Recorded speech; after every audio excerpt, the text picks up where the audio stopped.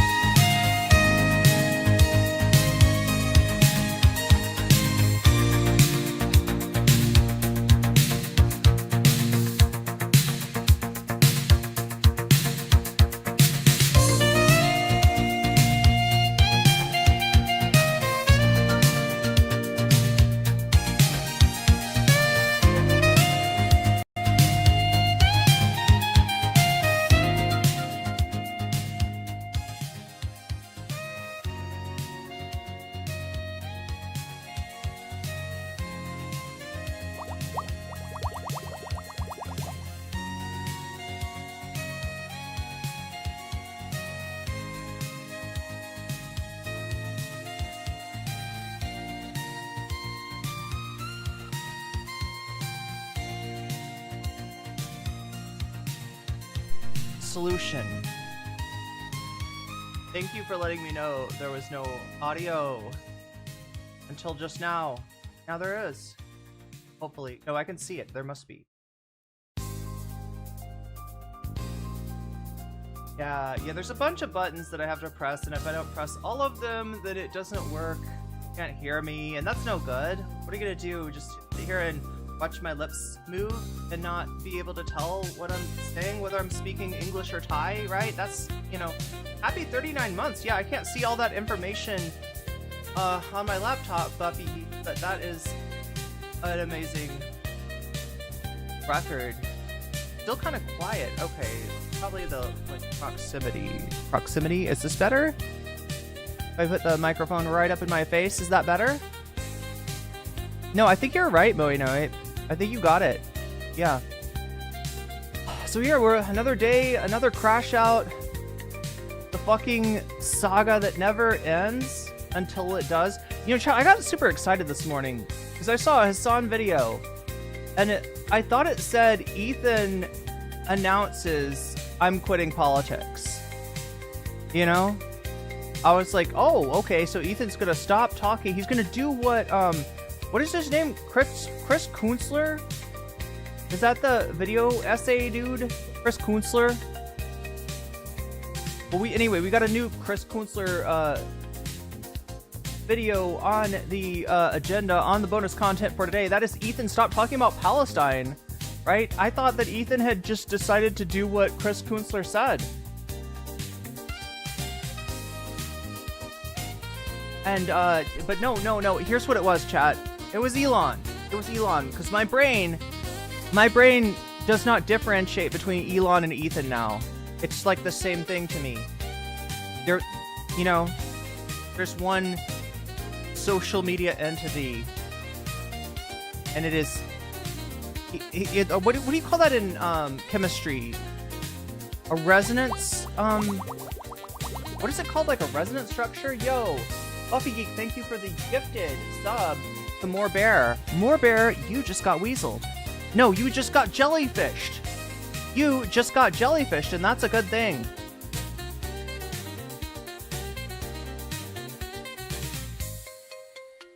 But yeah, I really thought it was, Ethan. There we go. It's a resonance structure between Elon and Ethan, and it's called Ethan, as Tempotronica is saying. And so there's just room for one E blank vowel in, right? E blank vowel in, I only have one space. And so, like, I saw Elon and I was like, oh, cool, Ethan is finally, like, I don't know what would have made him decide, what would have been different about this, that, you know, he's like, I've had enough.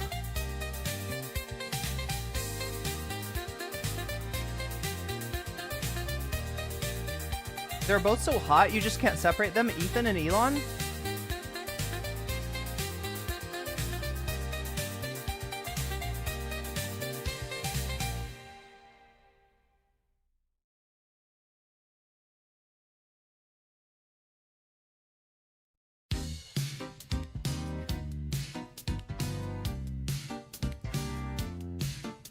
It was the other Nazi salute. Yeah, this Nazi salute. Oh, that's the comedy. Okay, that's what it is. That's what it is. Okay, I think More Bear. I think you got the, I think you got the answer.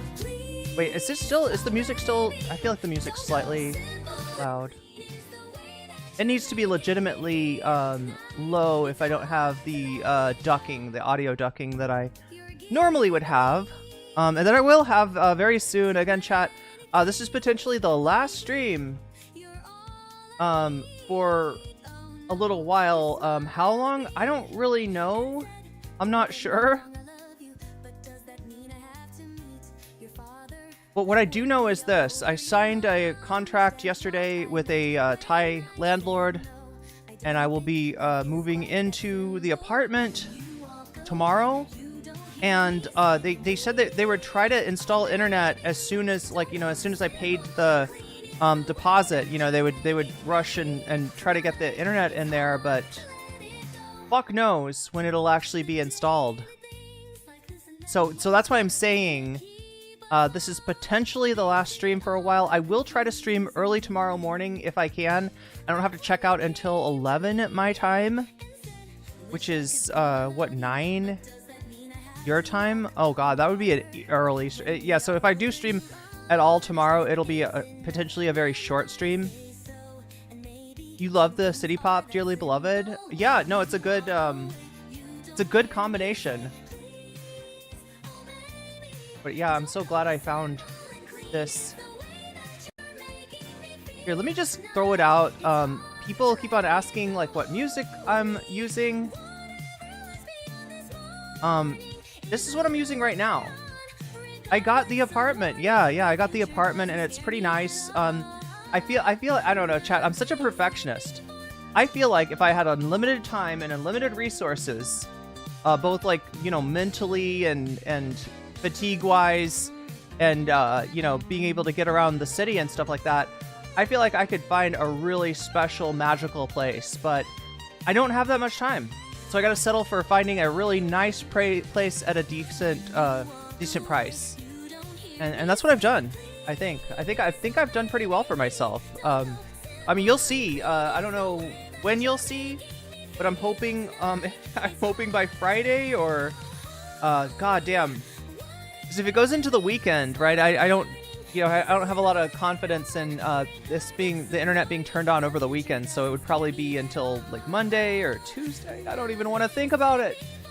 Supposedly there's a conference room, chat, that they've told me that I could use the internet via the conference room in the apartment building, but I don't know if I can stream, right? Because streaming isn't just using the internet, right? Streaming is being able to talk and make a lot of noise in a room, and if it's a room that other people want to use for their co-working and stuff like that, then, you know, maybe streaming would not be okay. Sam Seder's robot girlfriend? Is this new canon, chat? Does Sam Seder have a robot girlfriend that I need to be aware of? Ethan's addicted to plausibly deniable Islamophobia, true. But yeah, there's the remixed Kingdom Hearts music. I put the URL in the chat if you want to check that out. The main song that we like generally like that I'm opening the stream to these days is from the Soul Hackers soundtrack. Soul Hackers is a devil summoner. It's part of the Devil Summoner series. It's made by the company that makes Persona, and it's like it's from that same era as Persona 2, right? And yeah, hopefully, I don't know, Chad, if I have time, I mean, I would love to, like, you know, I always talk about doing gaming, and I never actually do gaming. So I don't know if there'd be anybody there to watch. I mean, that's an insecurity I share with Hasan, though.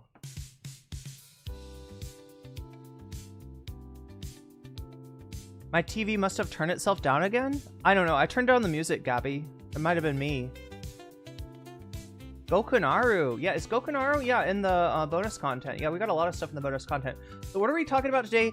We're talking about Ethan Klein finally relenting and saying that it's no longer anti-Semitic for him to talk to Sam Seder, right? When this first got introduced by Hasan just saying, hey, if you don't want to talk to me, you know, about this, you know, talk to Sam Seder about it. And Ethan like, oh, you think I will only talk to another Jew? That's anti-Semitic of you to say so, Hasan. But he's decided, I guess, it's not anti-Semitic anymore. And so talking to Sam is something that he wants to do.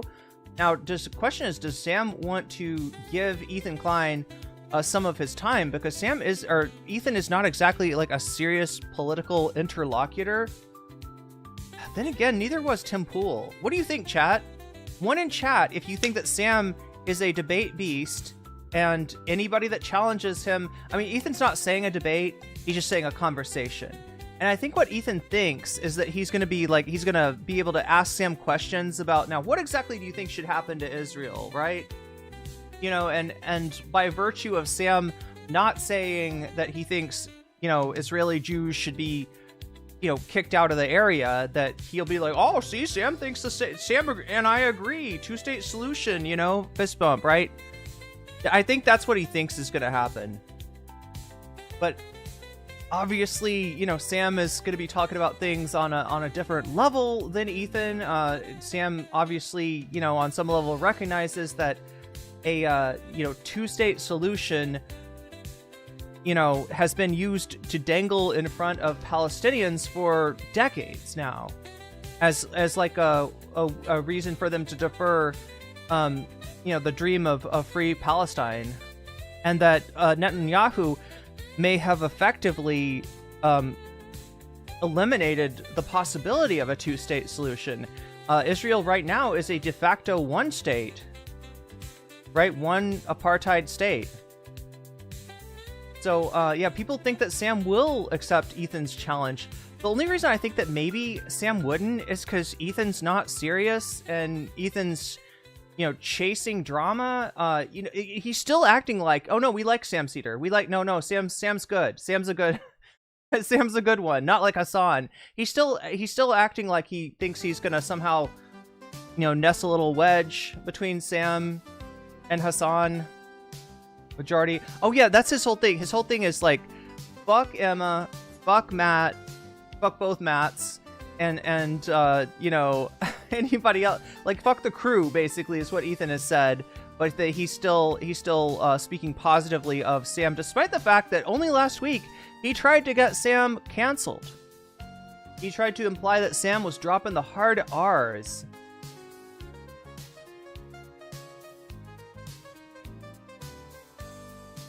And so, like, for him to think that Sam is just gonna view him as like a neutral or a friendly interlocutor, obviously he's a little bit more sophisticated than that. He's really gonna try to show Sam the content puke. You think so, Morbert? You could be right. You could be right. What do you think, chat? Do you think he's gonna show Sam the content nuke? Or like clips of Hasan? Or now, what do you say about this? Here's Hasan saying it doesn't matter if Israelis were R-worded on October 7th. Zach called Sam a token? Oh no. Oh no. So now yeah, it's like, what is it, crew versus crew, with the at least Ethan trying to maintain a friendly demeanor, or the appearance of a friendly demeanor. I don't think there's anything friendly about this. You know, like, I mean, look, if I know anything about Ethan, he's farming drama.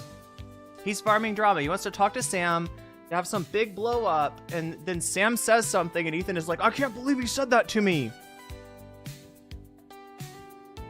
Ethan tries to get Sam canceled, like tries to get Sam deplatformed like he's done to Hasan. I feel like that's how I see this working out. And for that reason, I mean, I don't know if Sam should talk to Ethan. It would definitely be content. It would definitely be entertaining. I'm not saying I'm you know, wouldn't be interested to see that interaction, but I just don't know if it's gonna, I don't know if there's anything good for Sam in talking to Ethan. But if it happens, chat, we will cover it. Oh god, I hope we will cover it. I hope I don't get stuck without internet for, yeah, that's the whole uncertainty. And I hate being like this, right? Because like then you have to talk to people, like, you know, I was talking to the landlord the other day, and in my mind it makes sense that I don't want to go for any extended amount of time without internet. It makes sense to me that a Wi-Fi connection in the conference rooms that they have in the building is not what, you know, it's not going to be my solution, right? But to anybody else, they're like, what, you can't go like 1 minute without internet? What's wrong with you? They're going to be like terminally online. And I don't know. I mean, maybe that's, you know, an occupational hazard. Maybe I am terminally online. But I need it, chat. I need that connection to the internet. Who is Ethan? Who is Ethan? I think that's a question that Ethan asks himself.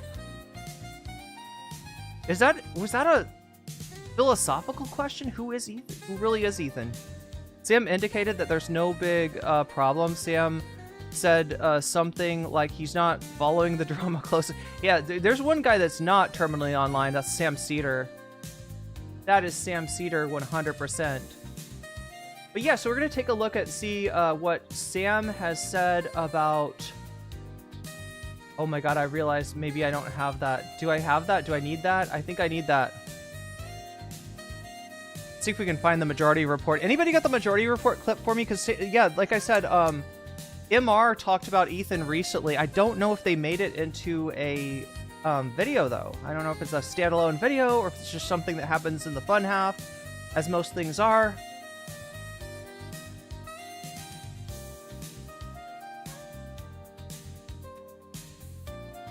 I guess we also have Hasan reacting to... God, I didn't even put this on the bonus poll, but like Hasan's reacted to Ethan's... Ethan is, if you haven't been following the stream lately, what we got yesterday was Ethan accused Hasan of being a Nazi. And the tell, right, the red flag, the dog whistle that Ethan found was actually Hasan's anime sword. Hasan has a sword from Bleach. What's the name? Zangetsu, chat? Is that what it's called? Yeah, apparently the Zangetsu is a secret Nazi sword because it's got kind of a swirl on the hilt, you know? Like, instead of it just being a hilt that's a circle, it's a hilt that's a swirl that goes in the opposite way of an actual swastika. But if you fucking, like, twist your mind in just the right way, then I guess you could convince yourself that's kind of like a swastika. Why has Hasan got a swastika sword? So we got that accusation thrown out. Hasan, is he an anime Nazi? That many, you know, such cases, but does this apply to Hasan? Ethan Klein is trying to argue yes. And the rest of the sane world, well, this doesn't really make a lot of sense to most of us. But yeah, what am I trying to look for? I'm trying to look for a Majority Report here and see if they have put this... I doubt that it's a standalone clip, so I might have to go searching. I just want to make sure I've got everything ready for you when we start the show. The other thing that I've got ready for you is the potential for bonus content, right? This is something that I offer every day. If we hit the bonus goal, then I stick around a little longer than I normally would.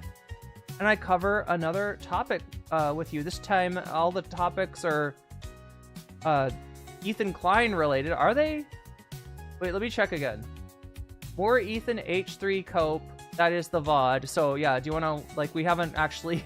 There's a lot of H3 VOD we haven't gotten through, both from Friday, from Wednesday, and from Monday now, right? So we could try to catch up on that. That's a possibility. We got Gokunaru, the originator of the Ethan takedown video, right? The first really successful Ethan takedown video was done by Gokunaru back in the day. Gokunaru correctly identified Ethan's got, you know, kind of, you know, a bullying tendency. Ethan likes to, you know, have a laugh, punch down at those he perceives as his lessers, and Gokunaru was the first to point that out. So we can see what Gokunaru has to say about the content cop and the whole situation there, right? We've also have a segment of Ethan talking about Dr. Kirk Honda. And I still need to track down that Instagram post that, like, so if you don't know, chat, I mean, it's not exactly an exclusive. I think other people have put up the Psychology in Seattle video. It was up on Psychology in Seattle's channel until I guess Dr. Honda saw Ethan's Instagram post or got harassment from the Fupa Troopas and decided that just he didn't want any piece of this, right? So he made a long thought out, heartfelt video, you know, talking about the Ethan iDubbbz situation from the standpoint of somebody that, you know, has talked to both Ethan and iDubbbz and would love to see them, you know, he's a therapist, right? He wants to see them patch things up, you know, both take accountability and hug it out, right? That's what, I mean, Kirk Honda, like, if anything, is a little too, you know, hopeful, you know, for Ethan to make a change, right? But, you know, he put up his video giving his analysis of the situation, and Ethan did not like it, so he took it down, and Ethan's going to be, Ethan's on that VOD talking about him, but yeah, I'd love to take a deeper look into that. The fourth option we have is Ethan, stop talking about Palestine. That is the new Chris Kunstler. Have I got their name right? Chris Kunstler, I believe, is a TikToker who is, you know, made one of his first forays into YouTube content was to make a video debunking what he thought was very clear, and I agree, very clear Orientalism. Orientalism is the tendency of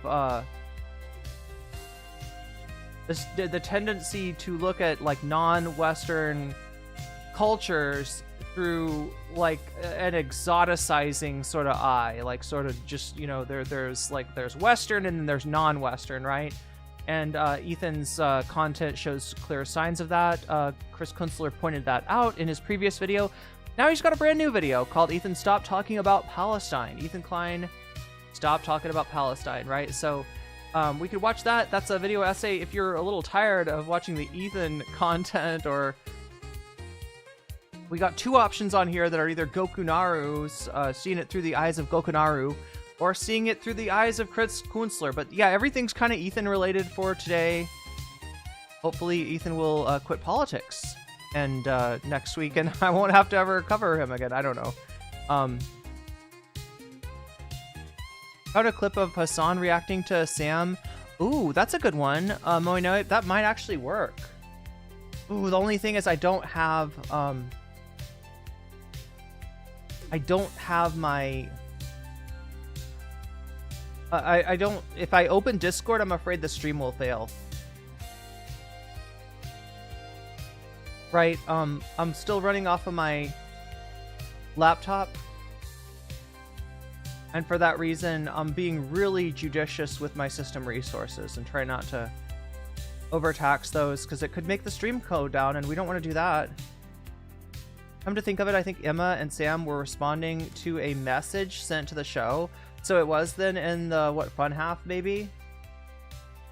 Okay, let's see if I can find it on Sam's end of things, or the Majority Report's end of things. I mean, their operation on YouTube, Majority Report, has gotten better. In terms of being able to...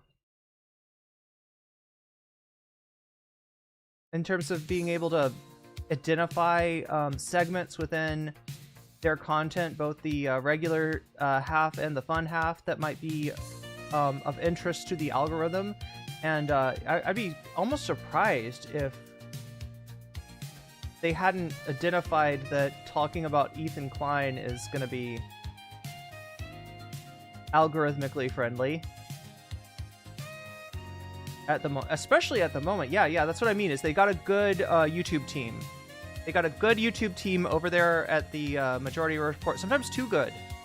Sometimes they're too good for their own good. But, yeah, I'm not seeing it. But, Moe Nope, you said you found a Hasan clip. Thank you so much. Oh my god.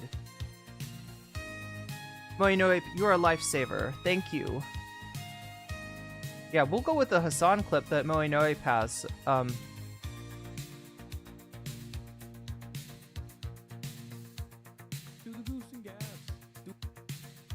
All right, it's from Hasanabi Reacts too.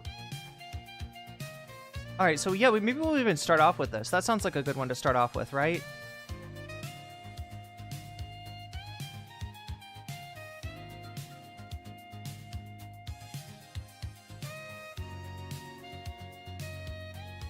But yeah, I'm kind of excited. I went out last night after signing the lease, which was like so much pressure, right? Because the second I do it, oh yeah, one sad thing, chat. The building doesn't allow pets. The whole building doesn't allow pets. I will try to go to a cat cafe, okay? I know it's not as good as me having a cat and the cat being part of the show. And stuff, but I will try to go to a cat cafe and do an IRL stream there for you at some point, because I know that people want to see me interact with a cat, and I will. But yeah, it's like it's really hard to find everything that you want in an apartment, and you know, pet friendly apartments here rather. Is that the music you're editing your gummy ship? Yes, it is. Oh no, I think you got no, you're not tripping. You are tripping, but with a, you know, correctly.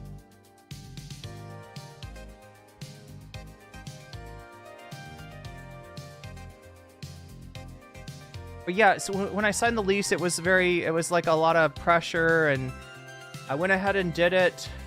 It was weird too, because like, you know, so here's what I've noticed in Thailand. A lot of people speak English functionally, you know, like they know enough English to get by, you know, because there's a lot of tourists, there's a lot of you know, English or American or Australian expats, so you know, speaking English, a very useful skill to have if you're Thai.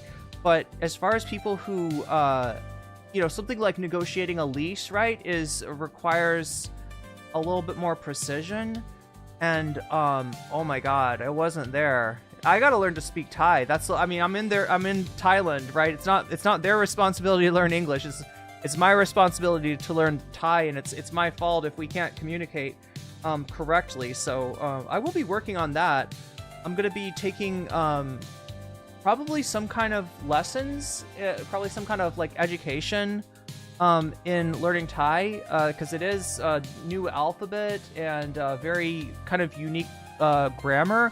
They use something called classifier nouns, which I don't know. Shakespeare, do you know about classifier nouns? Have you ever run into this?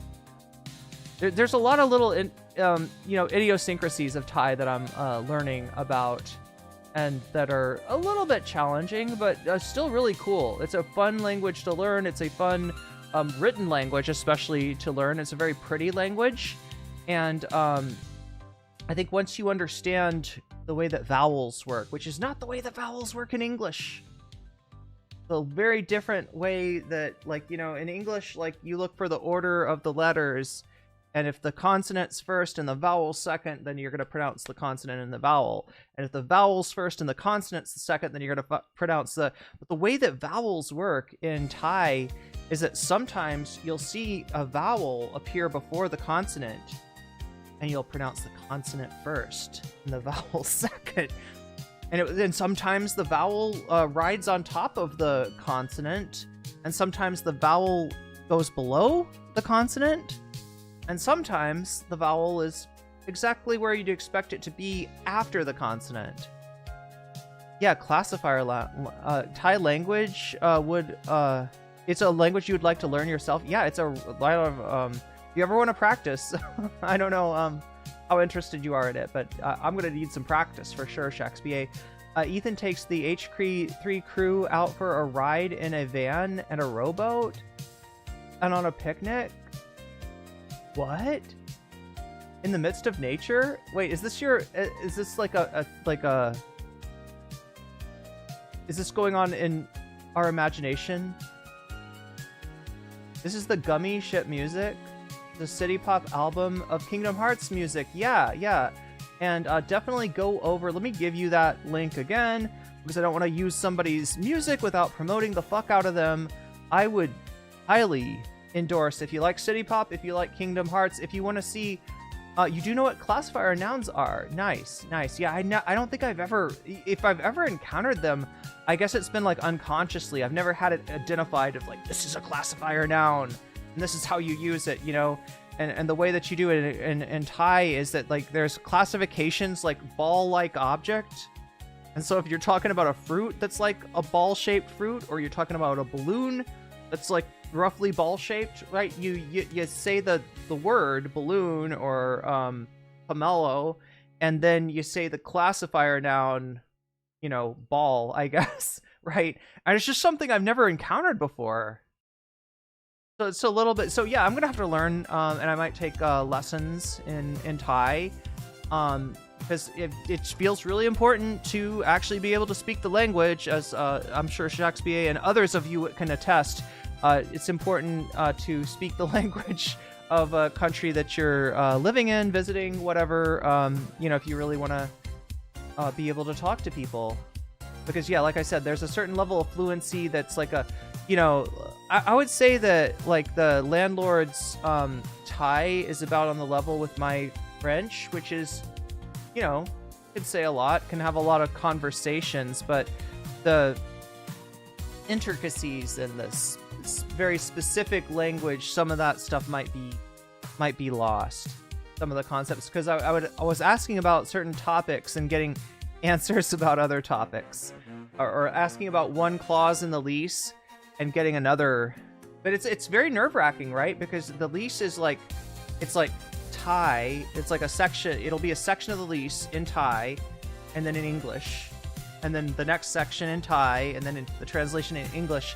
And my understanding is that as far as the law is concerned, the Thai that's important, right? I mean, I guess, you know, they'd probably get in trouble if they had a section in Thai and the English translation was like misleading. That might, you know. Anyway, let's hope I don't end up in a Thai court, you know, having a judge adjudicate the specificities of my lease. Hopefully everything goes according to plan. And that's what the landlord, that's what I got from him too, was he was like, hey, you know, it's all on, you know, kind of the honor system. Like, I'm a good person, you're a good person, you know, like none of the stuff like should ever come to like a head of like, you know, having to get in a legal dispute about anything. But like, I don't know, that's how I'm thinking. And when I negotiate, chat, I'm going hard.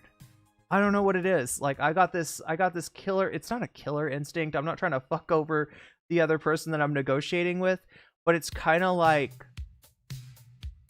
I feel like negotiation is a skill that I have a natural inclination for. I find it fascinating how negotiations work. And were I to do a lot of negotiation, I would probably get really good at it. Like, scary good at it, right? And the, you know, like I kind of learned it from like when I was making music, right? I would sometimes go into a pawn shop and look at a musical instrument or a piece of equipment or something like that. And, you know, I learned that if I don't need whatever the object is, I can get a really good deal. Because I can say, that keyboard that you want $600 for, I will pay you $200 for that keyboard. And if you say no, I'm out the door, right? And that's a very powerful thing. Anytime that you can be like, you know, my way or I'm out the door, you are in a very powerful negotiating position. You won't always get what you want, but you can really pull a deal in your way. So yeah, I was getting into it. I was like, let's negotiate. And I mean, technically they kind of upsold me. So I don't know. I don't think I necessarily got the better of the landlords on this deal. But I did go hard, and their asking price was substantially higher than the price that we settled on. And I got them to throw in internet along with my, which is really great, chat, because the way that internet works in Thailand is that if you're a foreign national and you want to pay for Thai internet, oh sure, pay for a year, right? Go ahead and pay for a year of Thai internet, right? And, you know, I'm already paying for 3 months of my apartment as the security deposit, so it's like a year of internet on top of 3 months. That seems like too much. So anyway, I got them to throw in the internet where I pay the landlord and the landlord pays the internet, and so that way I can, you know, pay I can pay it, you know, it's sort of, you know, in with my rent. So anyway, enough talking about deal making, chat. I feel like this is my watch talk. Is this my watch talk, right? You know how Ethan's always like flexing his watch? Like, let's do some watch talk. Well, I got this watch and I don't like it as big. Like, you know, I got the Rolex, I got the Rollie, and let me show you the other watch that I've got, right? It's like watch talk, and I feel like nobody cares about watch talk. Do you think so, chat? I don't think a lot of the Boopa Troopas. This is a sad thing. These people are like paying for memberships to Ethan's channel while Ethan lives in a fucking mansion, is a multi-millionaire, and I don't get the feeling that the Hoopa Troopas are necessarily doing that well. They don't just become landlords by luck. It's because they're more qualified than lowly tenants. Yeah, it's a meritocracy. Haggling is always more successful. Oh no, chat, we gotta get rid of this. We gotta yeet this. No, I don't want, this is too much smoke for me. Oh my god. All right, chat. Here's my deal. Here's my deal. I feel like if it's a Kingdom Hearts song, right? You know, I mean, like that's Square Enix, and you know, it's a video game, and that's usually fine. But that was a Disney song, all right. And also, that's the worst level. Anybody ever play Kingdom Hearts 2? If you played Kingdom Hearts 2, then you might agree with me on what the worst level, the worst world within Kingdom Hearts 2 is. And I think it's the Little Mermaid world. What's it called? I can't remember the name of the like planet that you go to that's like the world with the Little Mermaid and King Triton and all that, right? But I swear to God, I hated that level so much, which sucks because I think I played Kingdom Hearts 1 at one point, and I remember doing the Little Mermaid level, and it was really cool. It was one of my favorites. And then Kingdom Hearts 2, they turn it into mini games. They turn it into mini games where they're like, press the button when Flipper, you know, hits the bongo, or when Ariel sings like this note, you know, press the button, you know, like, and it's just like, okay, you know, that's not even a game. Like, if you're gonna do a rhythm game, make it a real rhythm game, you know, make it like Friday Night Funkin'. Not just like, okay, and you press the X button here, there you go, good job. I don't know, it was so bad. It was so bad. It was like the worst level, not just of Kingdom Hearts, but of like any game. Garlic rice, steamed red curry, veggies for NCC. Haggling is always more successful for products when you pay cash. Is chat auto-correcting for anyone else? Wait, what's it auto-correcting like misspellings? Dueling languages has more range than just a banjo? Wait, like dueling banjos? Anyway, like I'm trying to go forward and... Okay, I'll take that. As long as we're not on... Yeah, chat, I just want to make sure that we're not playing Disney songs, because they will... Like, even for a so sometimes they copyright melodies, right? You can get dinged on YouTube for a melody. And messing with Disney, that's just not smart. Personally, I find Watch Talk pathetic. Yeah, I know, he's just flexing. What's up, Katie? You could say that about Hasan too. Oh, what does he flex? I think he rented a Porsche and he sort of flexed that. What else does Hasan flex? I haven't watched it. I to be honest, chat, I only ever... it's not that I never watch Hasan live on Twitch, because occasionally I do. I just don't do it that much. So I mostly catch up with Hasan via the Industrial Complex on YouTube, right? If I'm being honest. So I might miss what that Katie's talking about as far as Hasan flexing, which I'm sure he does as well. No one cares more about Watch Talk, but moving to another country is always interesting. Okay. Well, I feel like I was bragging a little bit. I'm like, I'm such a good negotiator, and really, I don't think that I did anything special. The big thing that I wanted with the negotiation is to make sure that I'm not just paying the asking price, right?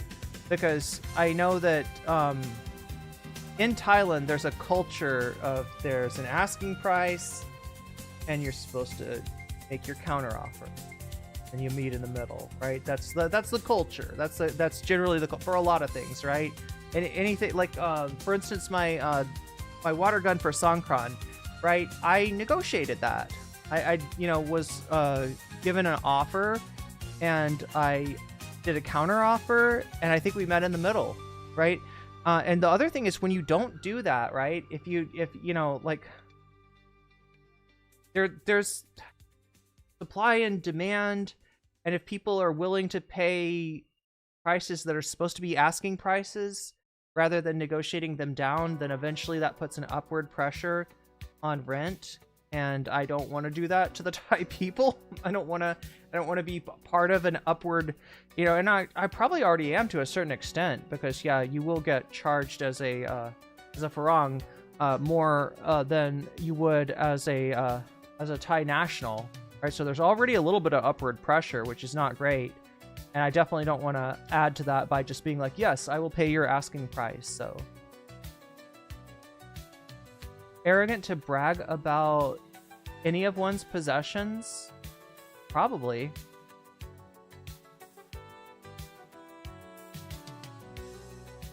I mean, you could be really happy about something. Like, chat, I was really happy to get, I finally tried butterfly, wait, what is it called?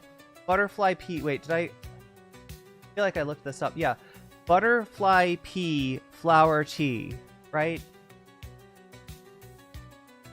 Let me try to open this up for you and show you what I'm talking about here. I was finally able to try a herb, a medicinal herb that is common here in Thailand and in the rest of Southeast Asia that I had never heard about before, and I feel like I got a pretty good herbal education. I don't usually talk about my the specifics of my education, but I did study a decent amount of herbs, and I found one that is in food and especially drink here. Oh my gosh, what am I doing?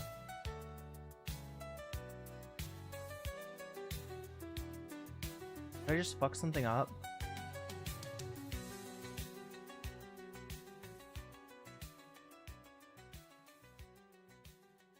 Here, I'm trying to show you this tea that I got. Yeah, that's what I'm gonna flex.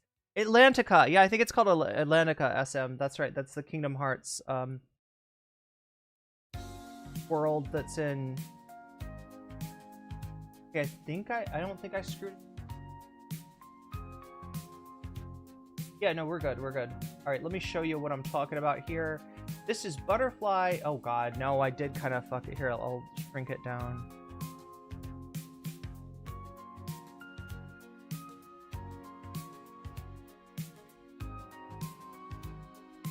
Again.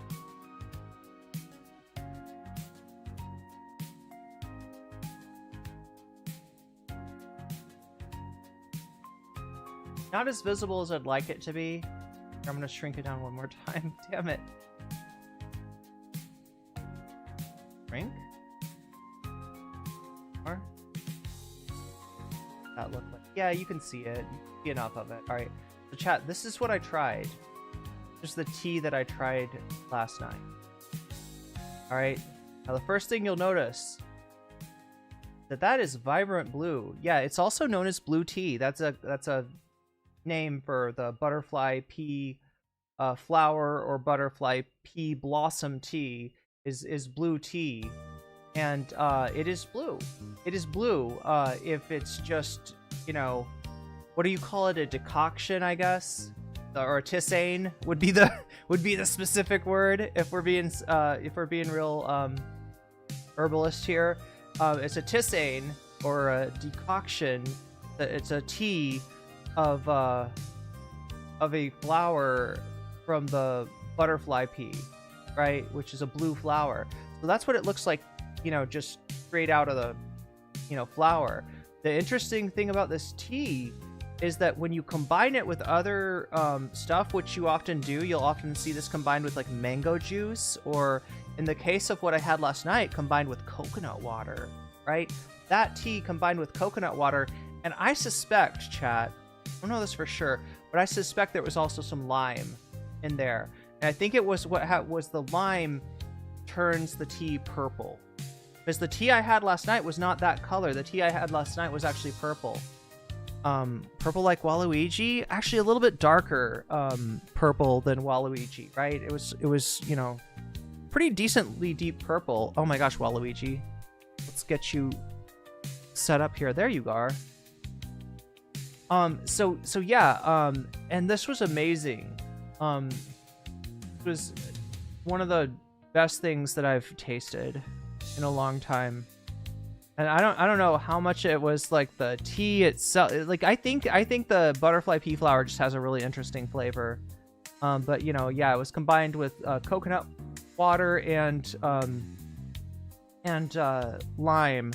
And I think it's the acid from the lime that turns it purple. But yeah, depending on what kind of pH you've got, in your mixture, in your combination of juice and tea, you'll turn it a different color. Scumbag Dad actually has some good content. Wait, what? Who's Scumbag Dad?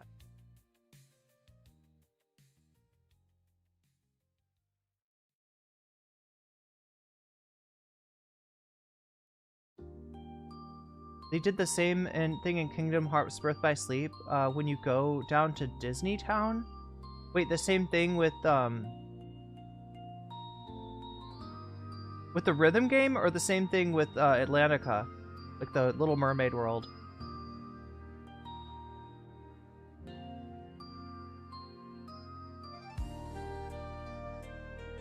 Chat always autocorrects in the worst way when I try to super chat specifically. Weird. Wait, is it so when you say you're getting autocorrected, chat, do you mean that you're getting autocorrected by your device? Like you're on a phone and you get autocorrected, or are you saying that you get autocorrected by YouTube itself? Yeah, Disney does not play around. Thing you can cook yummy good food in your new house, like garlic rice and steamed red curry veggies. Oh my god, yes, that and so much more. There are vegetables that are commonly eaten in this country that I have never heard of before. Some of them are pretty, it's pretty easy to figure out what they are, right? Like you'll get a tiny little green eggplant. That's a Thai eggplant, right? There's just a different strain, I guess, of eggplant that grows here that's like a small little ball, right? It's like a, around, like, we're actually smaller. What is it? Like the size of a golf ball, I guess, right? And it's an eggplant. And so it's like all the eggplant texture just kind of packed into a smaller package, right? And they even will give you sometimes like little mini ones, because like, I mean, the Thai eggplant itself is pretty small, but the immature fruit is like even smaller. It's like, like the size of a pebble. And yeah, it's all the eggplant texture kind of rolled up into like a tiny little package. So I mean, like, that's pretty interesting, but at least that one I have like a framework, like, right, there's a eggplant, I can relate it, I'm familiar with the eggplant. There's some other stuff that I'm not. It's just completely like Morning Glory is a green here, and I should look this up because I'm assuming it's the Morning Glory plant, like just like the flower, but you take the leaves and stuff and you turn them into like you cook them like greens. Right, I'm assuming that's what it is because it's called Morning Glory, but I should look it up and make sure. It could be something else. There's that. There's banana stem. Yeah, there's like a banana stem or a banana shoot, and I guess it's just like the tender new leaves of a banana plant. That's common here. There's something called acacia.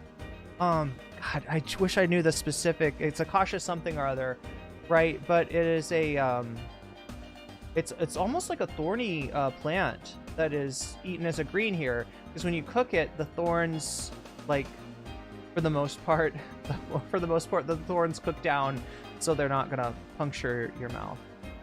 But yeah, there's all kinds of stuff, all kinds of veggies that I've never had before, and I want to get to know them. I need to get to know them. I'm going to be cooking them very soon, chat, because it's way cheaper to buy veggies at the street market and then to cook them yourself than it is to go to restaurants, which I've been doing because I'm living out of a hotel, and it's a weird thing for me, chat. I'm usually not like, I'm not like a restaurant eater. I'm a meal cooker, not a restaurant patron usually.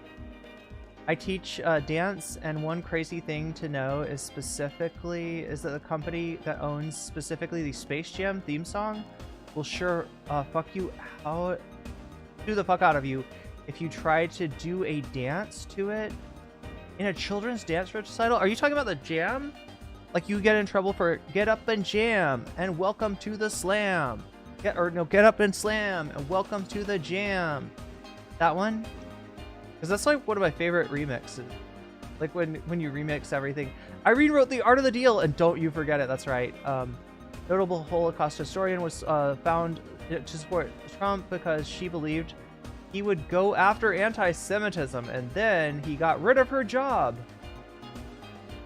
The job that she had under the Biden administration. Yeah, that's definitely a FAFO kind of situation there. Many such cases. If you're good at making deals, that means you're qualified to be president. That's right. That's how it works. As a Jewish person, I've always overcompensated because of the stereotype. Oh, yeah, no, I can understand. Usually pay people what they ask for, if not more. That is a difficult trope to have to deal with. I'm sorry. That's something that has to figure into your consideration. But yeah, unfortunately, you know, even when the kind of, you know, obvious anti-Semitism isn't as common as it used to be, even though it's coming back. It's very much coming back. It's all over Twitter and you know, all over Elon's timeline.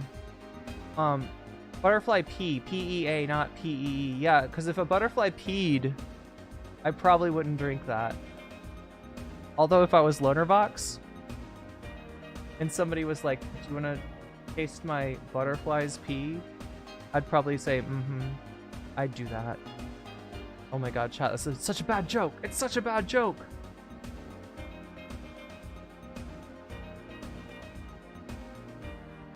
Oh, Mila, yeah, can't afford to sub to most YouTubers. I appreciate. Hey, understand, and not just to Mila, but to anybody out there.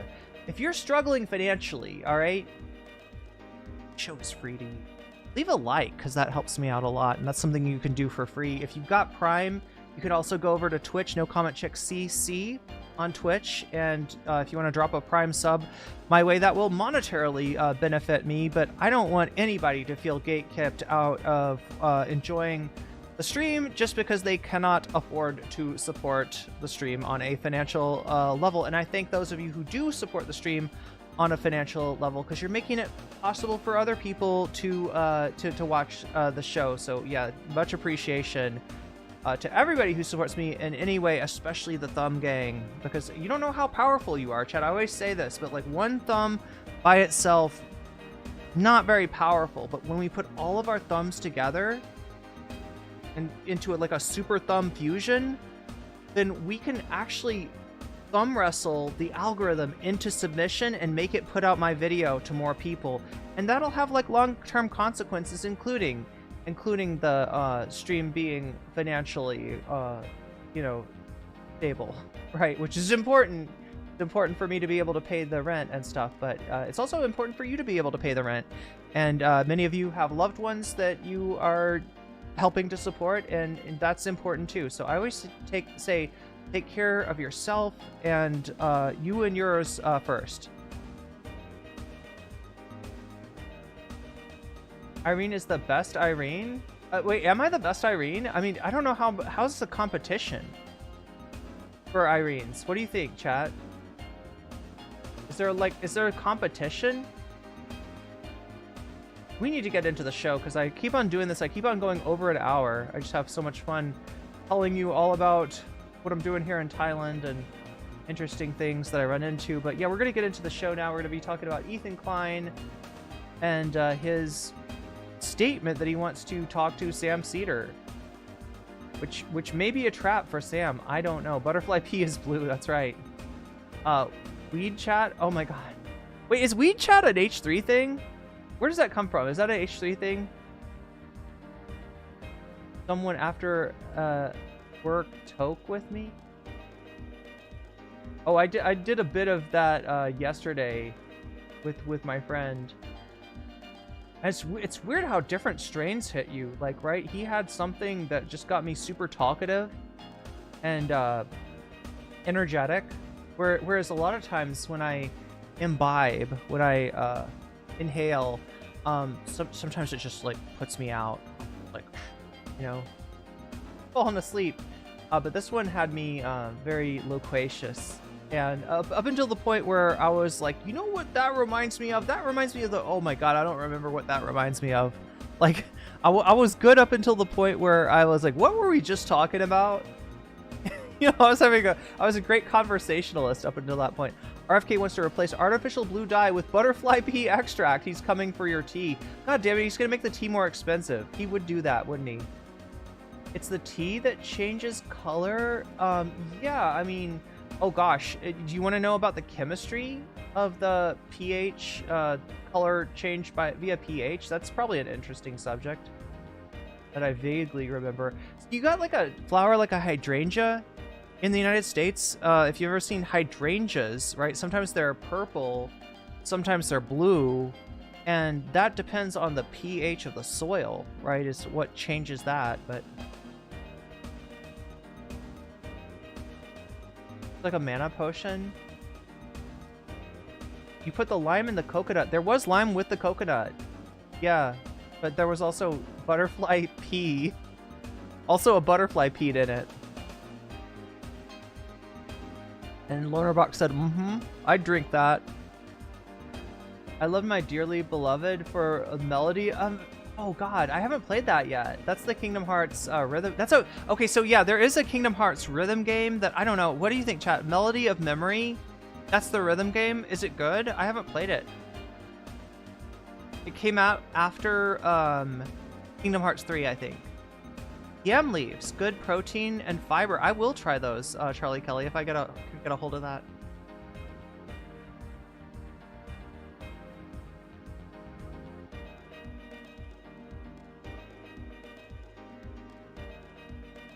Does this playlist have Sanctuary? I should check on that. You know what? I don't think it does. Wait, let's see if we can find it. I want to see it now. Sanctuary City. We have that? City Pop Sanctuary? Oh god, that's a playlist. I don't know. Studio Ghibli. Yeah, I should probably stay away from the Studio Ghibli City Pop soundtrack. I don't know. Sanctuary Kingdom Hearts. Let's try that. Sanctuary. What's the other name? Is there like a Japanese name for that song?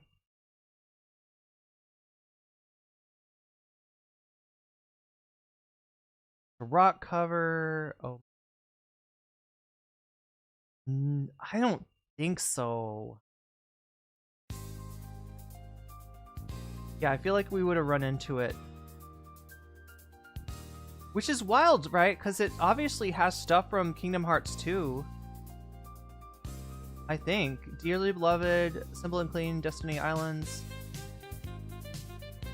Kyrie, Traverse Town. Wait a minute, a lot of these... No. This might be like a Kingdom Hearts 1 kind of thing. I'm not necessarily seeing anything that is from Part 2. I'm sorry. I'll do some research. I'll see if I can find it.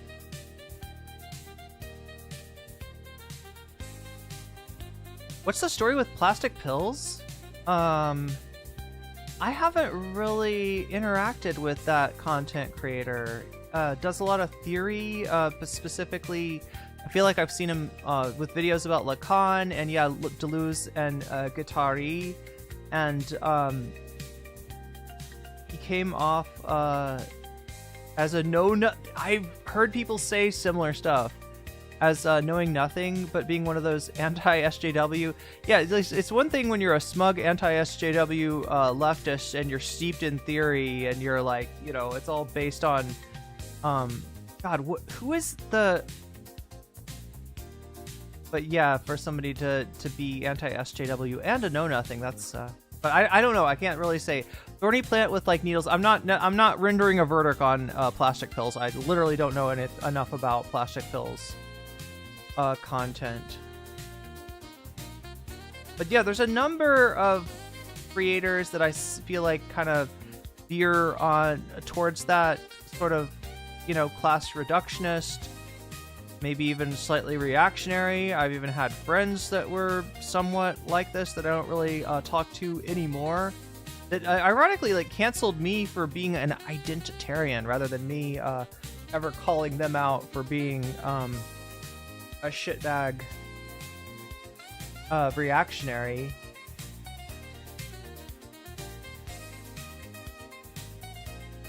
Because I mean, like, that's how you get Haas. That's how you get infrared Haas. Like, right? That's the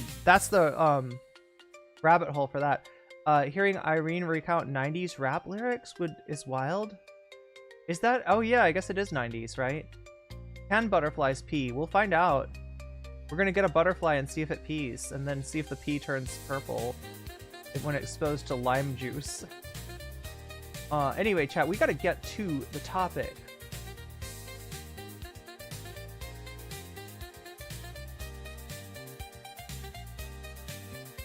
Just trying to go through your chats really quick on the way to getting the stream started.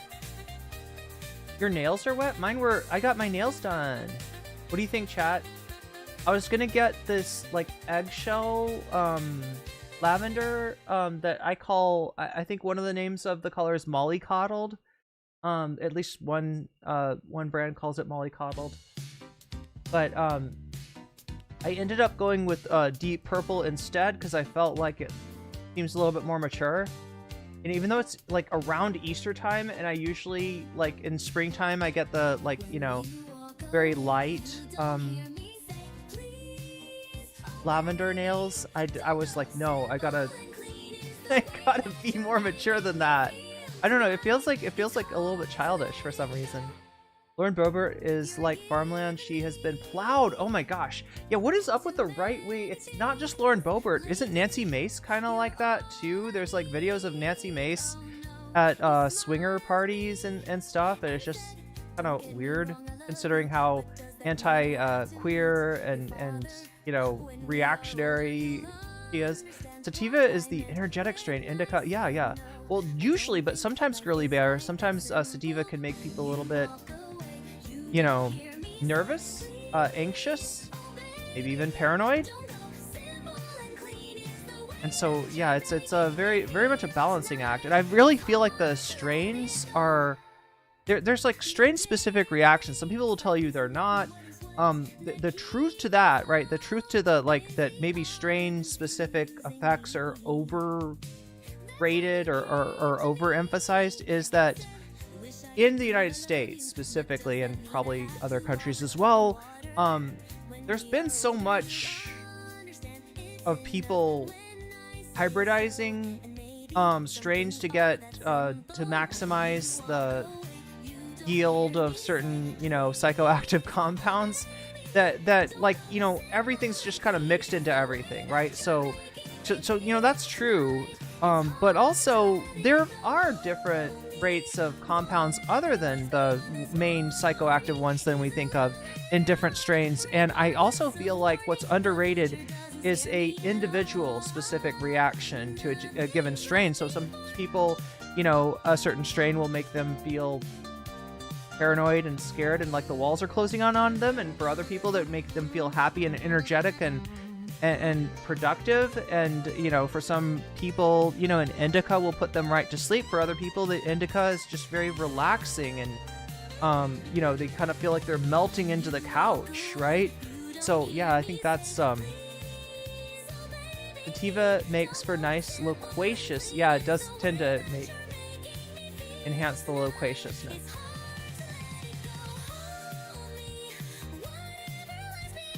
I keep on seeing these videos. People are talking about shrooms here. I keep on seeing these videos. Now, I don't think that's necessarily legal here. But I keep on seeing videos of people going to, like, you know, going to the beach or going to an island and buying shakes or smoothies that are that have a fungal component. Let's just put that. Class reductionists are emotionally lazy. They're very annoying. They can be.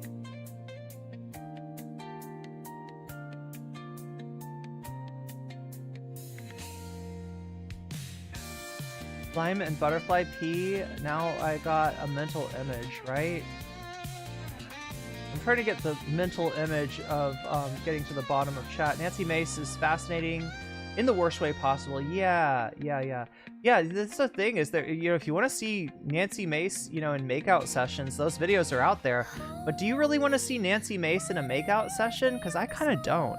Nancy Mace came for the gays in Ulta. Oh, I know what you're talking about. It was wild. She's lucky her tires weren't slashed. Yeah, there's a video of her with a constituent of hers who I guess is, you know, gay acting, whatever that means, you know, or she picked up, you know, his way of talking or something.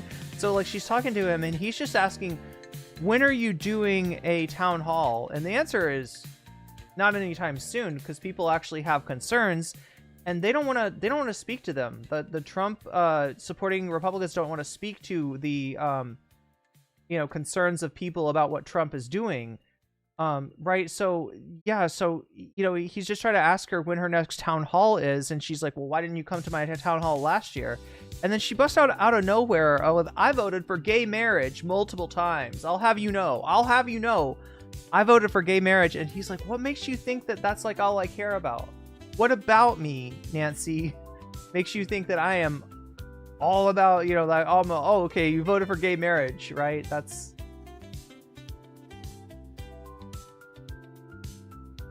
But yeah, super defensive too.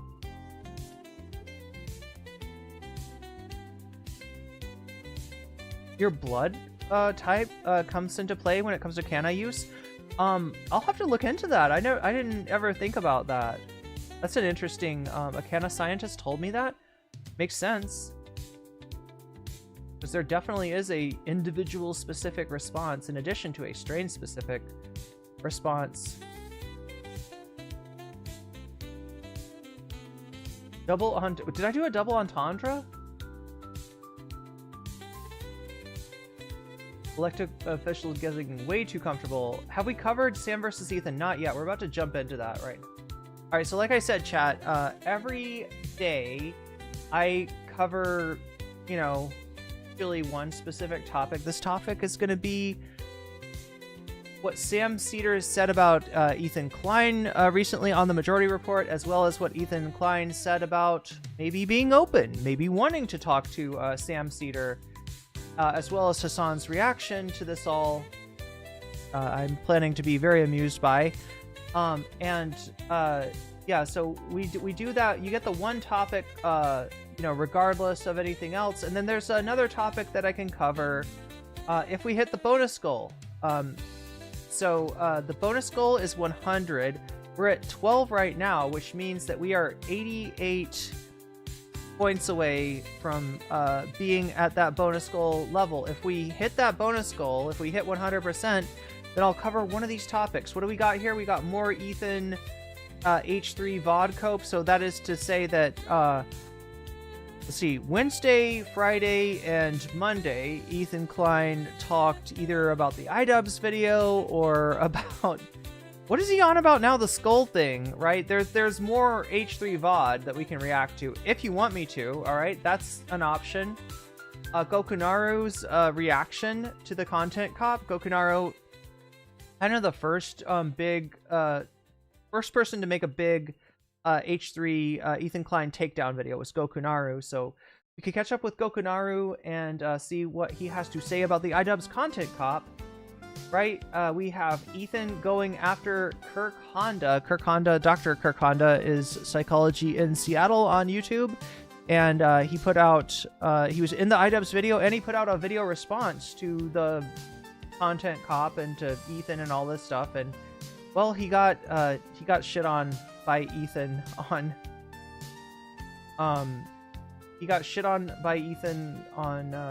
Instagram, I guess, and took down the video. If you want to watch the Psychology in Seattle video, I reacted to it not yesterday, but the stream before yesterday's stream. So 2 streams ago, if you want to watch that, I'm still up on my channel, so you can watch that there. But Ethan had some more words for Dr. Honda, and I'd love to see what was the Instagram post. We could look into that as well. And then last but not least, we have the new video essay from Chris Kunstler, I think is his name. I think that's his name. Chris Kunstler's got a new video essay called "Ethan, Stop Talking About Palestine," which is kind of... I think I hallucinated that Ethan was going to stop talking about Palestine. I saw a Hasan video talking about Elon wanting to get out of politics to save his flagging brands, Tesla, and SpaceX, and I guess X. And yeah, so, but yeah, unfortunately it wasn't Ethan, but Chris Kunstler thinks that Ethan Klein should stop talking about Palestine. Chris Kunstler, if you remember, was the one who did a video on Ethan debunking some of his talking points as being Orientalist. So Kunstler is a scholar on Middle Eastern studies and is really good at debunking Ethan Klein's bullshit. So he's got a new video on Ethan. That's the video essay. That's the Ethan Stop Talking About Palestine thing. I should now look and see what we have, what's going on with the poll. Yeah, look at that. Chris Kunstler ahead by 1 point. Oh, it's a close one, chat. It's a close one. So in first place, we have Ethan Stop Talking About Palestine. In second place, we have more Ethan H3 reacting to the H3 VOD. In third place, we have Goka Naru reacting to the Content Cop. And in fourth place, we have the Psychology in Seattle, Dr. Kirk Honda content. Make sure to vote if you haven't already. 116 of you have already voted. The voting is taking place on nocommentchick on YouTube. So if you're watching me on Twitch, feel free to hop over to the YouTube channel and make your voice heard by voting. You can also leave me a like, which I appreciate greatly while you're there. And, you know, as far as this bonus content, I don't want to get people too excited about it, right? A lot of people voting, again, we've got a kind of a close race here between Ethan Stop Talking About Palestine, the new Chris Kunstler video, and more Ethan H3 VOD copes. So, you know, you can definitely affect the poll by voting. All right, your vote very much counts today. The other thing that we're doing is a, oh my god, what? Goal ends in, it's not telling me. Oh my god, chat. I don't know. I think the goal ends in like 2 hours, but if you want me to put this butterfly in my hair, all we need is 10 super chats of the teal variety or more to do so. So that's an opportunity as well if you want to see the butterfly back in my hair. I haven't had it in a few days, so we'll see if that goal gets met. The other goal that we have is we're doing the extra content. We're doing, one of these topics that's in the poll on YouTube, or also right down here, right? Now, what's this about? What's this part about? Okay, well, so like I said, we got a bonus goal. It's at 12% right now. It is 88% short of being able to stick around a little longer and do some bonus content. But if that gets hit, then, you know, if it gets to 100, I'll do one of these topics. If it gets to 200, I'll do 2 of these topics, etc., etc., etc. Right? You could potentially keep me on a little bit longer because, even though it's like late night in the US, it is morning in Thailand. So, you know, I can stay on here for as long as people are interested, but only if we hit the bonus goal. So what makes that go up? Every time you do a super chat, a super sticker, if you get yourself a membership, which I really got to pump, chat. We've been flagging on memberships and, it's going to have an ebb and flow, and that's natural and everything. But I want you to know that the number of people that get a membership is directly related to the number of people that are able to post weasels in chat. So if you want to see more weasels in chat, if you want to see more emotes in general, if you want to promote more involvement on the stream, then gifting memberships is a great way to do that. But yeah, if you gift a membership, if you get yourself a membership, if you support me on Throne, or if you sign up for my Patreon, all of that makes the bonus goal go up. And if we get to 100%, I'll do one of these topics. If we get to 200%, I'll do 2 of these topics, right? That's how that works. It also counts on Twitch. If you support me on Twitch, which Buffy just did with re-upping a membership and a gifted, membership, a sub and a gifted sub to spread the jellyfish and to spread the emotes on Twitch, right? That counts as well, and I appreciate that greatly because that's the only way that I get paid for being on Twitch at all is when viewers like you support me with a sub or bits or even a Prime sub. If you have Prime, you can put money in my pocket for free, for no cost for you, and you get yourself the emotes and the jellyfish as well. So any of that stuff makes that go forward. It also gives you the ability to affect the poll, right? So this stuff right here, like I feel like people are kind of sleeping on this, right? If you donate you've got a little bit more power than your average voter out there. You're a little bit more power than the average, weasel out there, in that you can let me know in the chat when you donate, what do you want that donation going towards, and I will put your money where your mouth is, turning your donation to a percentage which will apply as a bonus to the topic of your choice. Or if you just really believe in the voters getting what they want, then that's a possibility too, right? If you really want to see the will of the people upheld, then just say Vox Populi, and that's basically you're donating for the to reinforce the vote. Charlie Kelly with the super chat, butter the fly with the P. I'd do that. I can't let it go, chat. It's too funny. It's too the loaner box thing is too funny. But yeah, do I stream games? I should, DJ Spill. Oh, so for any of you that, okay, one last thing, and I promise, like, so I've clarified what the bonus goal is, what the, how you can affect it by donating, etc., etc. I want to also explain one more thing to anybody who's just joining us, right? So I have left my country, and it makes me sad because my sister is there, and my family are there, and my friends are there, and delicious berries that I usually eat at this time of year are there, and I've left that all behind because I'm scared. I'm scared of what's going on with Trump, and so I got the fuck out.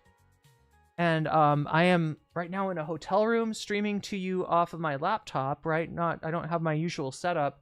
I am going to be, I just signed a lease for an apartment, so I'm going to be moving into there.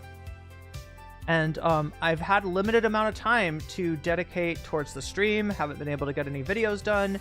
I've been like dedicating all my time to making the move happen, getting the passport, doing all the things that I need to do to get out of here, and then getting an apartment.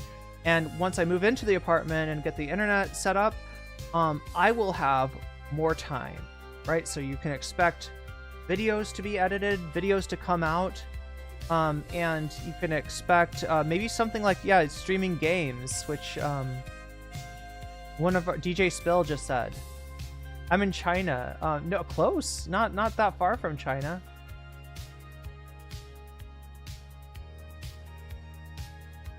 I'm the bravest of the brave? Well, thank you. Come back when the US is under better management? I'll try to, yeah. Come to Mexico. Hey, that's actually, Mexico's a much better run country than the United States. Oh wait, can I do the loaner box? I'd do that. Mexico? Sorry, chat. I can't get it out of my head. But yeah, that's where we're at right now. So you will be seeing more content. Possibly, if people want gaming content, right? Especially like some retro gaming stuff. I'd be more than happy to provide. I started off my career as a gaming streamer, actually playing Minecraft, right? And have played various like RPGs and a whole bunch of different stuff on and off. Rocket League, but Al Kalinske went over a fascism expert, and it's not looking good for the US. Yeah, so there's I think what you're talking about, Columbia Rican, is a fascism expert that Kyle talked to or talked about maybe, has left the country himself and has a pretty stern warning for Americans about what is going to be going down. Anyway, chat, with that, I think I've explained everything that I need to explain. I think we've done all the housekeeping. Let's get ready to rumble. No, chat, we're not on Rumble. That's the one platform. That's the one platform that we're not on. One of the platforms. I don't know. I guess there's a few platforms we're not on. But let's get started with Hasan reacting to Sam Seder on the Majority Report. And thank you, Moe Noip, for helping me find this clip. You can all thank Moe Noip in chat, because we wouldn't have this clip without you. So here we go into some Hasan tent. Are you ready for some Hasan tent? Look at that. I'm in color. He's black and white. Let's make me big. There we go. Right, because I'm the most important, obviously. Yeah, let's take a look and see Hasan's reaction. Stuff around a little bit. Bong. Bong. take a look at what's going on with Sam Seder after I think it's an IMer or a caller mentioning Ethan Klein. So, oh, is this the Gummy Ship music? I love this song. I hate that we have to turn it off now, but let's go. Let's get started on the content. All right, and yeah, hopefully we'll hit the bonus goal today, and I'll be able to stick around for longer than 3 hours. Do whatever you want to do. Live your life. I want Ethan to be a happy person.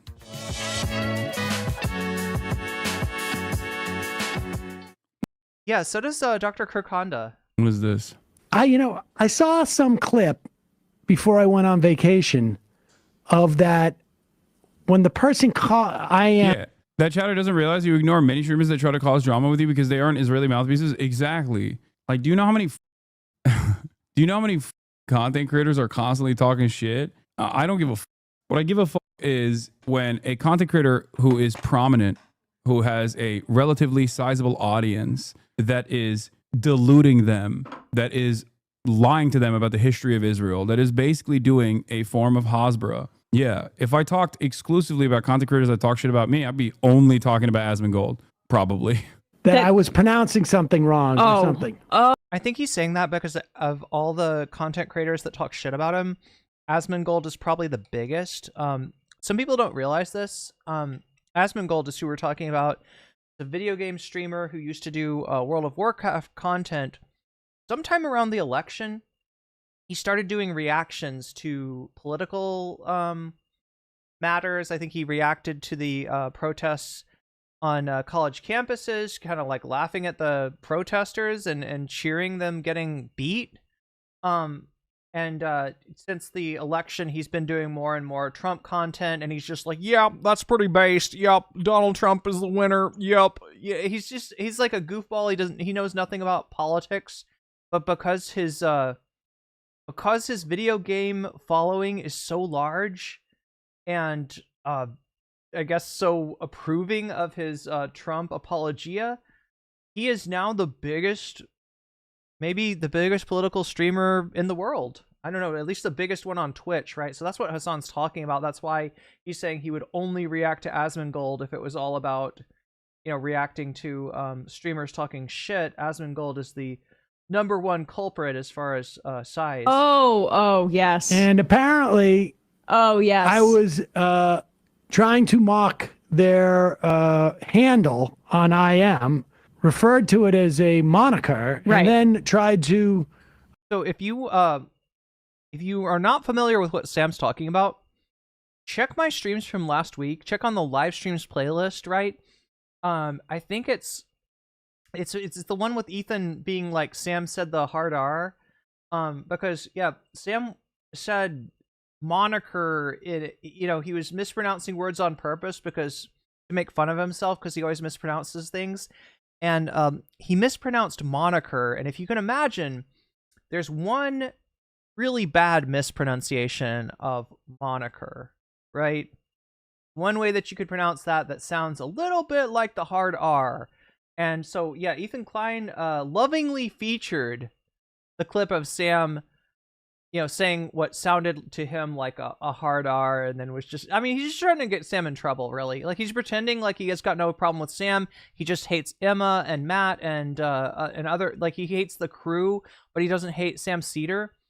But, it's thinly veiled hatred for Sam. Pronounce it in different ways. Rough word to do that on. I saw the clip, and it does look bad, but it also is, I think, a rather uncharitable thing. But they seem to be upset at me for something. So, yeah, because understatement of the year, Sam. Yeah, you don't think Hasan is a racist, I think, is the problem. If there's anyone who takes a pro-Palestine side that he doesn't think is a racist, it'd be interesting to know about. But yeah, that's embarrassing stuff over there. It is a little bit embarrassing, but maybe that works. I hope There's a lot of stuff that comes out of that. Like, I see it. Like, I get tagged occasionally, not that often. And to be honest, I'm not on Twitter and certainly not over vacation or Blue Sky as much as I used to be. That I cannot follow for the life of me. there's just another like universe of names. So yeah, because Sam's so focused on politics, he couldn't keep up with the drama if he wanted to. I mean, there's a little bit of drama, you know, between him and Tim Pool, him and Dave Rubin, him and PBD most recently. But that's about all that he focuses on, right? This whole world of Ethan Klein, which like I started covering the fallout between Hasan and Ethan Klein when it started. You know, that this just being like one of the things that I cover, and it's metastasized, right? It's become Ethan's focus. It's become somewhat of Hasan's focus. And, you know, Hasan does like 8 to 12 hours a day, so he's able to cover the news and the drama. Sam Seder and the Majority Report, they are a 3 hours a day? I think they do 3 hours a day of content. So yeah, they can't. They don't have time for it, right? I think Matt keeps up on the goings on the happenings, right? So they do have an eye in terms of Matt Leck, their producer, on the Ethan front of things, right? But yeah, Sam is not, you know, Sam is not terminally online. Names and characters that I just honestly like cannot follow what is going on. I know. Yeah. The only reason I know about this is because of Hasan. And yeah, but I hope he's just like kind of, Ethan just takes a step back. I don't really know him that well, but I mean, it seems like he's not doing that great, and maybe needs like a intervention, not like saying it in that That's way. That's what the IDubbbz video was. From a friend. People have been trying to intervene with him After as a friend. What video is? There's a new IDubbbz video. A guy he did it's called Content Cop. This is hilarious. I mean, to be honest, chat, IDubbbz is before my time too. I don't really know that much about IDubbbz. I only really I'll be honest, I first heard of IDubbbz when he did the video on Sam Hyde. I didn't know Content Cop. I didn't know IDubbbz versus Leafy, IDubbbz versus Keemstar, you know, but yeah, IDubbbz back in the day, you know, he was an edgy channel. And he would do these videos called Content Cops, where people like Leafy, if you don't know, Leafy is Here was a commentary channel that would find someone on the internet, find like an account that's getting like 3 views per video, and he would make fun of them. He would bully them, right? So IDubbbz was kind of like, he's the guy that bullies, the Keemstars, the Leafy is Here's of the world, right? He did Content Cops. And, you know, I mean, like there's a lot of IDubbbz's history that he's not proud of. You know, he was a kind of guy that would say slurs for fun back in the day and stuff, and he's, you know, apologized for that. But yeah, he came back with a Content Cop on Ethan Klein after Ethan Klein tried to pull him into the you know, Hasan versus Ethan controversy, and he didn't want to. IDubbbz didn't want to be pulled into it, right? Ethan forced his hand, and he fucked around and found out, because IDubbbz did not like the interpersonal toxicity displayed by Ethan, and that's the current controversy that what does any of those mean? What is an IDubbbz? We're back. Oh my god, chat. That was like so. We're back. Oh my god, chat. That was like so. That was so nervous.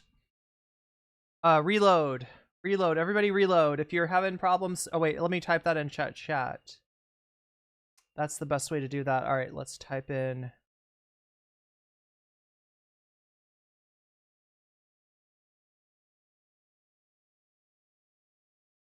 Sorry about that, chat. Hotel internet, a bit of a pain in the ass to deal with. But we should be back.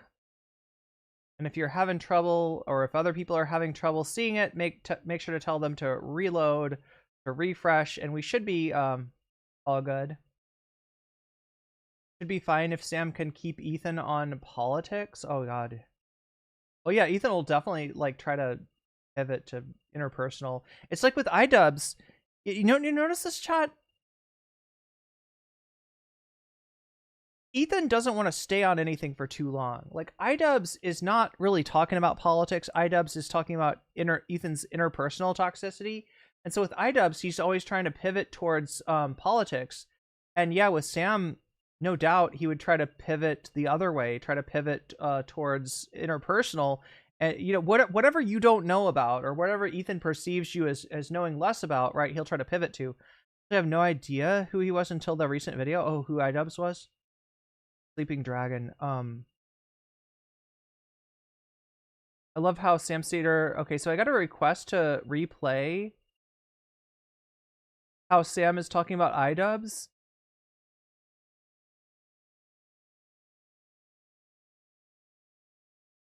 Let me get to... Yeah, there we got the Fs. We got the Fs, and we got the back. We got the refresh, and we got the we're back. We're back. I didn't need to reload. It autoplayed. Nice. We are so back. Jacques Daniel. We are so back, Ebby Danny. Yes, we are back. We are back. Oh my god, thank goodness. I was worried about that one. That one took longer than normal. Reloaded, refreshed. Okay, it looks like we got everybody back. Ethan already pivoted away from Skullgate. He's focusing on the anime sword now. I hope Matt fully catches Sam up on Ethan's fuckery before they talk. Yeah, I mean... imagine telling this to imagine talking about this to your coworker, right? Can you imagine trying to explain the Ethan iDubbbz thing to your coworker? Like if it's a coworker conversation, and you're trying to explain this shit to somebody who's not terminally online. That's what explaining this to Sam would be like for Matt, but we are indeed back. See for how long? Political points about the ahistorical nature of his commentary, how much he lies, or how he spends most of his time, the finite amount of time he has to speak on an issue as a content creator, most of that goes to shitting on people who are speaking out against Israel rather than speaking out against Israel personally. Like that's, if Ethan truly was pro-Palestinian as he claims he is, then he would spend virtually no time talking about Frogan or Denims or whatever or maybe spend some time talking about them if you have disagreements. That's fine, right? But the overwhelming majority of Ethan's time would be spent talking about Israel's atrocities. Only when he's talking about that issue, by the way. I'm not saying he should like not do his goofs and gaffes and exclusively turn. On stream, you watched it. Everyone has been overwhelmingly charitable for them, and he has continued to double down in heinous ways, smearing people, being overtly racist against people because they're hijabis. Like that whole crew and all the people that online, like whenever I post, the content cop ended with people he severely harassed saying something nice about him and was far more charitable than he deserves. Yeah, but it didn't even work to actually, you know, penetrate his narcissism. He's got no interest in that. You know what he's trying? Like, look, you got to understand about Ethan, right? It's not just like an emotional breakdown that he's going through. I mean, there is a certain component of that where his ego, you know, has got him sort of locked into this thing. But there's also a content strategy, right? And the content strategy right now, okay, so look at Ethan, right? Lost half of his live audience from what he said about Israel, from what he said about Aaron Bushnell, right? He disgusted like half of his audience. They left, right? So he's feeling kind of vulnerable, and he's feeling kind of mad. And when did this happen? This happened when, you know, the breakup with Hasan happened. He kind of like, you know, blames Hasan. He looks at Hasan. Hasan's doing like way better. Hasan's on the up. He's on the down. So Ethan decides, all right, so, you know, I've got like half of the audience I used to. How do I get the numbers back? And Ethan has decided that the way that he gets the numbers back is to pull the fuck Hasan ripcord, is to try to farm Hasan's haters, right? The commentary bros, the DDGers, you know, the liberal Zionists and all the rest, right? That's what he's going for. So for Ethan to say, hey, I watched the content cop and I wasn't aware that Denims, you know, cared about me. I wasn't aware that Frogan, you know, enjoyed my show at one time, and this is broken through to me, and now I think that I didn't realize there was so much goodwill, in other words, on the other side. For Ethan to say that is for Ethan to give up on the hate audience and he's got his eye on that. He wants to and chat, like, I don't want to, you know, scare you or anything, or I don't want to be doom and gloom, but like in his reaction to the content cop, he had his former numbers. He actually matched the numbers that he used to get with that video, with that live stream alone, right? So there is information, analytics coming into Ethan, suggesting that this is the right way to go in order to regain his former, you know, status as a content creator, which for somebody that's got a channel that's almost on 8 million and another channel that's on 3 million, like this has got to be a huge blow to the ego of Ethan. And for him to not feel that pain, not feel like a loser, he's got to make those concurrent numbers like 40, 50,000, right? He's got to get back what he lost. And, you know, he's getting signs that could happen. Could it happen? Will it happen? I don't know. I tend to think that Ethan has kind of like lolcow DNA, that there's just something about his personality that you can't take too seriously, that you can't really respect that much, that he's not, you know, like for all of Destiny's faults, he at least comes off as somebody who is intelligent. He comes off as somebody who knows what he's talking about. Ethan doesn't know what he's talking about, and it's very obvious. So I feel like for the audiences that he's chasing, there's actually stuff about him, not even his content, right? They people love the Fuck Hasan content, but I don't know how much they love Ethan Klein. So, you know, will he be able to corner this audience, capture this audience, regain his former, you know, influence? Only time will tell. Statistic barrier, but that's the reason that you're not going to see Ethan like turn around. There's nothing that Hasan or Denims or iDubbbz or Dr. Kirk Honda or anybody could do to make Ethan have like an emotional reaction where he stops crashing out, right? It's not just a crash out at this point. It's a crash out and a clout chase. And he's still chasing this clout. So for him to stop the crash out would be maybe, in his mind, financially not a wise decision. What I was trying to say is this, okay? Do the goofs and gaffs. Do whatever you want to do. You know, live your life. I want Ethan to be a happy person. Okay, I want Ethan to be a healthy person. I want him to be a happy person. I wish him well. This is my consistent position. It has not changed. Regardless of what he's done to me, others, I want everyone to live a good life, live a healthy life. Because I think if people were healthier, they would most likely not do the stuff that he's doing. Having said that, if you claim that you're pro-Palestine, then show it. Then act like it. He just uses being... Ethan sees opportunity, says Alan B, with the decline of Destiny's audience. Interesting idea, Alan, because if you're right, and I feel like there's every chance you could be right. If you're onto something there, then we're talking about a situation in which, you know, even though we see Ethan and Dan and Destiny as allies, right? They seem to agree more or less on the issue, both of the issue of Israel-Palestine and on Fuck Hasan, right? So they're allies in that way. But yeah, Destiny has definitely made himself look horrible. Yeah, even in the eyes of his audience. And that audience might be looking for another place. So yeah. So so what I'm saying, chat, is even though they seem to be allies, there could be a level in which like Ethan is actually undermining Destiny, which, you know, amazing if true. I would love to see Ethan turn on Destiny. That would be beautiful. Pro-Palestine as a way to try to dance on this tightrope where he gets to say whatever the he wants about pro-Palestinian voices. He gets to say insane shit about Israel and then still have people like him and agree with him. Like he wants to have his cake and eat it too in this regard. At that point, his claim that he is pro-Palestinian becomes a shield for his propaganda for Israel. That's what I'm frustrated by. The reason why I speak on Ethan is because he claims to be pro-Palestinian and deludes his audience into thinking that he is pro-Palestinian, and that is the only appropriate pro-Palestinian way of covering these issues. The only way to criticize Israel's actions is by constantly shitting on people who are criticizing Israel's actions. Like, that's ridiculous. So in other words, he dilutes the Free Palestine movement or his, content as an attempt to dilute the movement in the same way that TYT's content is diluting the left, right? Telling you that, we're against Trump, we're on the left, we're for social progress, but not too much social progress.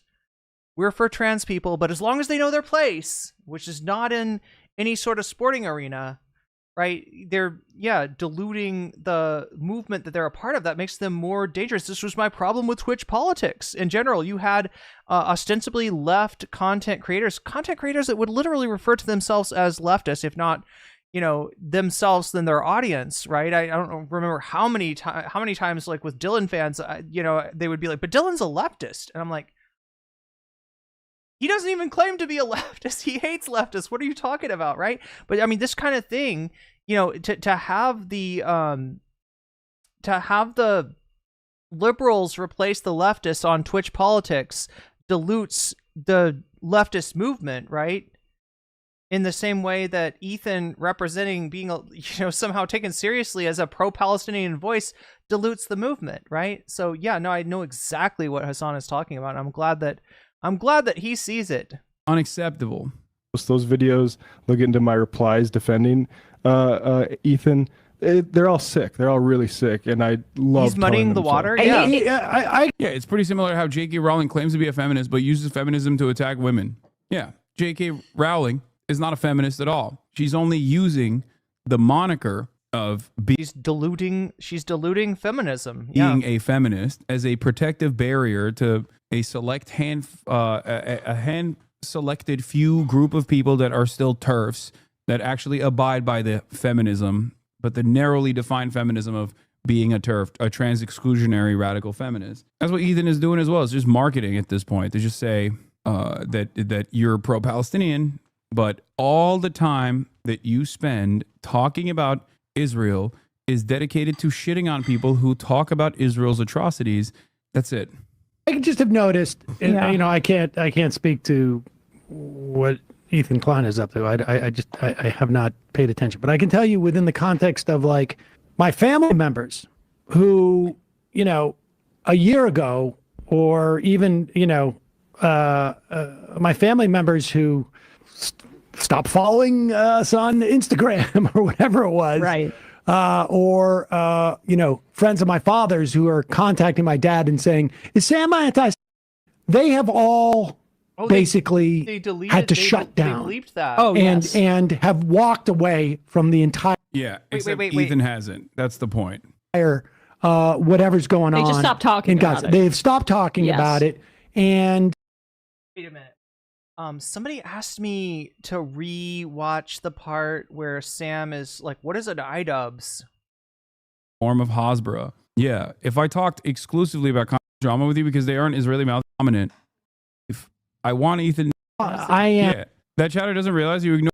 I think is the problem. If there's anyone, pronounce it in different ways. Rough word to do that on. I saw the. I think is a racist. Where was to that? be I'm sorry, chat. That's embarrassing. I remember a chatter asking for this, and I mentioned it, but I didn't. Some stuff over there. It is a little bit embarrassing, but maybe that works. I hope over there. There's a lot of stuff that comes out of that. Like I see it. Like I get tagged occasionally, not that often, and to be honest, I'm not on Twitter and certainly not over a vacation or Blue Sky as much as I used to be.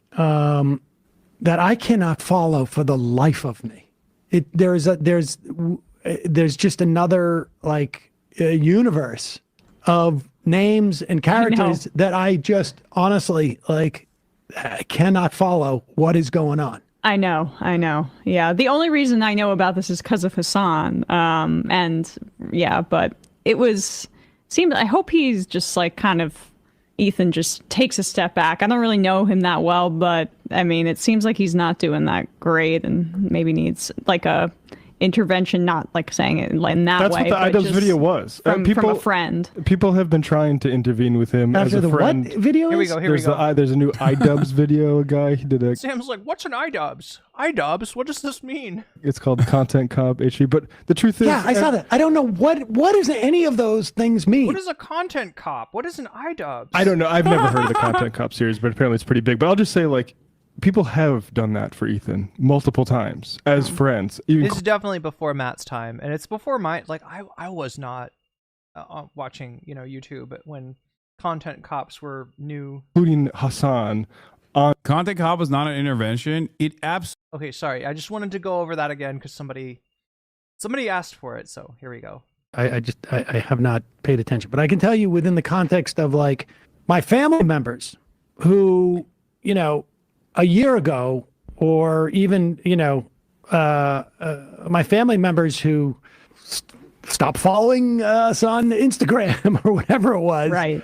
Or friends of my father's who are contacting my dad and saying, "Is Sam anti?" They have all basically had to shut down. Oh, yes. And have walked away from the entire Yeah, except Ethan hasn't. That's the point.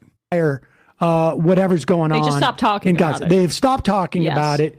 And I would imagine if they were forced to have to talk about it. Aren't you falling for his bait by talking about him instead of the actual issues? No, not necessarily, because every time I talk about this, I'm also showcasing Israeli propaganda, pro-Israeli propaganda, and how it works. He just continues to lash out at those who do choose to talk about Israel. Because remember, it's not just about like how I'm unfairly attacking him or anything like that. He also will spend every waking moment criticizing other takes that I have as well, usually from behind a Instagram story that is very difficult to respond to. Ethan claims to be pro-Palestinian, genuinely had no idea. Yeah, he did. He did. All over. What do you think, chat? Is an Instagram story inherently hard to respond to? Because I see people responding to Instagram stories, like Ethan's, Instagram postings.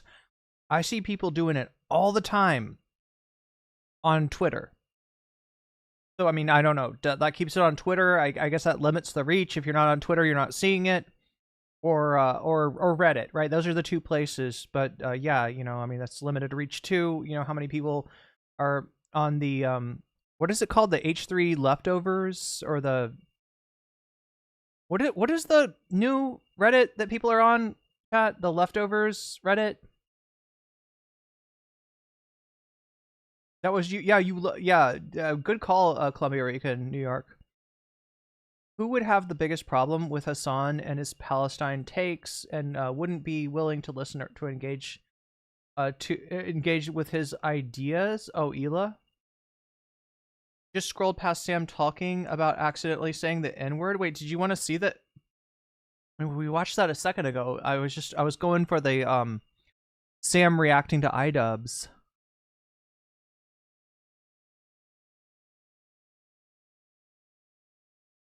Okay, I'll come back to that at the end of this. Okay, how about that? I think he means you can't respond well on Instagram itself. That's true. But I think your point is very. I mean, it is. But as I say it, I'm recognizing the limits, right?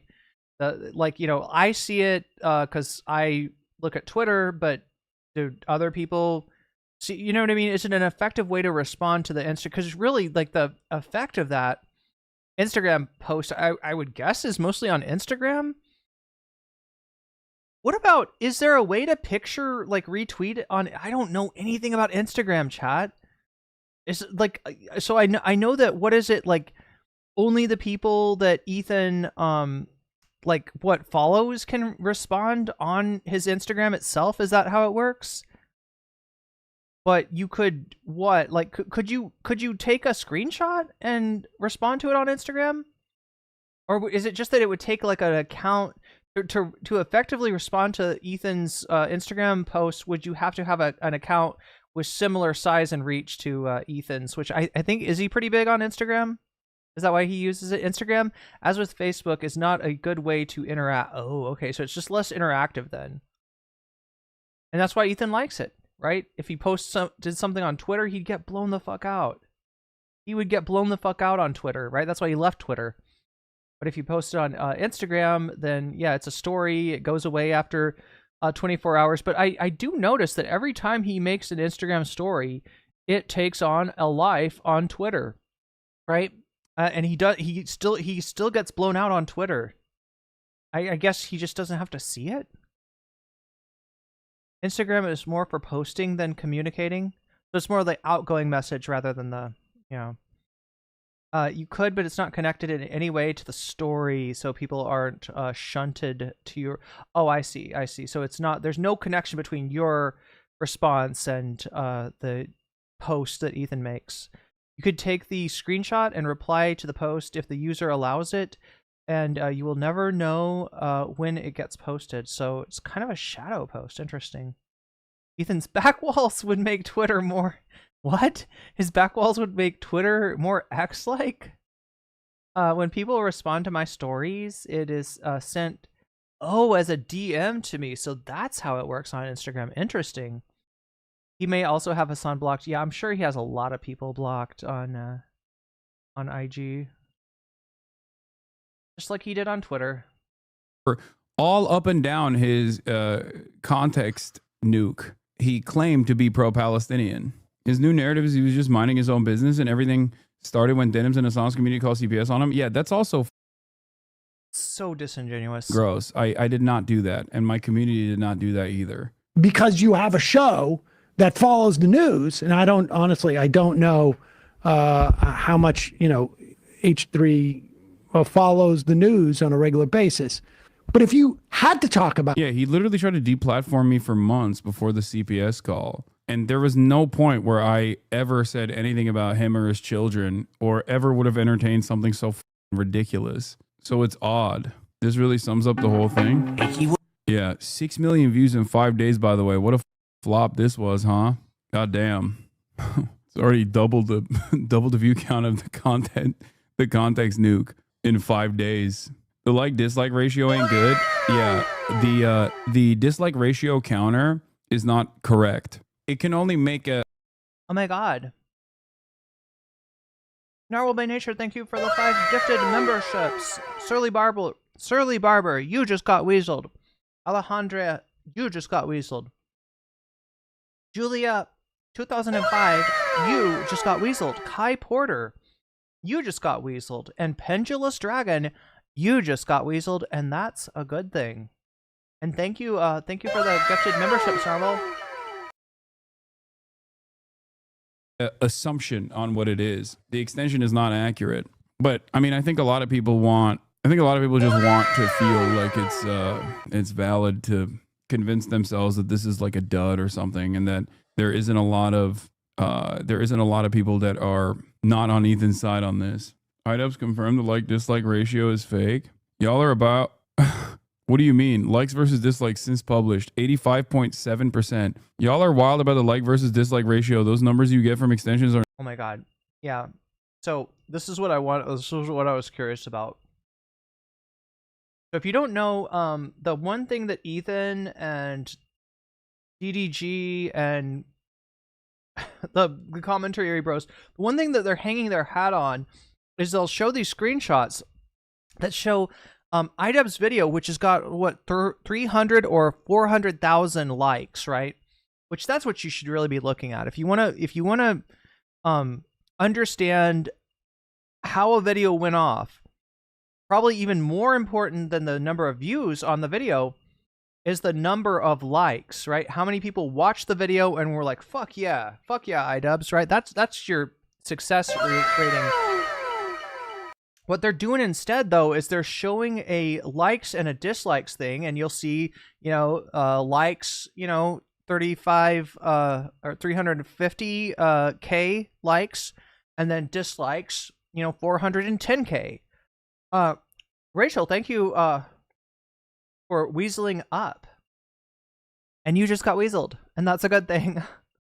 I'm already online too much, but so that's we got sponsors. We got unlike H3, we got sponsors. Thank you, Rachel, and thank you, Narwhal, for I'm pleased to be back. It's good to have you back. Um, in the midst of this whole transition into my new home in Thailand, and it's great to hear from people. Trying to like eat and do all kinds of things. But what was I saying? iDubbbz, yeah. Okay, so I wanted to expand this really quick. If we can see, I'm gonna have to increase the resolution here. We want to see, we want to really take a look at what iDubbbz is posting. All right, so yeah, the dislike ratio. This is what the Nick Diorios and the Destiny Destiny orbiters and the like, this is what the anti-Hasan crew will point to. They'll show you a screenshot. It'll show you there's 350,000 likes, and then there's 400 something thousand dislikes, right? And those numbers are bullshit because there is no dislike ratio anymore, right? Other than on the back end. So like chat, when I get a video, when I do a video, like it tells me these numbers. The number, what iDubbbz is showing right here, likes versus dislikes, 85.7%.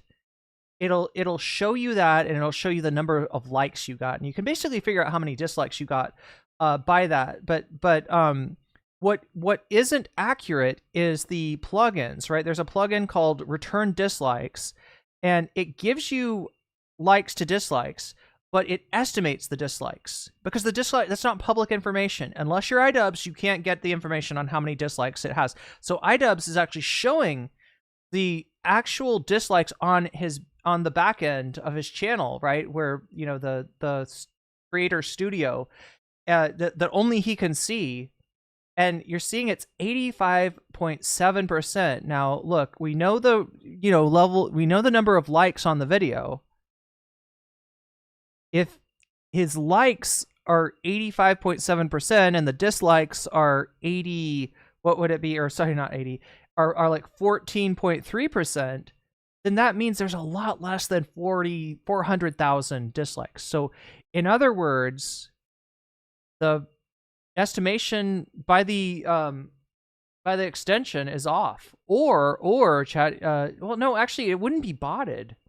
It's not even like a botted thing, right? That was the other possibility, right? That people can bot dislikes, and sometimes people do this with a video that they don't like. The Destiny community is like notorious for this kind of thing. Ethan's Kiwi farms that he's running over there is pretty similar to that. So people thought maybe it was spotted. In reality, it's probably just a bad extension that doesn't reflect the actual number of dislikes, right? Because iDubbbz is showing us here it's 85.7%. So you can take that here. Should we do this? Let's do this. They're not always accurate. Also, it doesn't matter. Enjoy the video. Oh God.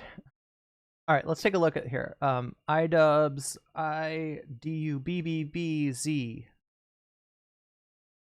All right, so we're going to take a look at the content cop once again. It's up to 6.3 million Cinderella views. We have 353,000 likes. All right, let's run the numbers really quick. How do I do this? Calculator.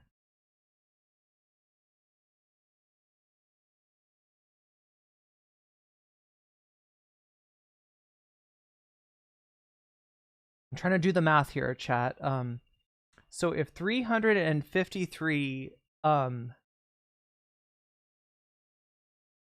represents 85.7% of all the likes and dislikes, what does that put the dislikes at? I'm trying to remember. This is one of those things where you got like two fractions. You'd have like 353.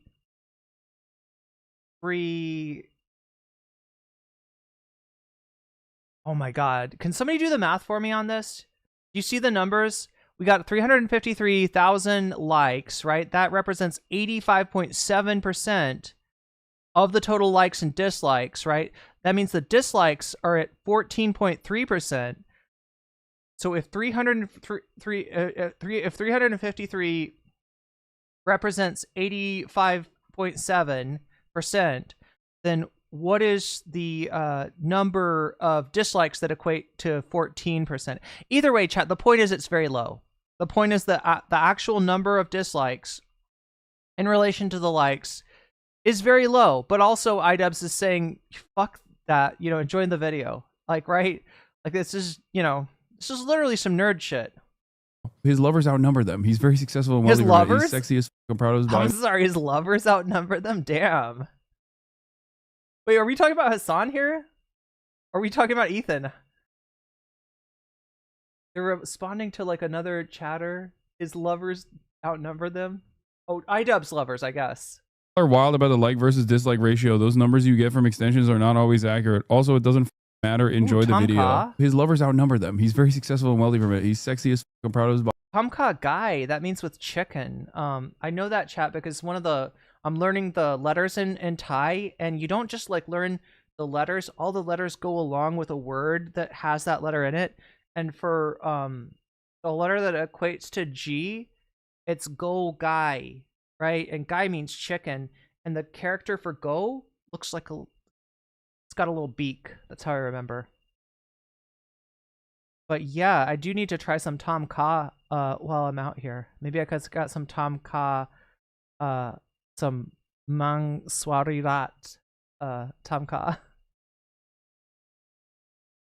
I need to learn, I think, what is it? Taofo is the word for tofu?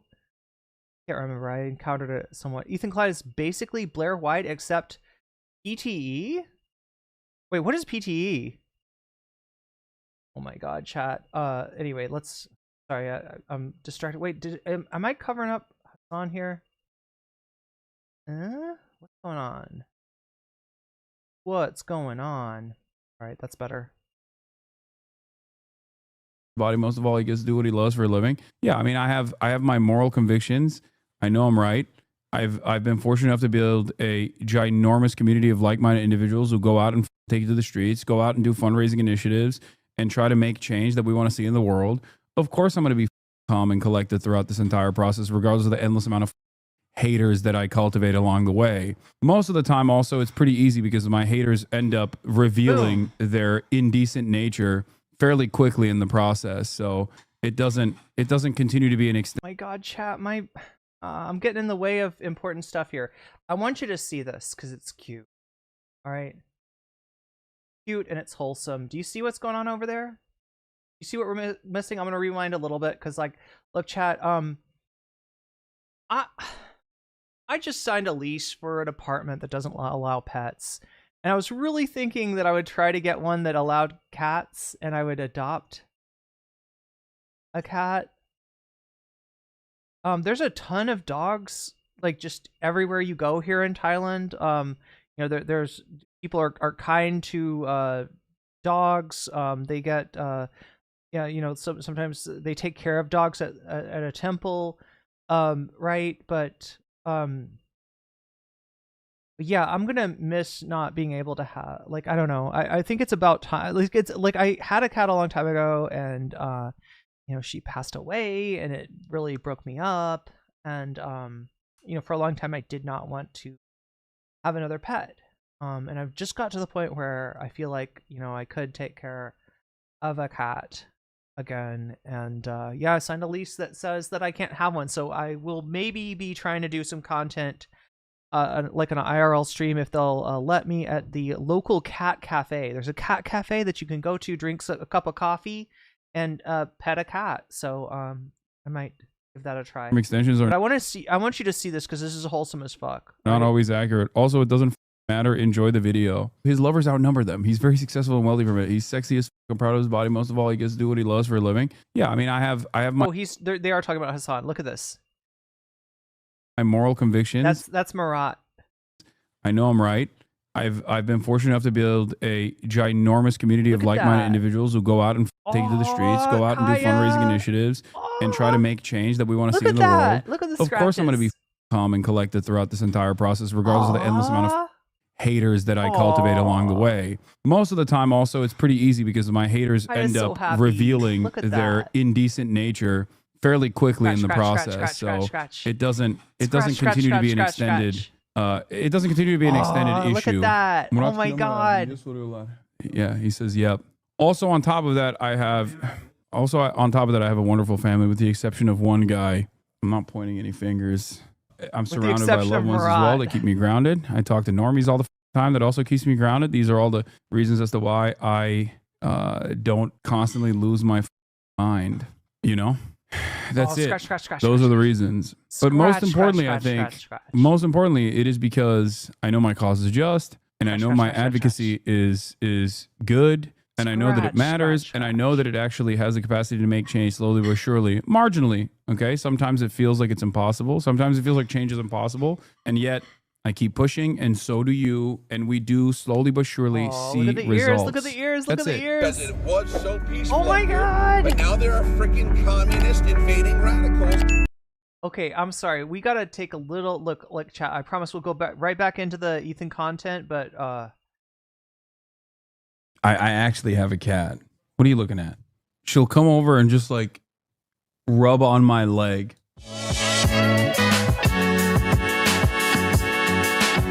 And it's not like things were great already. They weren't. They certainly weren't. Kaya, place. The unique position that some Ukrainians have where they're like, no. Oh, Kaya, what's happening? Look at that. Look at that. Oh my God. Hello? What? Look, I mean, I guess I understand the purpose of, Kaya is a scholar. All right. People don't know this, but Kaya's been to obedience school and, is a very serious scholar of obedience. But I love the fact that Kaya doesn't always obey. I would hate to have a dog or a cat that always obeyed, because sometimes a dog needs scratches, right? Sometimes the dog is right and the owner is wrong. The owner is like, I gotta, pay attention to chat, but Kaya's like, no, actually, you gotta pay attention to me. What? Oh, look at this.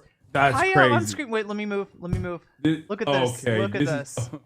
What? Oh my God! Right into the lap. What the hell?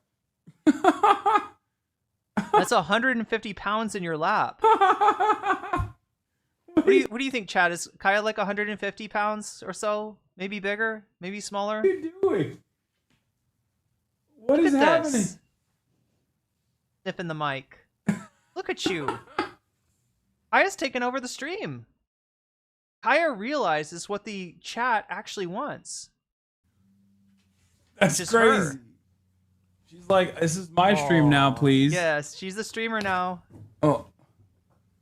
Wow, that was wild. No. Kaya plays. What the hell? What is happening right now? No. Don't look at me like that. What? This is so crazy. What? You want to go outside? I'm going to have to let her out. Where's your butler / dog sitter? My dad? I don't know. He's probably Wait, is the butler the one that cooks the delicious chicken? sleeping.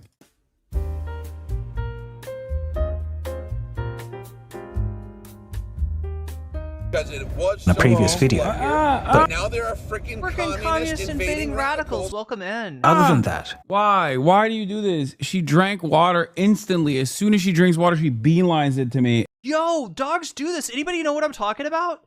Dogs do that. My dog used to do that too. What is up with that? I want to be a content cop. I mean, ACAB except for content cops, I guess. That content cop union must be good. Yeah, that's right. That's right. Let me catch up with chat really quick, but you know what I'm talking about, chat? Do you know what I'm talking about with the dog and the water? Like whenever they drink water, that's when they want to lick you. That's when they want scratches. That's when they get they immerse their face in the water dish and then they come over to give you some licks, right? I don't know what's up with that, but dogs do that. I got my COVID booster and my arm hurts like hell, but at least you did it. Yeah, you got it done. That's right. Chat, we'll get right back to the content. I just got to have some Kaya toned. Like I said, you know, it's been a while since I've had a pet, and I'm definitely missing that. It's so weird for commentary to back this with H3 after he messed up people's monetization. That used to be the... Oh god, yeah, infallible foul. That's a great point, right? Look, this was not this in the YouTube community, in the commentary community, in content in general, right? The one cardinal sin was you don't fuck with other people's bag, right? The life of a content creator is tenuous enough, is precarious enough already, without having to worry about everybody's trying to demonetize each other, right?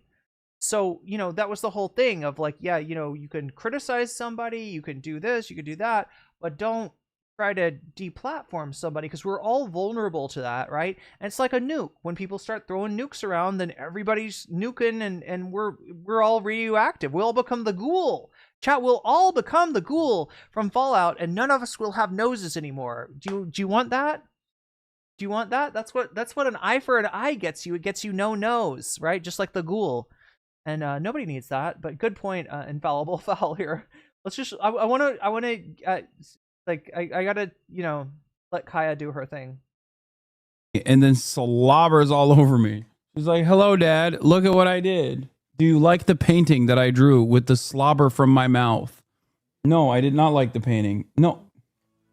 There's something about big dogs too, where I don't know why this is, but their saliva, their slobber, it's like more stringy and like viscous than like with little dogs. Like little dogs will slobber too, but big dogs get the drool, like the proper sputum drool that is just stringy, and it gets all over the place, and it's gross, but you love them.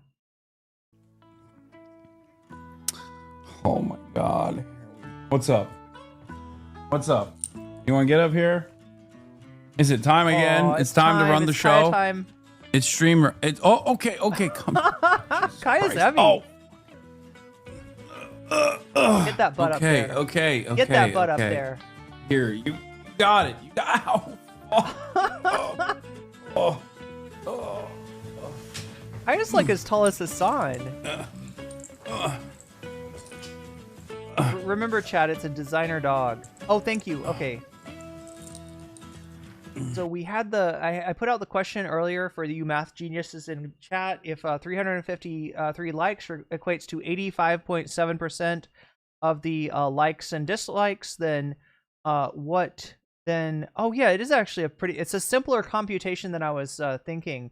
But yeah, then what would be the dislikes? And Snow has done that computation and tells us it is 58.9k dislikes, which is, to be fair, a lot of dislikes. But again, 85.7% like on a controversial video, that's not bad. That's not bad at all. That's not a failure, right? Which is this is what Ethan is trying to claim, right? By virtue of the fake like to dislike ratio that they're showing from that bullshit extension, right? He's trying to claim that iDubbbz' video is a failure, and it's like, that's such cope. It's twice the number of views as his content nuke got, and you know.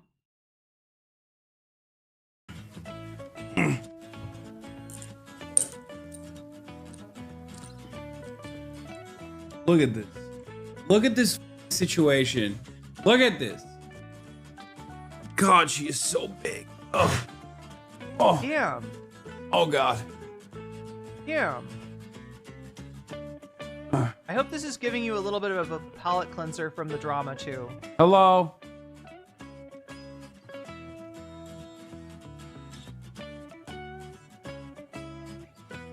Oh. Oh. Is she still growing? I don't know. I hope not. It's official that. Oh yeah. Okay. Here. She does this thing where she starts licking the air when I rub her back. It's so funny. Oh, I thought she was trying to turn her head around and lick Hasan's face. Like uncontrollably. Like a reflex. Oh. I think she just really likes being scratched, and so it's like her way of showing appreciation is to lick. So even if there's nothing there for her to lick, her tongue like reflexively comes out. I don't know why she does this.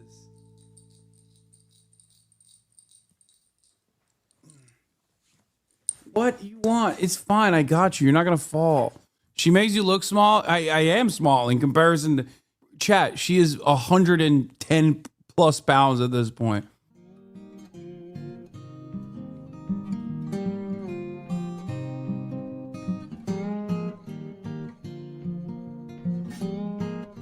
Ethan is now calling Hasan Swastika Boy on Instagram. Wow.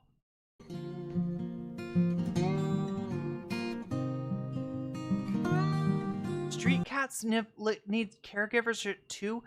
Chat, there's a cat that lives in the so in Thailand, you know, there's like streets, but there's also almost like more important or like alleyways, and they're called soy, like SOI, soy.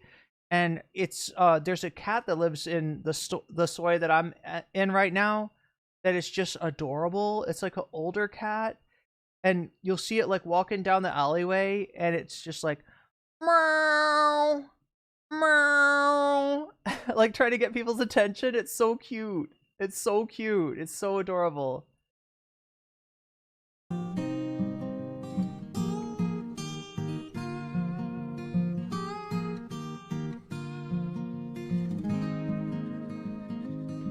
I might have to sneak a kitty in.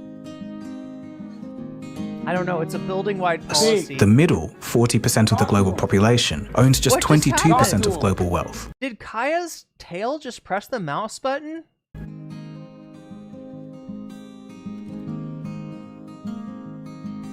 What started the video going again, chat? Was it? Do you think Kaya bumped the keyboard? Oh, it looks like somebody's bumping the keyboard. Oh my God, Hasan's losing control. Kaya's in control of the stream. Kaya's taken over.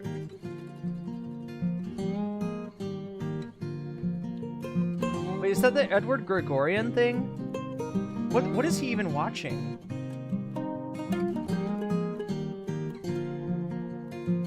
Oh, look at this! Look at this! Look at this! Look at this wildness! Look at this wildness! I swear to God, I have a cat, dude. I actually have a cat. What are you looking at? She'll come over and just like rub on my leg. I guess that's yeah, like they rub their face on you. That's kind of cat behavior. Herman Miller chair has a recommended limit of 300 pounds. Might want to be careful holding the dog on that chair. Not sure how much Kaya weighs. Oh yeah, no, we definitely. Oh God, chat. That's the other thing. The one thing that my new apartment does not have is like comfortable furniture. So I might have to look into like an actual chair. We go way over the legal limit on this, which hopefully is cheaper out here. I don't know. Bad boy. When Kaya's on top of me, because I'm 230. We'll find out if Throne works with Lazada soon. Pounds, and she is 110. So I think yes, we go way over it. 110. Okay, I guessed 150. More like 110. They would never famously make shit up. The administration that won. What's up, hello? Vance? Where are you going? That's crazy. She's just quietly walking away. Okay. Hello. I can't do this. Kaya, please. Kaya just keeps on taking over. Kaya's the real star of the stream. Hasan better hope she never learns how to use the internet. We will all go watch her instead. Yeah, like if all of a sudden Kaya starts up a stream. What's up, Vadim?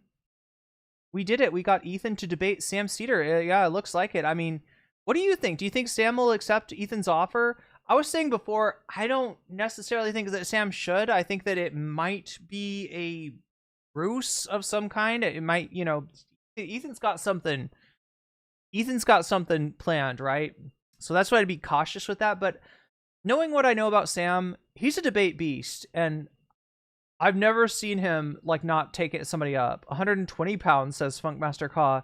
She deserves all the love. Kaya knows best. Dog guy, especially short-legged, long, round, fuzzy ones. Oh my God.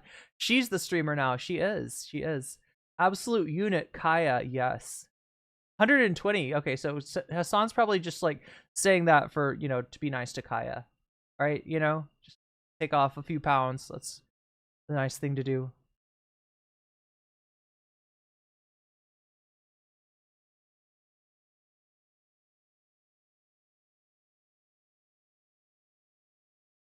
Sorry, I'm just getting through the chat here. I had a 160-pound bull mastiff. Damn. So Kaya is, in fact, I guess, not the biggest dog in the history of the world. She seems huge, though. Like, especially when you see her, like, crawling on Hasan. Like, Hasan is a, you know, pretty large guy himself. They all get the zoomies. Kaya Munist invading radicals. That's right. That's right. Zoomies time. He all excited for some reason. Play a Doom Eternal. Oh, your dog? My doggo Cleo is the opposite of Kaya. She has a bit of hair on her tail and a mohawk. Nice. Otherwise, she's tiny and hairless. She is has a massive grin, though. All right. Well, so like I said, chat, we should get back to here's the content cop. There's majority report.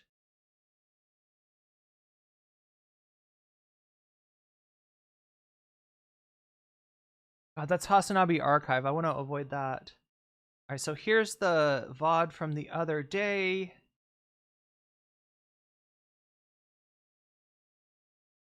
So I guess we were at 108 when we stopped watching.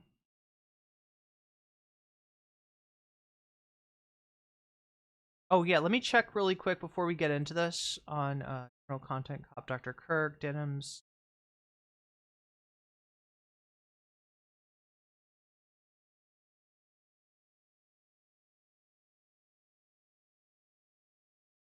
Where's this? I think it's at the end of Denim's apologizing.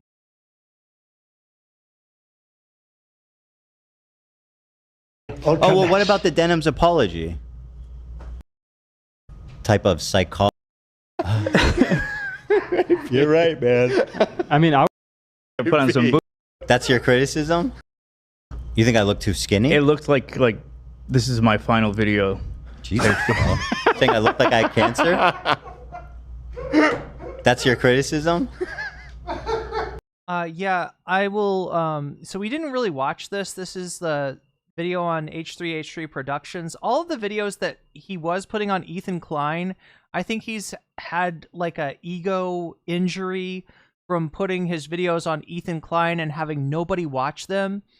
If you put them on H3 Production, though, the 7 million sub channel, then, you know, look up more than that. So he's doing that, putting, you know, just kind of shitty mid videos on a channel that was built on some pretty big videos back in the day, right? This is the channel that Vape Nation was on and all that stuff, right? All the big you know, reactions and the stories that they would do. And like, you know, back when H3 used to get, I don't know, 15 million views on, you know, 20 million views on their videos, right? That was all in H3 Production. So he puts this up on here, and what they're saying is that something about the shot makes him look extra skinny. You're saying I look like I have cancer?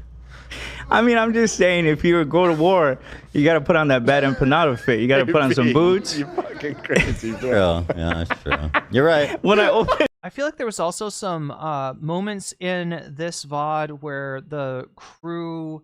Yeah, there was... Did you see that part? We should go over that, right? The crew actually defends Frogan. It's the weirdest thing. It's the weirdest thing.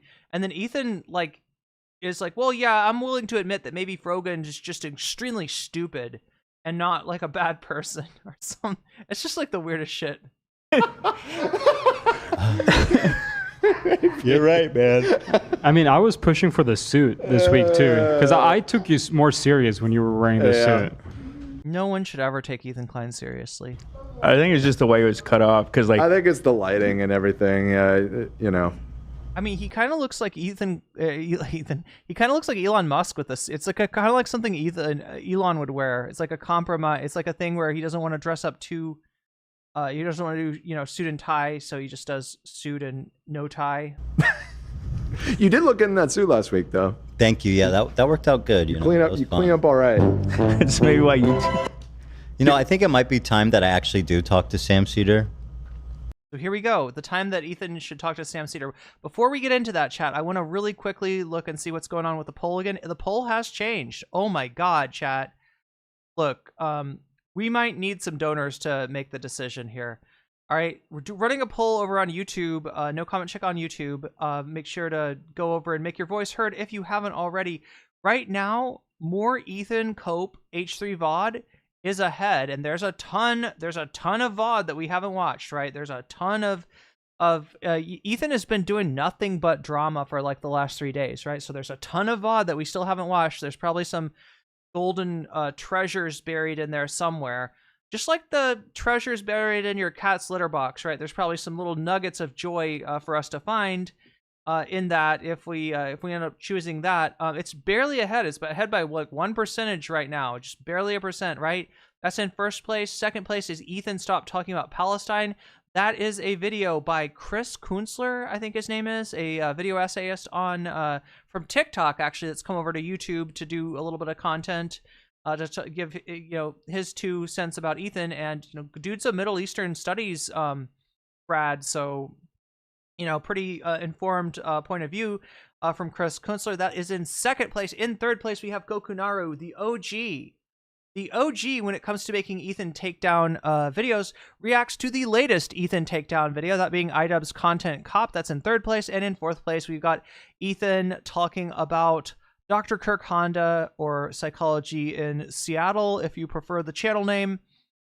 And, this is the guy that he apparently intimidated into taking down his video. But you can watch that video. It's 2 live streams ago. So if you want to watch that is not the last live stream, but the live stream before that, I go over the Dr. Kirk Honda video. So we did retain it for posterity if you want to go over and check it out. Anyway, that being said, that's where we're at as far as bonus content.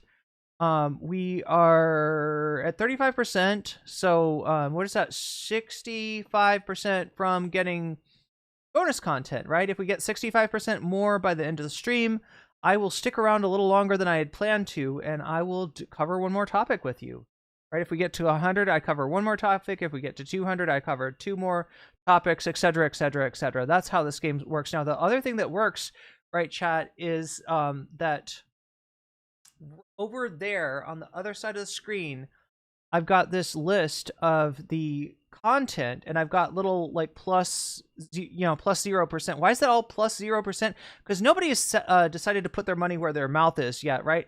When you donate, no matter whether it takes the form of a super chat, a super sticker, if you get yourself a membership on YouTube, or if you gift memberships to other people, thus bestowing weasels on them, you can let me know in the chat which of these topics you want to see covered.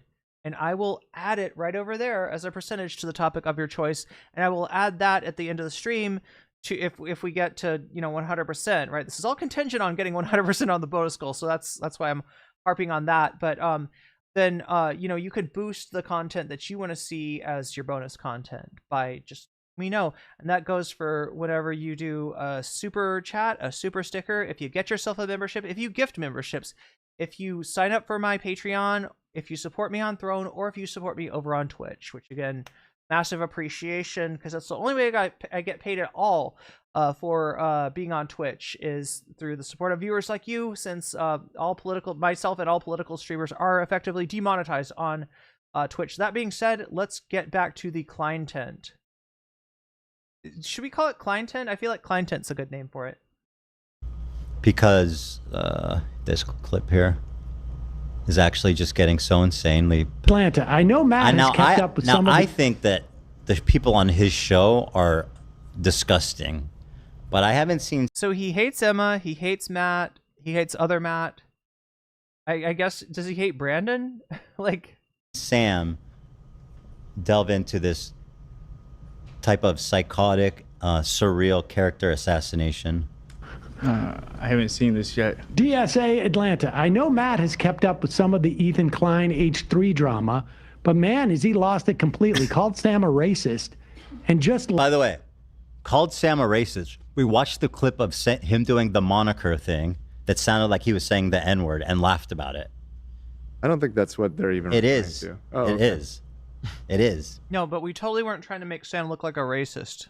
I remember they were told there was a big post on the majority. Anyway, chat, I covered this a few VODs ago. If you want to go back and check it yourself, I do think that Ethan was very much trying to set Sam up. He's so full of shit here. I was like, I wasn't calling him a racist. I was just saying it was funny. I was just, no, dude, you were trying to fucking cancel him. Report right after that episode being like, Ethan calls Sam racist. And it had like, whatever, thousands of upvotes. Lying about so many leftists. His former wife, IOF soldier, has broke his brain into nothing but Hasbro and Zionist talking points. Sorry, wife who is a former IOF soldier, not former wife. Ethan and Hila are still together, as far as we know. You know, Are you not going to interface with like the chauvinistic, psychotic, fucking like anti-Semitism that was just exhibited? Like you can't say that my It's so weird. It's so weird. Like, look, I didn't like it when Demon Mama attacked non-compete and called EJ a wife guy, right? Like EJ, people were attacking Luna. EJ, you know, came on to say his 2 cents about the issue, and they were like, "Oh, it's a wife guy. He's a wife guy," you know, like, right? And it's like, okay, so, but he's right. He's right.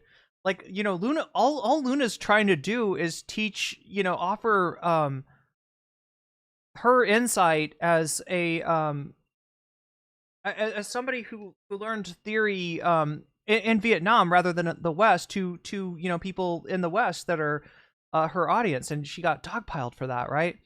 So so I generally don't like it when somebody tries to pare down somebody you know, defending their spouse as like, oh, he's a wife guy, right? That being said, Ethan's not actually offering a defense of Hila. Ethan's not speaking to Hila deciding, because she was bored in her office job for the IOF, right? It was too boring for her, so Hila instead opted to go on a raid in Ramallah, right? To do literal terrorism, all right? Now, is calling, you know, Hila a baby killer, you know, completely accurate? No, I mean, she herself did not, you know, fire, you know, on anyone, right? But she went along for a raid that is conducted in the West Bank. These raids in the West Bank are conducted for no reason other than terrorism. They are terrorizing Palestinians in the West Bank to achieve political ends. That's the definition of terrorism, right? That's the definition of terrorism, when you're, you know, actions with the intent of causing terror for political purposes. That's what defines terrorism, right? So he's not actually offering any criticism or any pushback on that. He's just acting like, well, it's rude to attack somebody's wife. Excuse me, is Hila just a wife? Is that what happens? You get married, and now you are subsumed by your husband, your Mrs. Ethan Klein, and you have no volition of your own, no responsibility of your own. And now it's just like, well, you know, if you attack my wife, even if you've got a point, I'm gonna act like you're a horrible person, right? Because the wife is weak, and the wife must not. I don't know what the fuck this is, but you want to talk about misogyny, Ethan? You're doing it. You're doing misogyny to Hila here, right? Rather than actually addressing you know, it's just a substantive criticism, which is, yeah, she chose to engage in terrorism over a fucking office job, which was facilitating that terrorism, right? Now, if she wants to later say that, like, hey, you know, this was mandatory service, I did it because everybody told me I had to do it. My whole world was like, you know, yeah, you get to this age, you do, you know, your service, and now when I look back on it, I really regret what I did. Those West Bank families did not deserve to be terrorized. Then, you know, we can have a conversation with that. But that's not what Hila's saying. She maintains that these fucking terroristic raids were done in the defense of Israel, when in reality, this is an aggressive action. This was not defensive. This was offensive, right? So, but no, we're not going to deal with that. We're just going to act like Hila's like this, you know, shrinking violet that can't take any criticism because she's somebody's wife. What the fuck is that? What the fuck is that, Ethan? That's misogyny. You're doing misogyny. You're being a misogynistic bastard to your wife. All right? You want to fucking call out misogyny? The call's coming from inside the house, Ethan. The call is coming from inside the house. Zionist wife is like reprogram my brain to be a Zionist and hate leftists. That's fucking insane. You don't get to just skirt past. That's not even what they were saying. And no, I don't like that criticism any more than I like the criticism of iDubbbz as being as being whipped by Anissa, right? That is misogyny, right? But that's not what they're responding to. That's normalized anti-Semitism. That's what it is. Or anti-Israeli. No, that would be normalized misogyny, right? And I have seen that, go on, and I'm not, a fan of that either. But that's not what the IMer is talking about. Maybe, because again, Israelis are human beings, and they're not all evil. Actually, the majority of them aren't evil. I saw some clip before I went on vacation of that. When the person IM'd saying that I was pronouncing something wrong or something. Oh, yes. And apparently, that's it. They saying I said he's racist because of that. Oh, yes. I was trying to mock their handle on IM, referred to it as a moniker, and then tried to pronounce it in different ways. Rough word to do that on. I saw the clip, and it does look bad, but it also okay. Well, so that's it. It was funny. Can we just admit it was a pretty? Yeah, I mean, it was a funny clip. What the fuck, man? I think a rather uncharitable thing, but they seem to be upset at me for something. Really? Well, no. I think he's being. He's clearly. You're full of shit, Ethan. You're blowing smoke up all of our asses. Okay. By saying you're not upset with Sam. That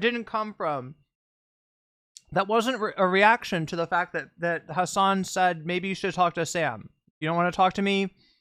Talk to Sam. He's being fed a bunch of bullshit. He's being fed bullshit. Yeah. That message from the fan, the way they framed it. All of his crew are everyone on his crew is psychotic, in my opinion. They're far, far left. This Hasan simps, toe the line of everything that people say about me. I'll talk to Sam. I have nothing to hide. People think that I'm hiding from him. What a narcissistic way to frame that. Toe the line of everything bad people say about me? Excuse me? What? It's all about Ethan, apparently. There's a fucking whole world revolves around Ethan. Well, guess what? I will speak with your approved Jew, and I will prove to you guys that me and another approved Jew can work it out. You know what's ironic is that I probably have the same exact opinion he has about Israel. We're gonna talk and be like, oh, so why does everyone hate you? Good question. Let's have a conversation. Let's call in right now. I'm ready. Yeah, I'm not because do you don't think Hasan is a racist, I think is the problem. There you go. That's Matt. That's his characterization. According to his enlightened leftist crew member, Look, I didn't say Hasan was racist. I just said that he chose a particular anime sword because he liked the swastika on it, even though there wasn't a swastika on it. No, but I'm not saying he's racist at all. Problem with Sam is that he doesn't think Hasan is racist. I don't even have a problem with Sam. I don't think I've ever even criticized him. I've shit on you, Matt, because you're a fucking idiot. And who takes a pro-Palestine side that he doesn't think is a racist. It'd be interesting to know about. But yeah, that's embarrassing stuff over there. It is way to trash. It's really funny how the people that Ethan hurls intelligence-based attack on tend to be the better informed, among us, right? When you hear it's interesting, right? Because it's sort of hiding the fact that Ethan is the one. And look, I'm not going to say he lacks intelligence because intelligence is a multi-splendored thing, and I'm not entirely sure what we're talking about when we say intelligence. It can mean so many different things. I can go in so many different directions. But I I would say he is uninformed, ignorant about the subjects he chooses to talk about, and he is intellectually incurious. That is how I would describe Ethan Klein. And he's out here being like, yeah, Matt Lesh, that idiot. He doesn't know. And no, it's the people that can call him on his bullshit.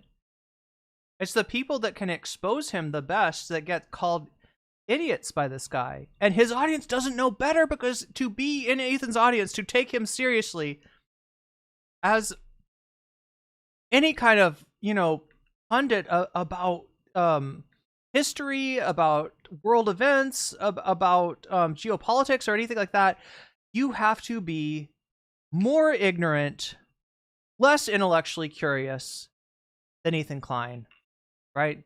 And that's who's in his audience now.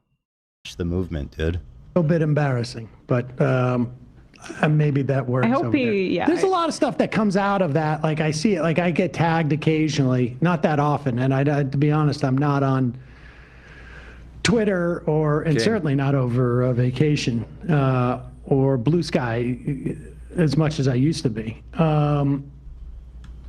That I cannot follow for the life of me. Yeah, because it's not worth your time. You're right not to. Yeah. It's just annoying that people around you are drip feeding you this psychobabble. Well, no, you're right not to. It's more convenient for you.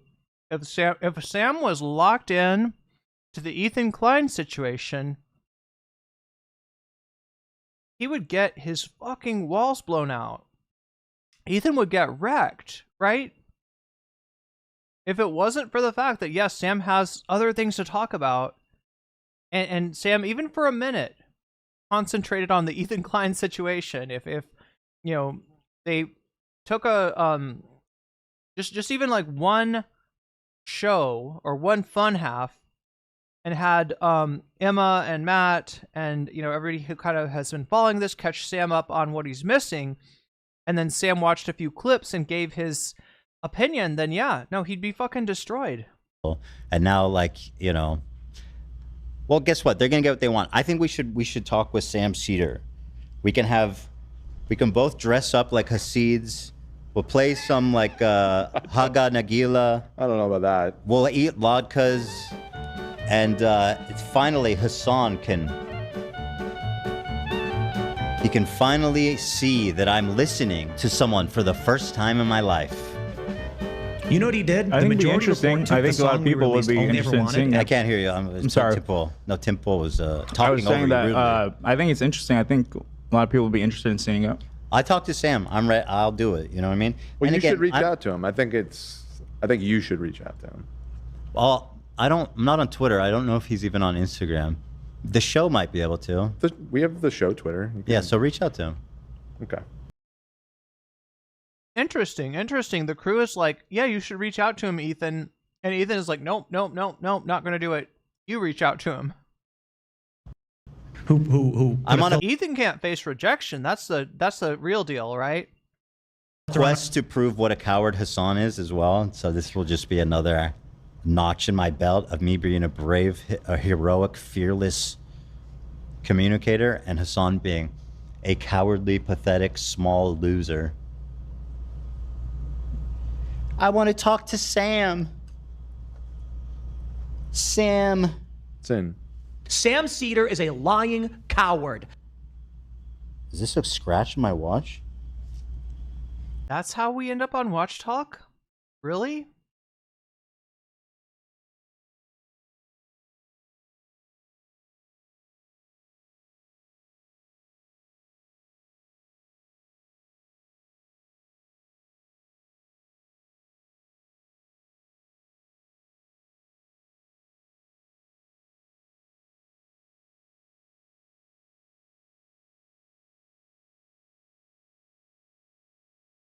I'm trying to find the part where Rogan comes into play. I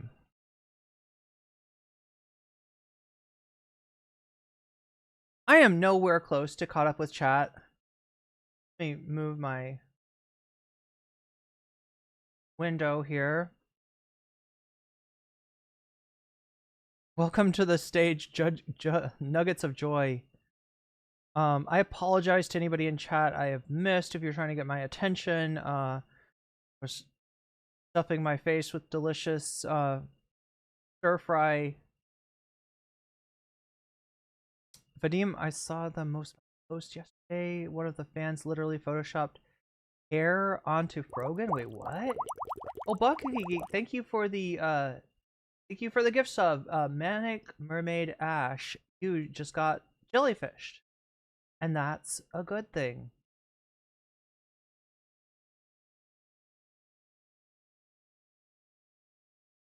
We're up to 41% on that bonus goal. I don't know, chat. There's some chance we are closing in on the end here, but we're not quite there yet. We have some chance of getting some bonus content. This is interesting timing to decide to debate. Sam, Ethan has been retweeting Hen Mazig. Wait, Ethan has been retweeting? Are you talking about like reposting on Instagram or something? As far as I know, Ethan. Oh, yeah, I gotta know this. Play something. Because if you're talking about, there is an Ethan Klein account on Twitter, but it's not Ethan Klein. It's called H3 Producticons or something. It's like productions but spelled wrong. Ethan Klein to his neighbor, hey, how's the garden coming in? Oh, did you hear that Hasan is an anti-Semite? Yes. Wait, Hen Mazig. Wait, is it where? 15. Oh, 15. Adding 15 to Gokunaru. I will do that, Narwhal. Glad I caught that. If anybody else has wanted to put their money where their mouth is, and I have not yet done that, see right there, right up there, I just changed that to 15 plus for Gokunaru. Let me know in the chat. You might have to get my attention multiple times. Charlie Kelly, I put $5 towards Chris. Look at that. Chris, Ethan stopped talking about Palestine video, getting 5 extra %. So yeah, you can affect the polls by donating, and on a day like today, it may be decisive. Anybody else notice if you take away the hair, Riley Gaines has a Charlie Kirk face? Oh my gosh. That's scary. Riley Gaines and Charlie Kirk as a Steven Universe fusion. That would be a nightmare. Ethan must be getting tips on how to sound moral while supporting a genocide. So which one of the Ethan and Slur compilations should we use as a counterpoint, right? Ethan is a habitual liar. It'll be former wife soon enough, says Morbert. I mean, yeah, you might be proved right. History may vindicate you. Wait, what is it in Spanish? La historia may... Oh my god, chat. What is the word? It's like a... I think it's a... Castro quote. History will vindicate me. This messenger. In Masig, a whisperer on the stars, to the stars on the Middle East conflict. Many in Hollywood have struggled to navigate how to talk about their support for Israel on social media. Some have turned to Hen. Jeez, I need to find out more. I need to do more research on Hen Masig, I guess. Thing about this is it's all true. Ethan has admitted the Raider translates Hasbara. The IOF did bait him with her. Okay, I don't know. We don't know what we don't know, chat. I don't know. These people think Luna and our EJ did to them. So weird. I mean, this was years ago. This was years. I'm bringing up old, stuff of people that are not as relevant as they once used to be back when we were friends. Beyond creepy that Israel has to openly pay people to spin that country's illegal behavior. I've heard something about there's like Israeli tourists in Thailand that keep on getting in trouble, and some of them have been deported for it, right? But the latest thing I heard was something about them putting up like propaganda posters or something.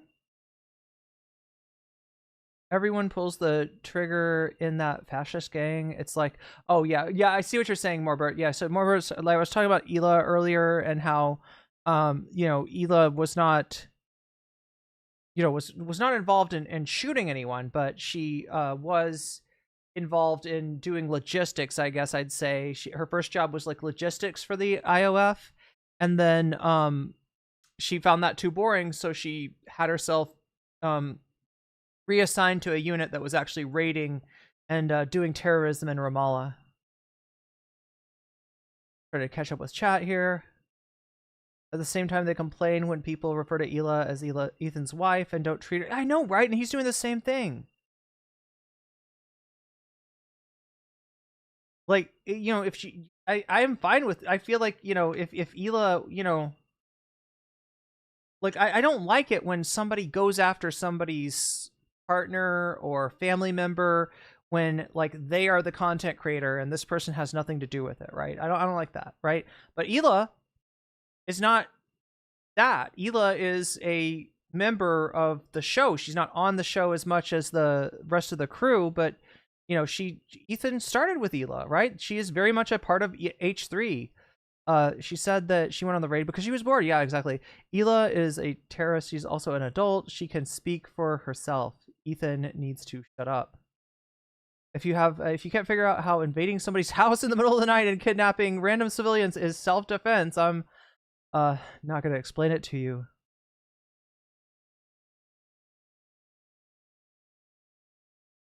White dude playing victim. Oh, the fucking tattoo. I forgot about the tattoo. Majority of Israeli support. Oh yeah.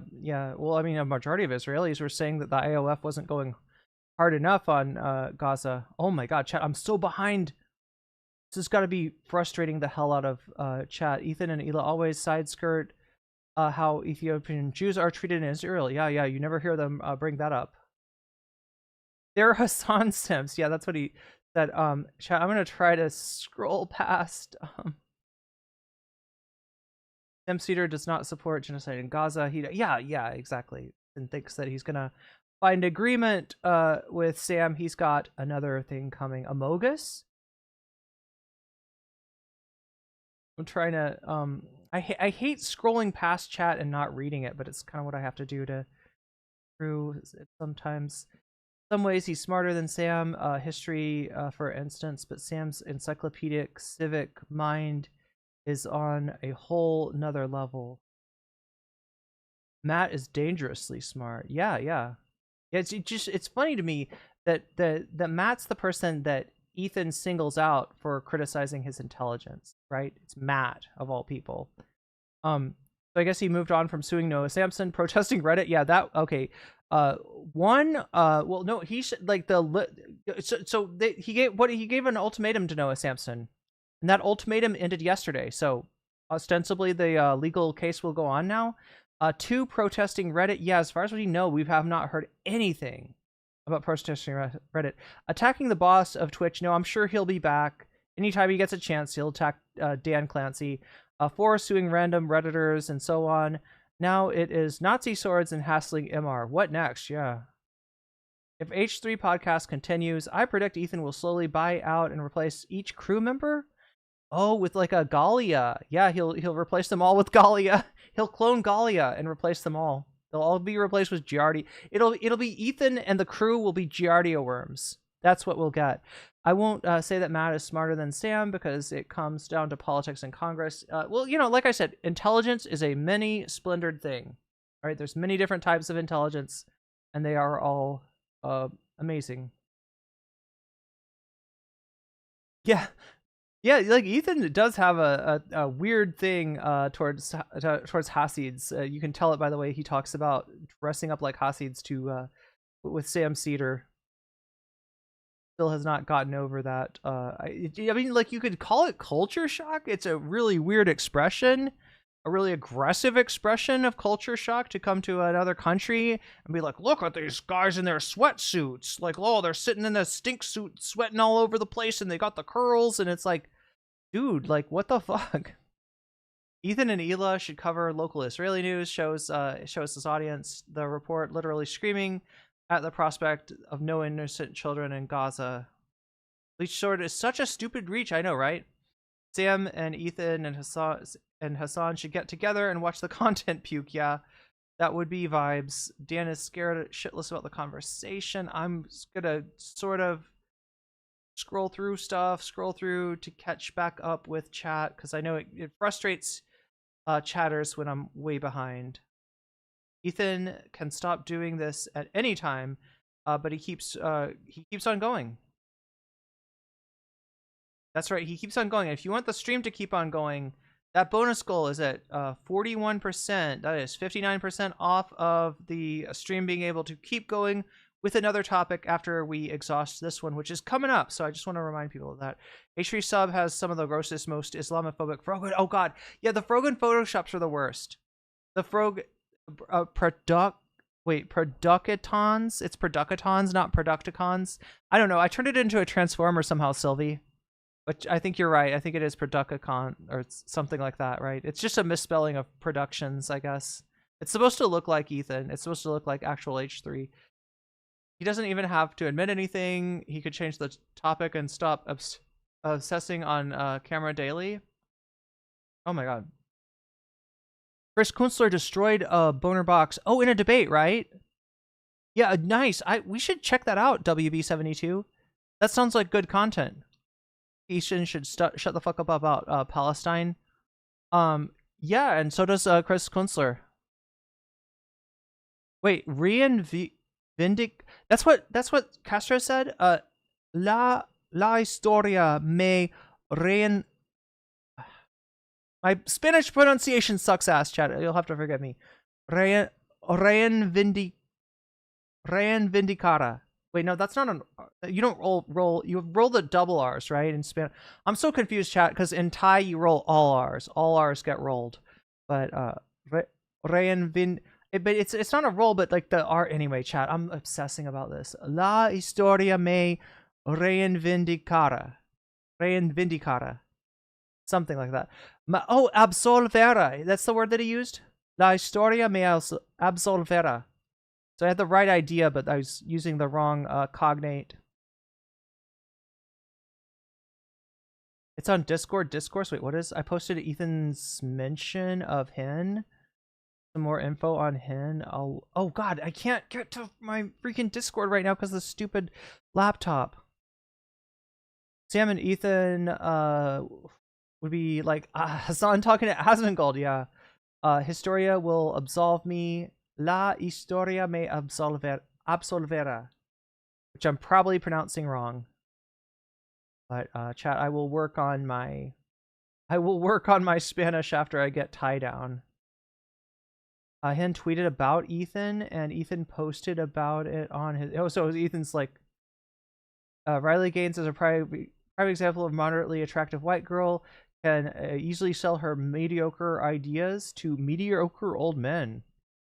She said they only brought her once on a raid, and it wasn't really her job. Yeah, but like the point is that she wants to. She only did war crime once. Yeah, she was only involved in a war crime once. She was, you know, acting as the infrastructure for the organization doing war crimes. I saw a video of an allegedly Israeli guy getting beat up because he was being an asshole during Songkran. George Jackson, I think I've been hearing stories about, like, yeah, Israeli tourists in Thailand, you know, effing around and finding out more and more. I wonder if this is the same story as I heard recently. Even if Ethan did stop talking about Ela, probably wouldn't stop making offensive comments on air. So, okay. Anyway, I gotta scroll. Chat. I gotta scroll. I want to read all your comments. But I know that people get really frustrated with me being so far behind in chat. Sam is indebted to Ethan for helping him set up Crowder. Yeah, they did have a good relationship at one point. Just like he had a good relationship with Hasan at one point. If it weren't for Ethan, we might not have. Oh no, Sam Seder. What a fucking nightmare. Sounded pretty good, actually.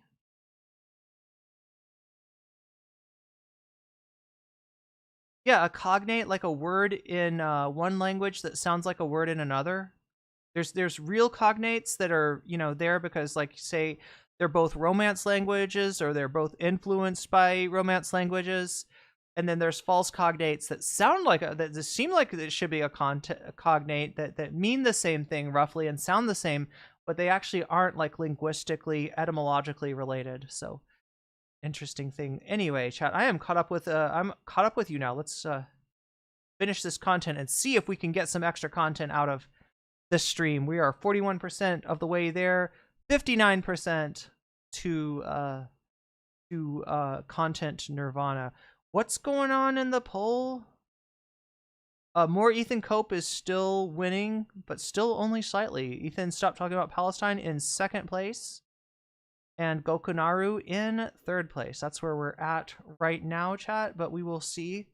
We will see if we can get some bonus content today. Funny. Let's see here. What's so funny? Who literally calls my wife a baby killer, amongst other insane, terrible things. All right, he's just like, dude, this is. Is he not explicitly greenlighting people just calling Hila a baby killer relentlessly? Like, what are you doing, man? Greenlighting? Greenlighting? Look, here's the thing. It's just a question of like how specific, how exact, how precise do you want to be? Was she a member of an armed force that kills babies? Yeah.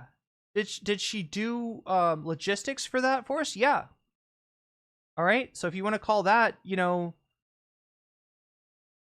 I mean, that's what people are referring to when they say that. Now, I will generally, like, you know, concentrate more on her complicity with war crimes, but yeah, you know, this is somebody who not only was involved in the logistics of an organization doing genocide, but also that volunteered for a more active role in the war crimes that they were perpetuating in the West Bank, or perpetrating in the West Bank, in the terrorism that the IOF was doing to Palestinians in the West Bank, right? So I don't know what you want to call that, but it's not good. And it's not something you can just, like, you know, if you feel bad about it, you should say something. Hila so far has acted like what she did. She did what she did in defense of Israel. How low can you be? How low can you get? I just don't know how much more pathetic this guy can get. Ethan, I'm sure you'll find out, because it doesn't get much lower than this guy. It's just shocking. Such a funny way to react to to like Such bring a her funny back way to to react. reality for a second. I mean, having If you opened the guys, the IDF member is bringing us back to reality. Okay. The IDF member is bravely taking a break from killing unarmed children to bring us back to reality. Yeah, she was like, I never said that. And Hasan's like, she never said that. So this person was like, actually, she fucking did say it.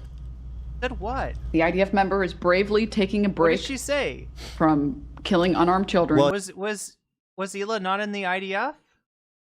You know what, Denims? It's What did she say? I'm sorry, I don't understand. What is Ethan saying? What is he even saying? What did Denim say wrong here? Probably scheduled. Oh God. Scheduled the raids? Yeah, I don't know. Possible. My ringtone is Edward Khalil singing that wordless la la la la song. Edward Keel.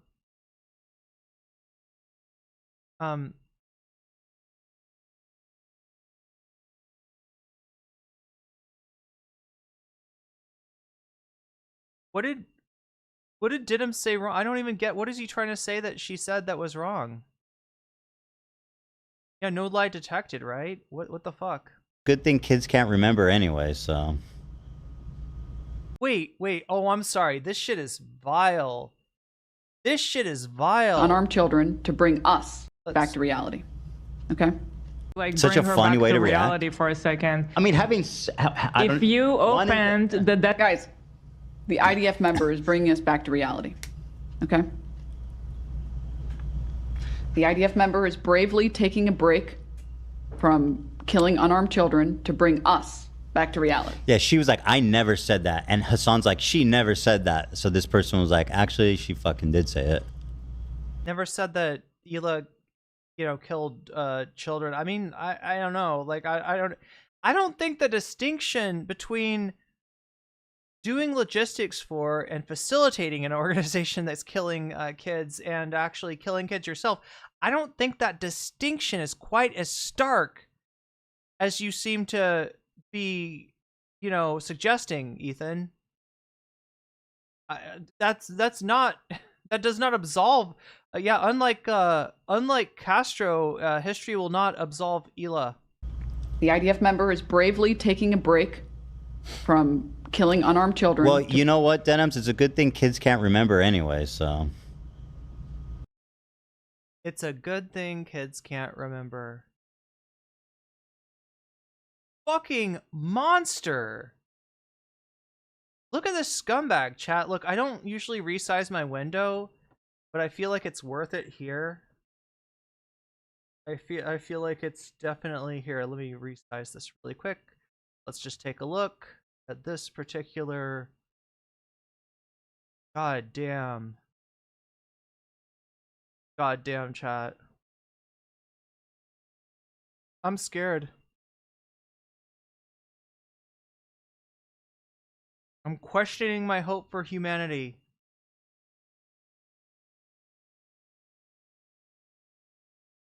Can't believe he's equating the alleged CPS visit trauma of his kids with the kids actually getting. This is what happens. This is what happens when you go full Hasbara. Like, this is the effect. I've got to figure out how to unscale the window. Something like this.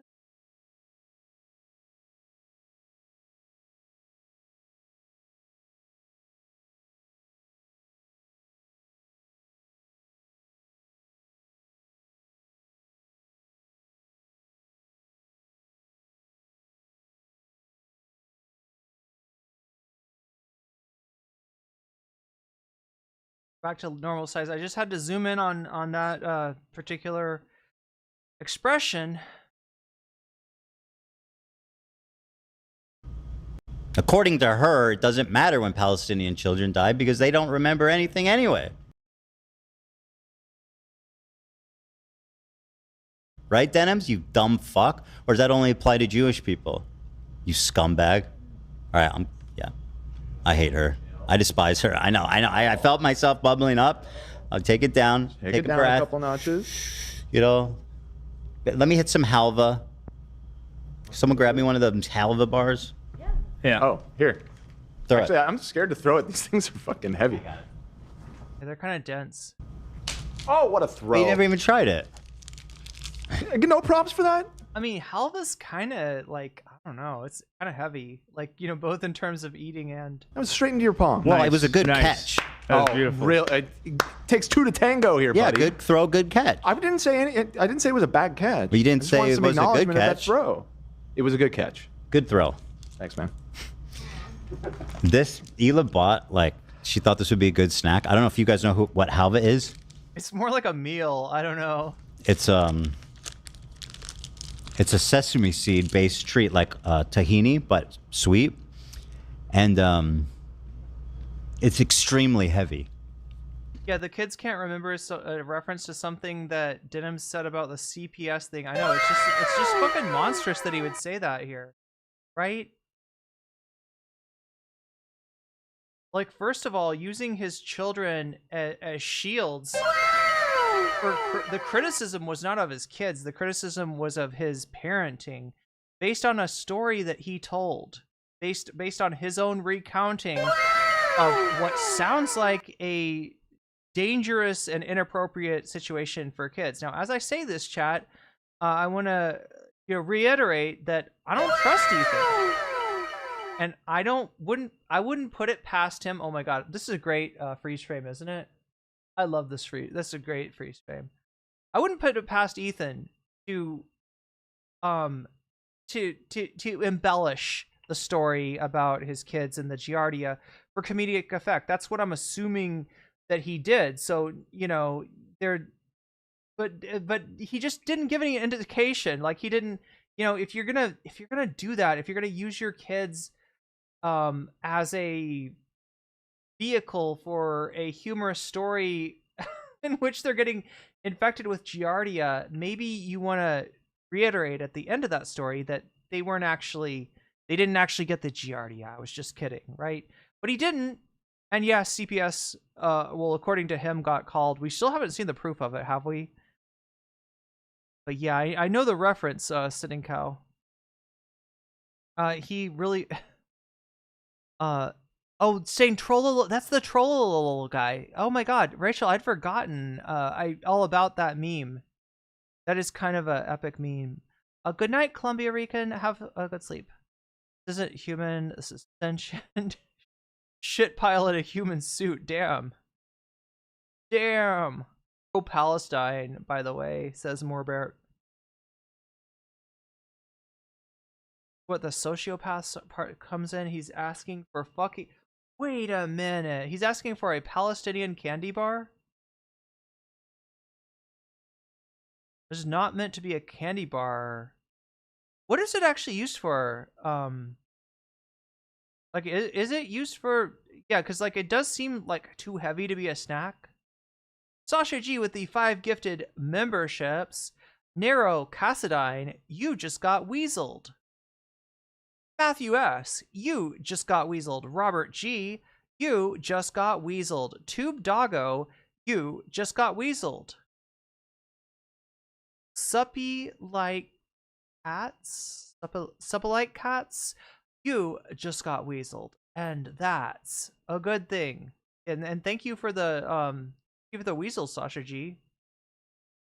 We are spreading the emotes. We are spreading the love. We are spreading the weasels. And I think what does that put us at? 56%, right? So we're past the halfway mark. That is good to see. 44% from the bonus skull, which if we hit that, I'll stay around a little longer than after this segment, and I will do another segment. Halva halawa, a regional dessert. It's a dessert. That what it's actually eaten for as a dessert. Okay, that makes more sense. Yeah, it makes more sense as a dessert than it does as a snack. But yeah, it's a heavy, it's a dense thing. It's all, sesame seeds, right? It's dense. And this is a monster bar. You have to be insane to eat this whole thing. I ate the whole thing. You did? Yeah. It's good though, right? I liked it. It was pretty good. Don't you kind of like break it in half or break it in 4 parts and like share it with people? It's like good. Pretty good. You ate the whole thing. Can I see it? I'm calming down, guys. Oh, okay. Like a baby. Yeah, you probably have that in Lebanon. What is that? What the fuck is that? Is that supposed to be is that supposed to represent goblin mode? On something Yeah, similar. yeah. My dad likes something like this. They serve it a little differently, but it looks You crumble it onto pita? texture looks the same. Yeah. It's delicious. Mm-hmm. People saying, "Where's Dan's wig?" That was last week. Well, so Jeff was supposed to come today. He's sick. Oh, right. I did say I was going to wear it with Jeff, but yeah, Jeff's not here. So We have a potentially very interesting episode on Wednesday. Oh? Steiny, Steve will do it, and Jeff all want to come in on Wednesday. That is... Yeah. What he's doing is the equivalent of eating Nutella with a spoon. So yeah, this is something that's supposed to be like part of a dessert. And instead, he's making it into a snack. Like a between meal snack. So wait, sprinkled on pita, is there like flavoring that goes on with it? Or some kind of trying to imagine halva as a dessert. There's a joke about Zionists and their refusal. Oh my gosh, okay. Pretty weird and wild stuff. Dan put the wig on one of the skulls before we sent it back, actually. No, I did not. Okay, stop. What a gag. You put makeup on the skull? You would do that. You would do that. Do that. You would. I didn't even touch the... Wait, so we're talking about like it's tahini. It's got tahini and vanilla and pistachios like in the bar. To eat Nutella with, well, it's one thing to take a spoonful of Nutella, good for Gabi, which I've done, but like they're talking about like eating like I don't know half of a jar of Nutella, right? I mean, like it's a lot. It's very heavy. very earthy. It's like a peanut butter fudge and peanut brittle. Had a baby. Oh hell yeah! Oh my god, chat. I love peanut brittle. Halva originates in either Arabia or Persia, and is basically a spread that you with bread. It's incredibly similar to marzipan. Okay, and marzipan is very dense too. Definitely more of a dessert. Extremely energy dense. If I was on death row, I would ask for a tub of halva and a spoon. So they're eating halva in the form of a dried, like, what, snack bar? Waiting to see Ethan and Keemstar BFF era. Well, you know what's going to happen is, like, Ethan's going to become a resident of Lol Cow Live. He will become one of the cows. And Keemstar will farm him. That would be a bit much. If you're in the perfect place for peanuts, incredibly dry and crumbly. Often you see the pistachios in it. So wait, it's sesame, pistachio, or is it tahini? So we're not talking about like seeds with some kind of a binding agent, but we're talking about more like tahini with like pistachios and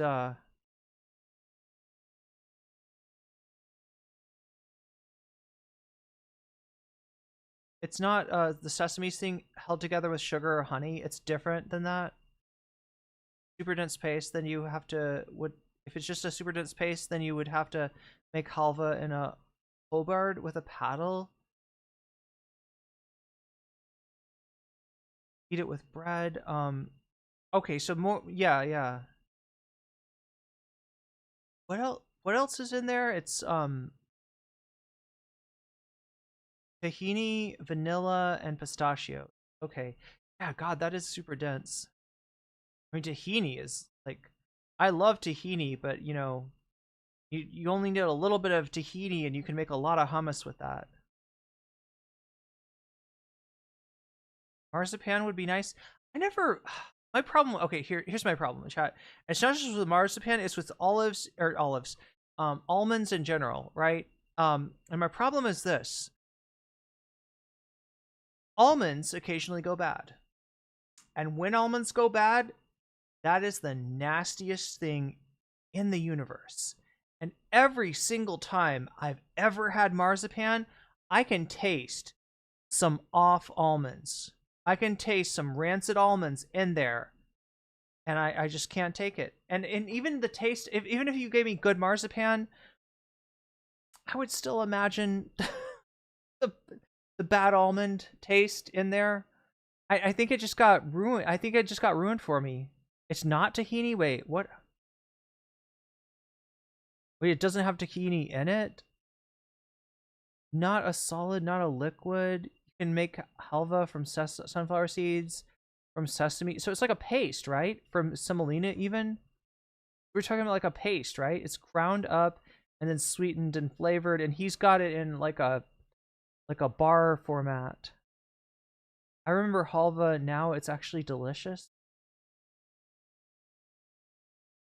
Oh no, we're talking about a food stream. Is halwa a plasma? Oh god. Or what is the other one?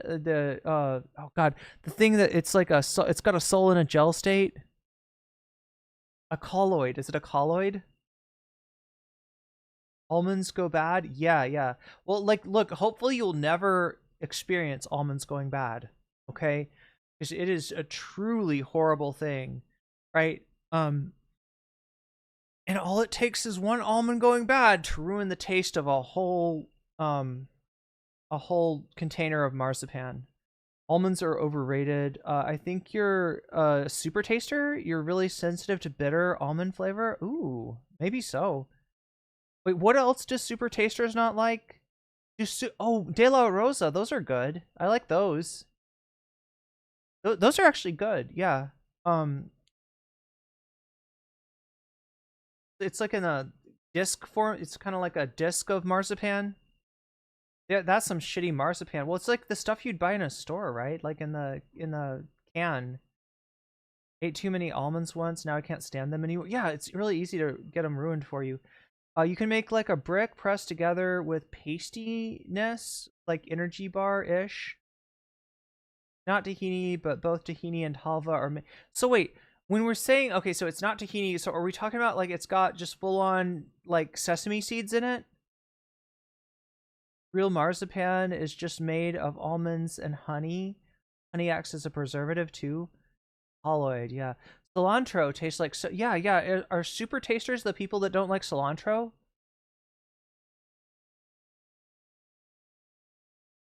Ooh, you should tell us what like cashew fruit tastes like. Yeah, I gotta try one. Wait, can somebody look up really quick? Is a cashew fruit the same as a rose apple? Is that the same thing? Because I have tried rose apple. The taste of rancid nuts is the worst. Especially when they are food. Yeah, well, any kind of rancid nut is yeah, not. But yeah, especially when we're talking about food rather than the other kind of nut. Rancid nut. That is the nuts go rancid. Yeah, most fitting. Have sensory stuff, but I don't know much about super taster. Sounds like something I could relate to. It's got tahini, but it can be flavored with other stuff like chocolate. Can also technically be used in. Oh, you can technically use any seed paste. Cashews are good as cookies. Oh, in cookies. You never go wrong with them. Pistachio. Oh, I fucking love pistachios. Actually, you know what? I don't think I've ever had a bad pistachio. I've had bad Brazil nuts. Have you ever had a bad Brazil nuts? Those are bad Brazil nuts. Oh, so bad. It almost ruined Brazil nuts for me, right? Super tasters don't like wine. I like wine. Oh, because of the tannins. Yeah, I could sort of. I mean, some of the. Yeah, I guess mint often gets way too much for me. Oh, I fucking love stuff with mint in it. Like, oh, I can't eat it anymore. But what is that called? The wheatberry salad. I used to love that stuff. Cilantro taste is a specific gene mutation, not super taster. Maybe I'm a super taster. Cilantro, yeah, the gene mutation makes it taste like soap. Rancid nut sounds like a metal band. Oh my god, unwashed rancid nuts. Well, that's why you got to get a nut washer, Charlie Kelly, like on a golf course, right? They have those ball washers. Dude, I don't know why it is, chat, but I can't get it out of my head. You know what I'm talking about, chat? There's this thing called a ball washer, like that they have in golf. All right, let's see if I can find it.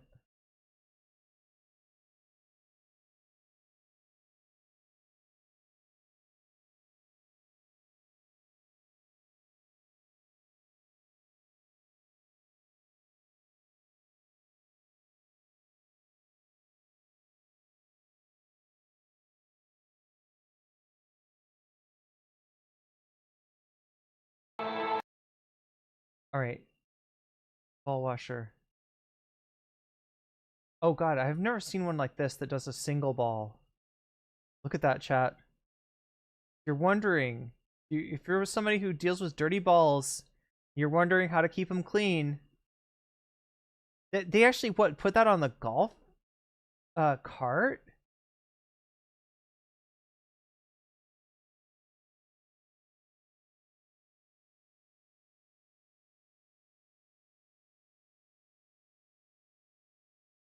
Here we go, chat. Are you ready? Wait, I've seen, like, I always see the ones with two. Right? What's the point of a ball washer if it only washes one ball? The ones that I've seen have space for two balls. You put both balls inside, and yeah, I'm just like imagining if somebody actually used this thing to like for a different kind of balls. Wait, why? How come? Like, I swear to God, I've seen ones with like two ball washer, two ball. Is there one that does it two balls at the same time? Wait, is this the one? Ball washer review?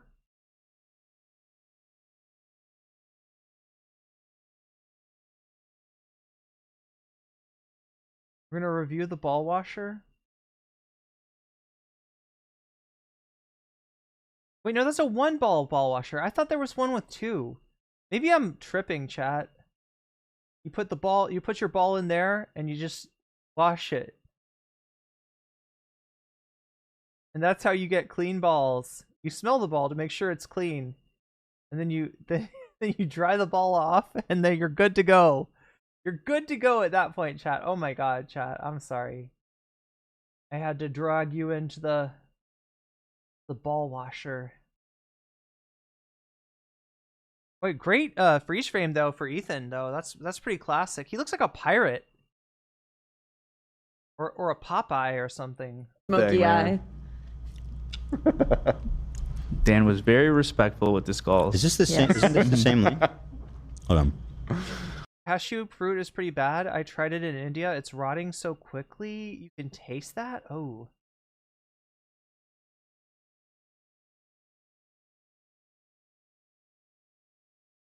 You're ranting about nuts right now? Cashew ice cream? Ooh, yeah. And also coconut ice cream is good too.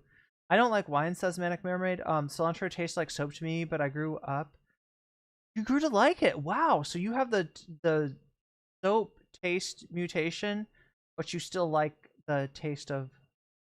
What are super tasters? They're people with, like, I guess, taste buds that are more attuned.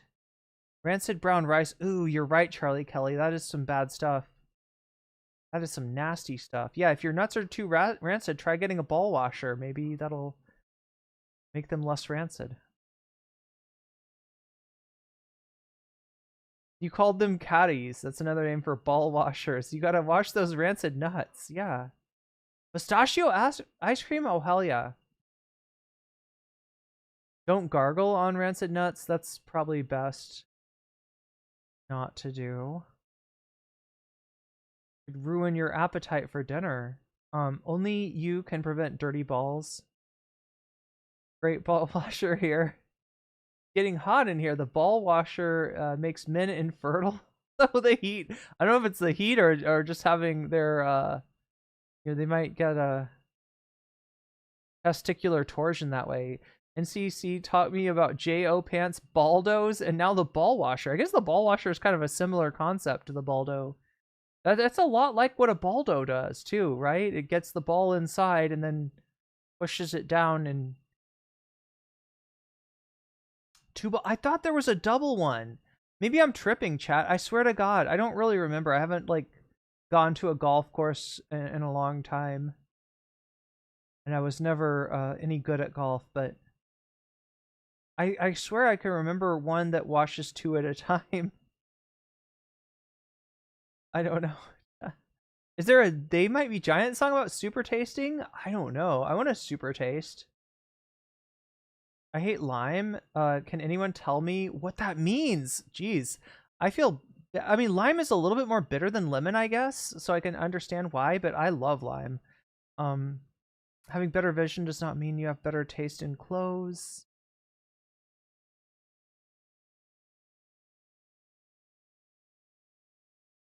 Well, you gotta keep the balls clean. That's the important part. Dude, the boy could be an actor, you know what I mean? Denims, who literally calls my wife a baby killer. This is the same one we saw. Amongst other insane, terrible things. Is that sick? Wait, Beavis and Butthead have a ball washer? Is this real? Beavis? Ball washer. Beavis washes his balls?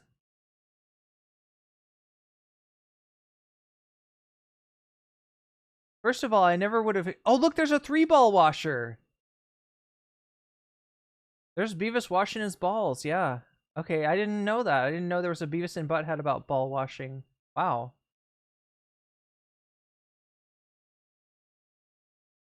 I mean, that's just sick, dude. That's sick. This dude. Wake up, Ethan. It's a real sick fuck. Wake up, Ethan. Oh, this was rich, man. Oh, wait, chat. Has anybody ever... There's some kind of, like, fruit or something. I'm trying to remember what this was. Because, like, there's some kind of fruit that if you eat it, as long as it's in your mouth, anything sour that you taste will taste extremely sweet. The more sour, the more sweet, right? I'm trying to remember what it's called, right? But they make it into like gum or like a little tablet that you can put in your mouth and just dissolve. And then you can take a lemon and literally just munch on a lemon and it'll taste like an orange, or it'll taste like an orange if it was a lemon. Can't remember what it's called though. Again, like superfruit or something. and the cowardice, Action like to Frogan, like who are you? Okay, let me play it first. by everyone, including XQC, is so fucking gross, dude. Straight up, you're fucking gross. That's all it is. Everybody acts like Frogan is. Everybody acts like Frogan is the fucking Antichrist. Okay, and Miracle it's so fruit. transparent what it's these. miracle fruit. Yes, that's right. Monk fruit. Is that what it's called? Is it miracle fruit? I remember hearing miracle fruit, miracle berry. Yeah. And it's so amazing because you'll like, you could just like bite into a lemon, right? That's how much it changes your. I did a lab on it. Yeah, I did a lab on it in college too. Yeah, that's where I was Sensipalum dulcificum.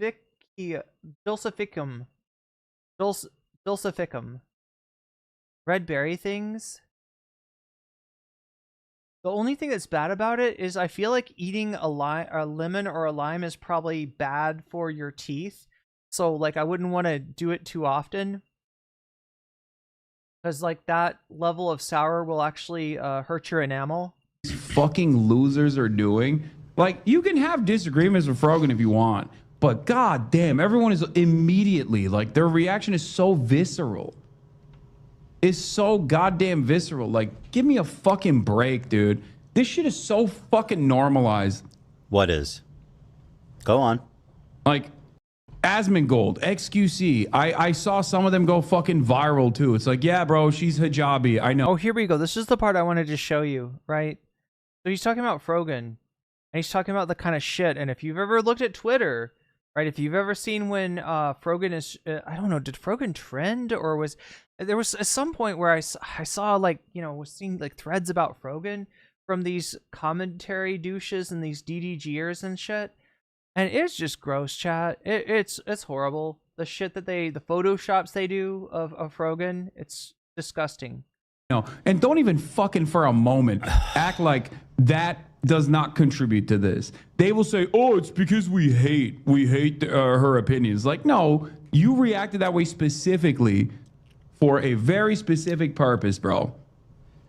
I hate this. I hate this shit so much. But he's so great. How is this helping anyone by like running defense for her? Simply running defense for the fucking Darth Vader. Right? This is what Hasan was saying. The way that people treat Frogan, it's as if she's like killed all the Jedi younglings or something. It's like, when did Frogan become Darth Vader? Based on identity politics. Like, let's be real, okay? How is she ever going to improve as a person when all of her friends are continually like, oh, they're only saying that because you're wearing a hijab? It's like, I'm sorry, how is she going to improve as a person?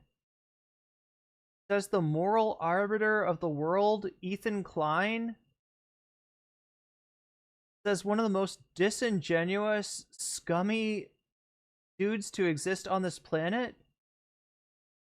Really? How is Frogan gonna improve as a person? Ethan, how is Frogan gonna improve as a person? Says this guy. That's wild. That is fucking wild. Yes, Frogan's the one that needs to do some self-reflection, Ethan.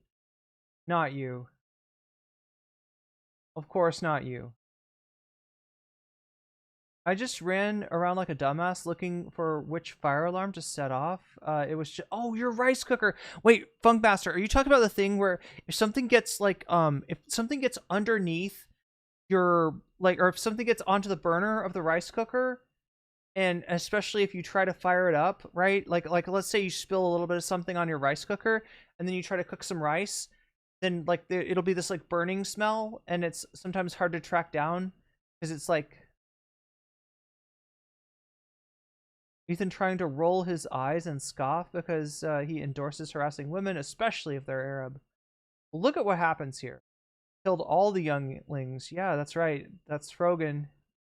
That's Frogan. She killed the younglings. She's the big evil. I've only ever responded to her, and she is saying heinous. Not only that, but she also drained Joseph Joestar of his blood so that she could become more powerful and activate the green lipstick version of hers. Oh wait, no, I'm sorry, that's Dio. I'm sorry, Chad. I got Frogan mixed up with Dio Brando. In defense, which apparently Ethan has too. Things every fucking week, bro. Every week. Now, could people be coming down harder on her because she's wearing a hijabi? It's possible, but we wouldn't fucking know because she's inciting it every fucking week. It's kind of hard to say. I do want to say, unrelated to what you're saying, unrelated to what Hasan has said, I will say, though, on Twitter, and I haven't seen the XQC reaction or anything that Hasan's referring to, but on Twitter, the way this girl is treated is inhumane. Like, it is... Yeah. Like, I would speak up about it too. Despite obviously she is an enemy of the show and everything, I do get uncomfortable how much I see people just making fun of her physical appearance. Not saying, I saw the XQC reaction. I don't know about it. How does chat feel like this? Because I'm going to be getting a rice cooker soon.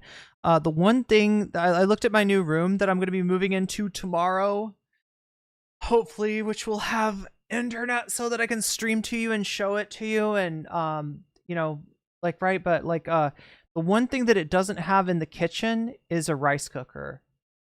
And so I am going to be looking to buy one, but some people are saying rice cooker with a timer. Now, my rice cooker that I left in, like, I should have brought it with me, chat. I got to have my rice cooker. I swear to God, every single meal I make in my rice cooker, like oatmeal, rice cooker, rice cooker, you know, mashed potatoes, rice cooker. Everything that I make in a rice cooker because it's the one thing that I can't set down and then accidentally burn, right?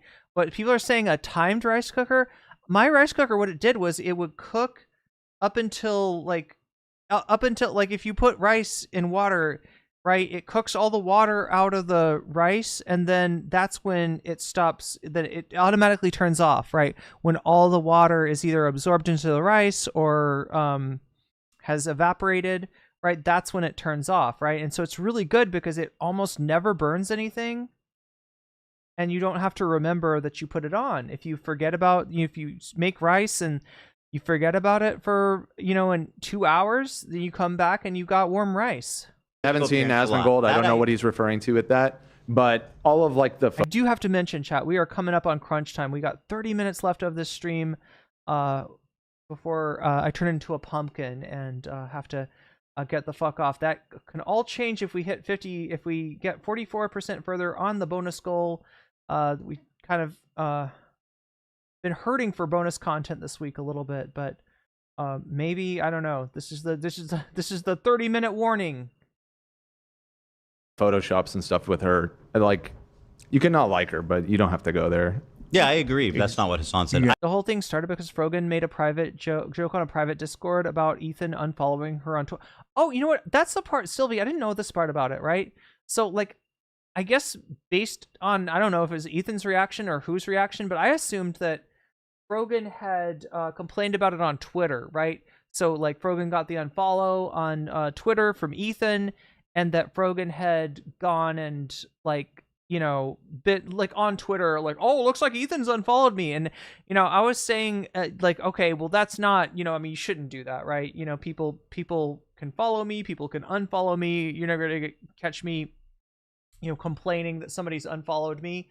But I didn't know this. What Sylvia is telling me, and I've seen this in a few other places too, Frogan was not complaining in a public space on Twitter. Frogan was just talking about it on a private space, right? And Ethan, like, somehow, I don't know, got a hold of the screenshot of what she said on a Discord server, and just you know, ran with it, right? Osteodonto keratoprosthesis is horrifying but cool. It's a procedure where you take your tooth, implant it in your cheek, and use it to replace part of your eye. That sounds like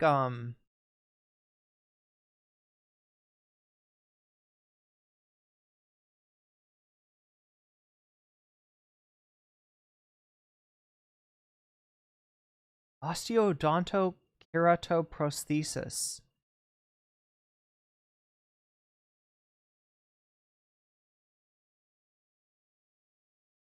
I don't even know what that sounds like.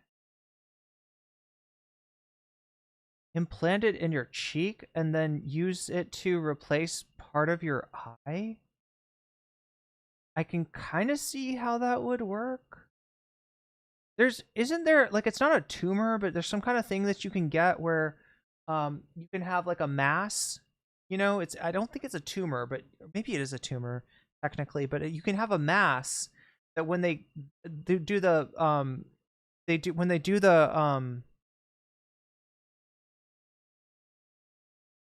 biopsy of it, they'll find they'll find like, what is it, like tooth material and hair material and like eye material in it. Like it'll be different types of tissue in this mass. JoJo is the best series, yeah. May have missed some of the lore. Did you leave the US for good? For now, Photo Metal, I mean, I haven't, like, it would be nice if if I could come back, but I don't know if I ever will. I don't know if it's ever going to be safe to come back. The United States may very well be Cronenberged at this point. I can't tell. Make oatmeal in a blender? Okay, I could see that. I have all this with a Starfrit pressure cooker. Oh, we're talking about my So my friend that I moved out here with wow.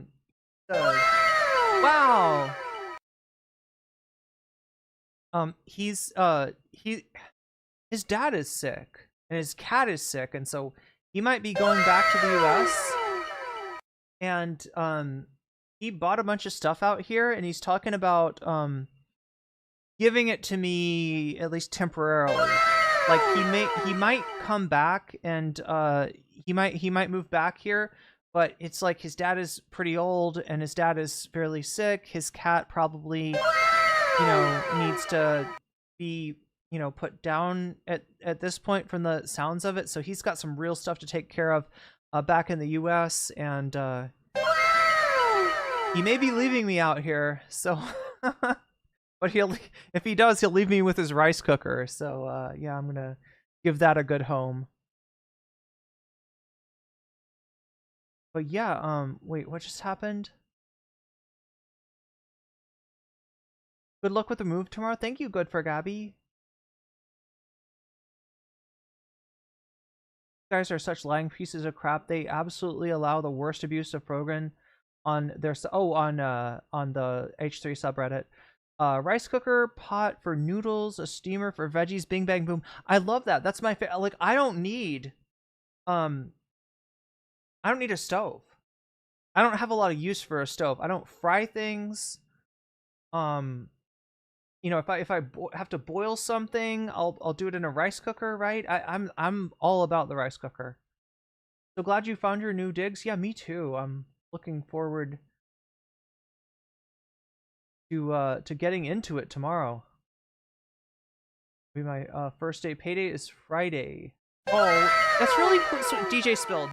That's really sweet of you. Okay. Always take care of yourself and those around you first, as long as everybody knows that. And if you want to do something for me and for the stream, just hit that like button, because it does help out a lot. I am looking for who to thank here in just a second. Like a Paris. Wait, is it like the twins thing? I'm not sure. Talking about the yeah, AA. Thank you for the 5 gifted memberships. AA, author of the famous series Winnie the Pooh. Who knew? Who knew? E-Money, you just got weaseled. Adrian Vixen, you just got weaseled. Baron of Baobabs, you just got weaseled. Have we covered the Ethan's Nazi sword racist rant? It's called a teratogen. Yeah, teratogen. Amber Slayton, you just got weaseled. Noxolotl, you just got weaseled.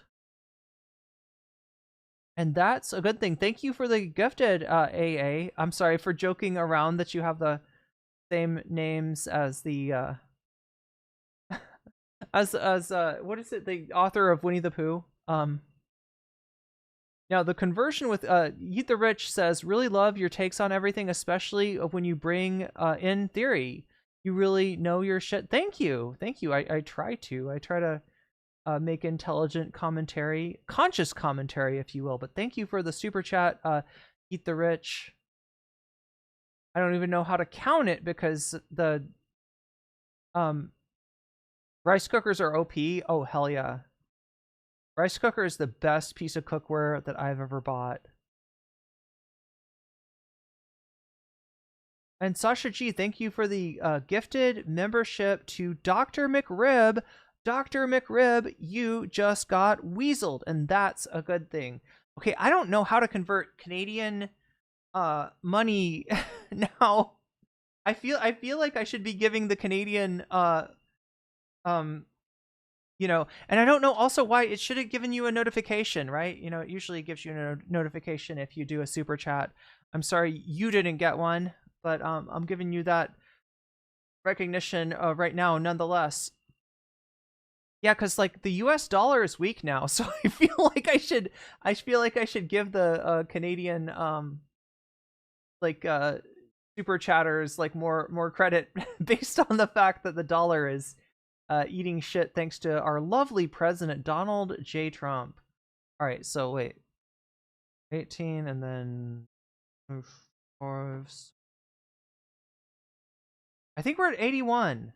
I'm gonna say that's 81. I could be wrong, but I could also be right.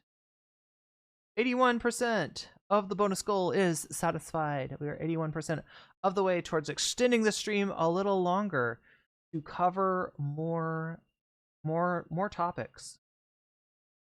What topic will we be covering? Well, let's just see. Hotel Value Fornia? Should it be 720? Wait, did I do that wrong? Oh, that's what a Canadian dollar is now. Yeah, it's more than it used to be because air fryer. I need an air fryer. Oh no, you're so right. Air fryer is like actually I can't even rank them. I was going to say that's the second best piece of kitchenware that I've ever bought, but no, it's equal. It's equal to the rice cooker. But Winnie the Pooh is Canadian. That's why he's so chill. Oh. That's why he doesn't take any shit from Trump either. Are you going to be here tomorrow? Okay, good question, Steven Sayers. So here's the deal. My checkout time is 11 a.m. my time. Now, 11 a.m. Let's see, how should I put this? 11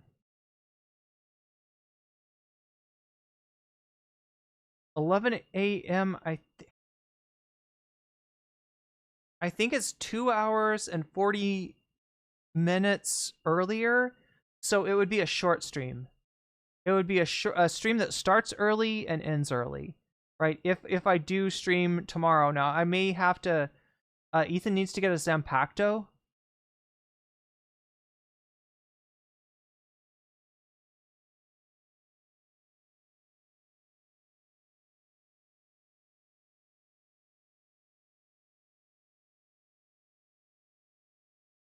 Yeah, I'll try to stream tomorrow, but if I do, it'll be early. So be here early for tomorrow's stream if it happens. And again, I don't know what I don't know, and so like I might. Ethan fell off, says Noxolotl. I might. Oh, thank you for the conversion, Moinoape. Yeah, I'll do my best to at least do a short stream tomorrow, because it might be my last stream in a long time, right? I don't know what I don't know, and I don't know how long it will take them to install internet in my new place. I tried to make it as seamless as possible. They said that they're trying to get they're trying to get it installed for me. I don't know if it's going to get installed tomorrow or if it's going to get installed Friday, because tomorrow for me is... Wait, is it Tuesday? It's Tuesday for you now. It's Wednesday for me. Yo, Crotchy, with the gifted memberships to Tay-Tay08. Tay-Tay08, you just got weaseled, and that's a good thing. Is it Wednesday? Is it Tuesday for you, chat? I feel like it's Tuesday for you for a short amount of time. Oh, if you're on the East Coast, though, it's already Wednesday, technically. But yeah, tomorrow is Thursday for me. That is my checkout time, right? I gotta check out of the hotel and go over to the new place, which hopefully will be ready for me. I don't have any place else to go if it's not. I'll like show up at my friend's house and be like, hey, I'm waiting to get into my new apartment. Can I fucking chill with you? Spoiler, you don't have any say about it. I'm just deciding I'm gonna chill with you. I feel like it's Woosday. It's Tuesday. Here in Cali, that's right, for 20 more minutes. But yeah, it'll be a stream that starts early and that ends kind of early if I do it tomorrow. And like I said, I might not be able to stream for a while. We'll see. Supposedly I have access to a what's it called, like a conference room that I might be able to use to stream in. I don't know, since it's a conference room though. It's kind of like a co-work space, so they might not take too kindly to me talking in a co-work space. We'll see. And also, who knows? I might get the internet installed. The internet might already be installed when I get there, or it might be installed the next day, or I might have to wait till next week. We'll see. We'll find out. And hopefully I won't be gone for too long, chat, because I am a little behind this month on my own income, which is becoming more and more. Yo, Crotchy, with the re-upping of the membership, free Palestine, down with Giardia. Down with Giardia? But Giardia is my favorite Pokemon. I agree, though. A lot of people make fun of her weight, and they have this whole Jabba the Hutt meme, which is stupid. I don't know why anyone There's shows so many. that. There's Shrek, but she's just like Dan said. If you don't like her, if you want to disagree with her, whatever. But honestly, I've never seen. Yeah. And there has to be a level of... You've never seen anything like it? You should try name searching me.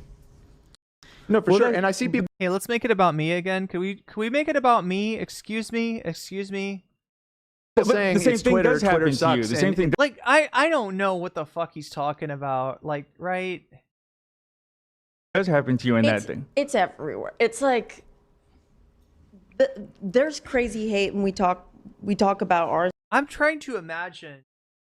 I don't even know if it's possible for Ethan to get kind of the level of toxicity that Frogan gets.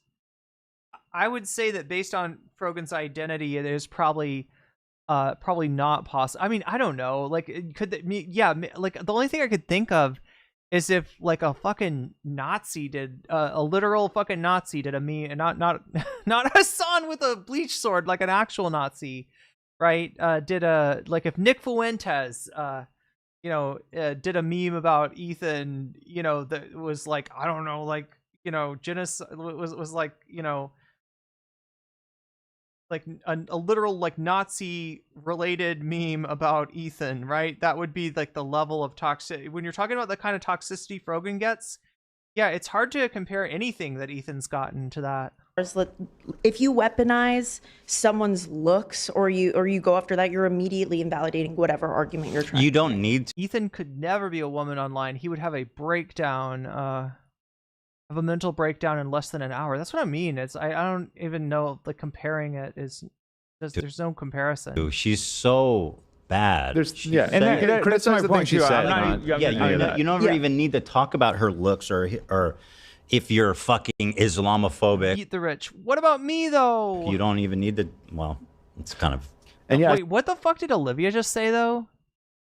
Because you had almost a human moment there with AB trying to be okay, I know she's an enemy of the VOD or whatever, but yeah, the shit that she gets online is fucking unreal. It does happen to you. The same thing does happen to you in that thing. It's everywhere. It's like And Olivia's just like, everyone gets that shit. There's crazy hate when we talk. It's your bog standard hate on Twitter. We talk about ours. If you weaponize someone's looks or you go after that, you're immediately invalidating whatever argument you're trying. You don't need. Oh, wait, I'm sorry. I misinterpreted what Olivia was saying. I apologize.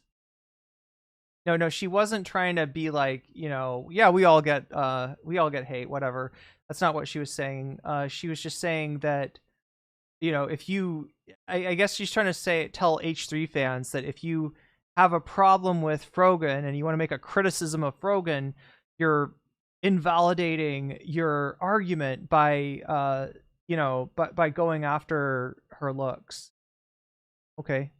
Need to. She's so bad. And criticize the thing she said. You don't even need to talk about her looks or if you're fucking Islam. Oh my God, chat, can you imagine somebody whose family had been impacted by military intervention? Can you imagine someone like that having harsh words for veterans?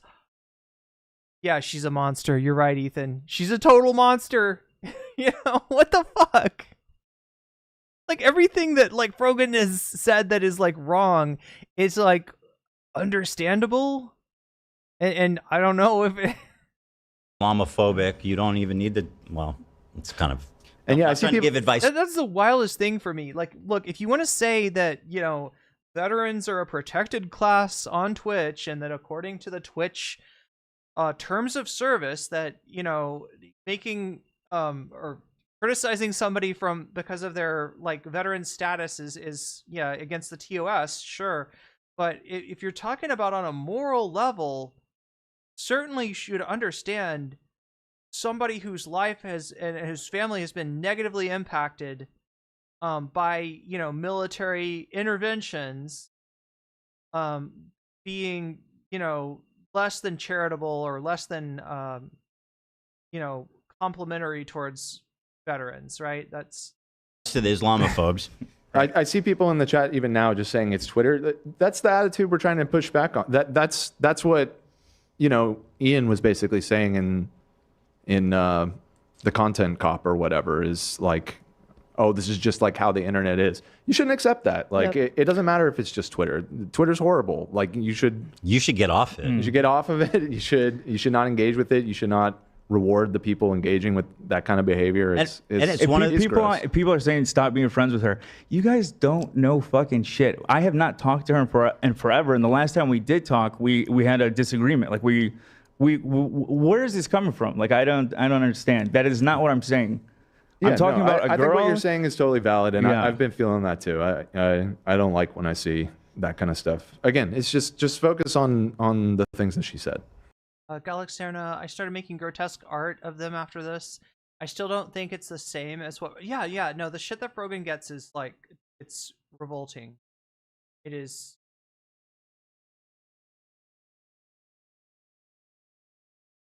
Like, it makes me embarrassed to be a human being.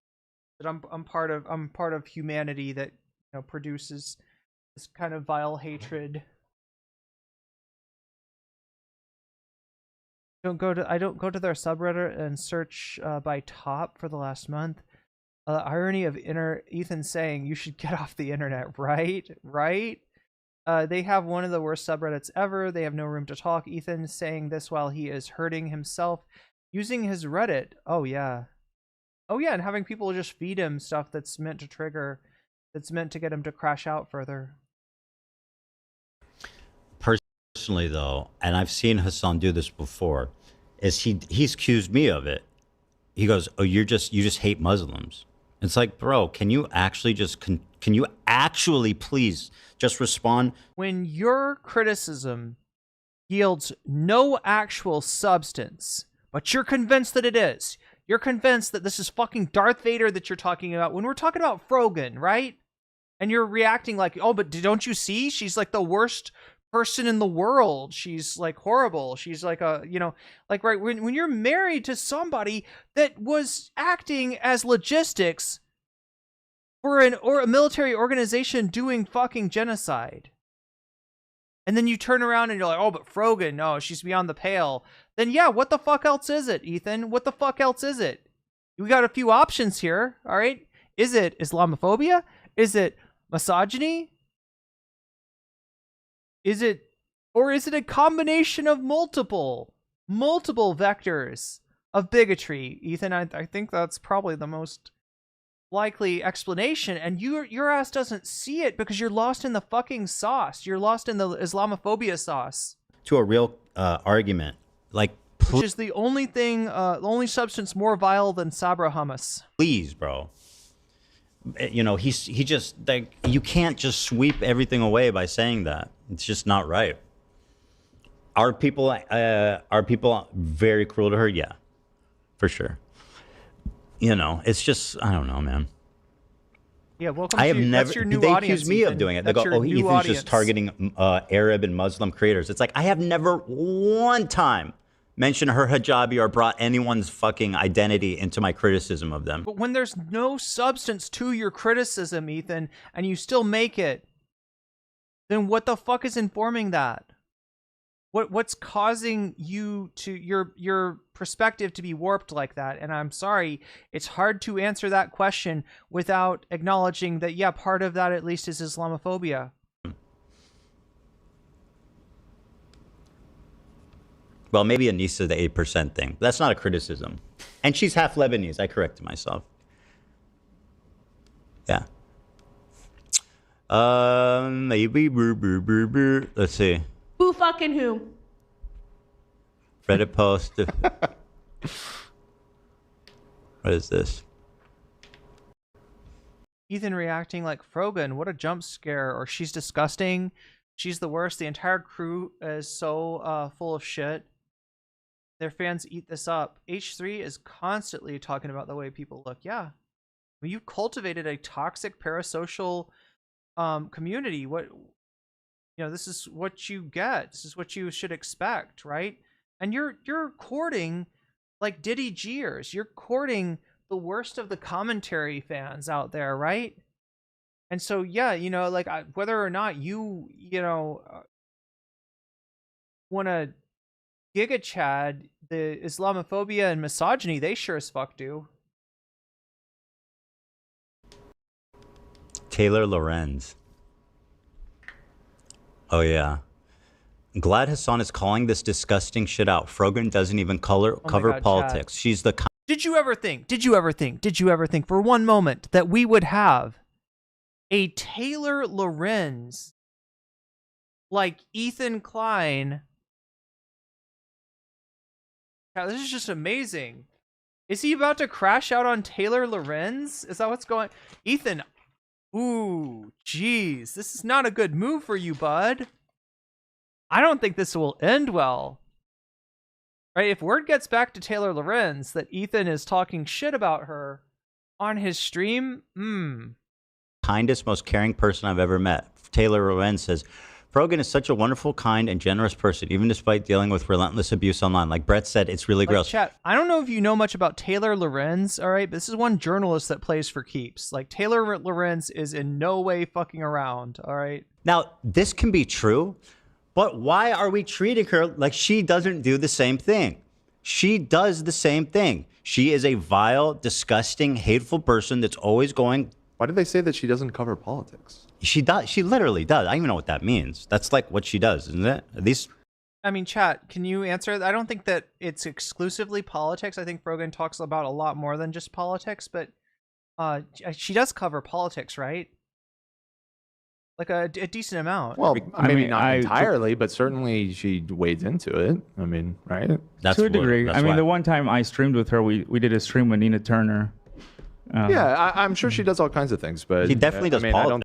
All the subs that left for the Hasan era came back for the racist H3 era. See, I'm not sure, DJ Spill. They were definitely watching the H3 reaction to the iDubbbz content cop, right? He had similar numbers that he did, you know, prior to the crash out on that stream. But I don't know how much they're sticking around. Like, they may be watching some of his stuff again.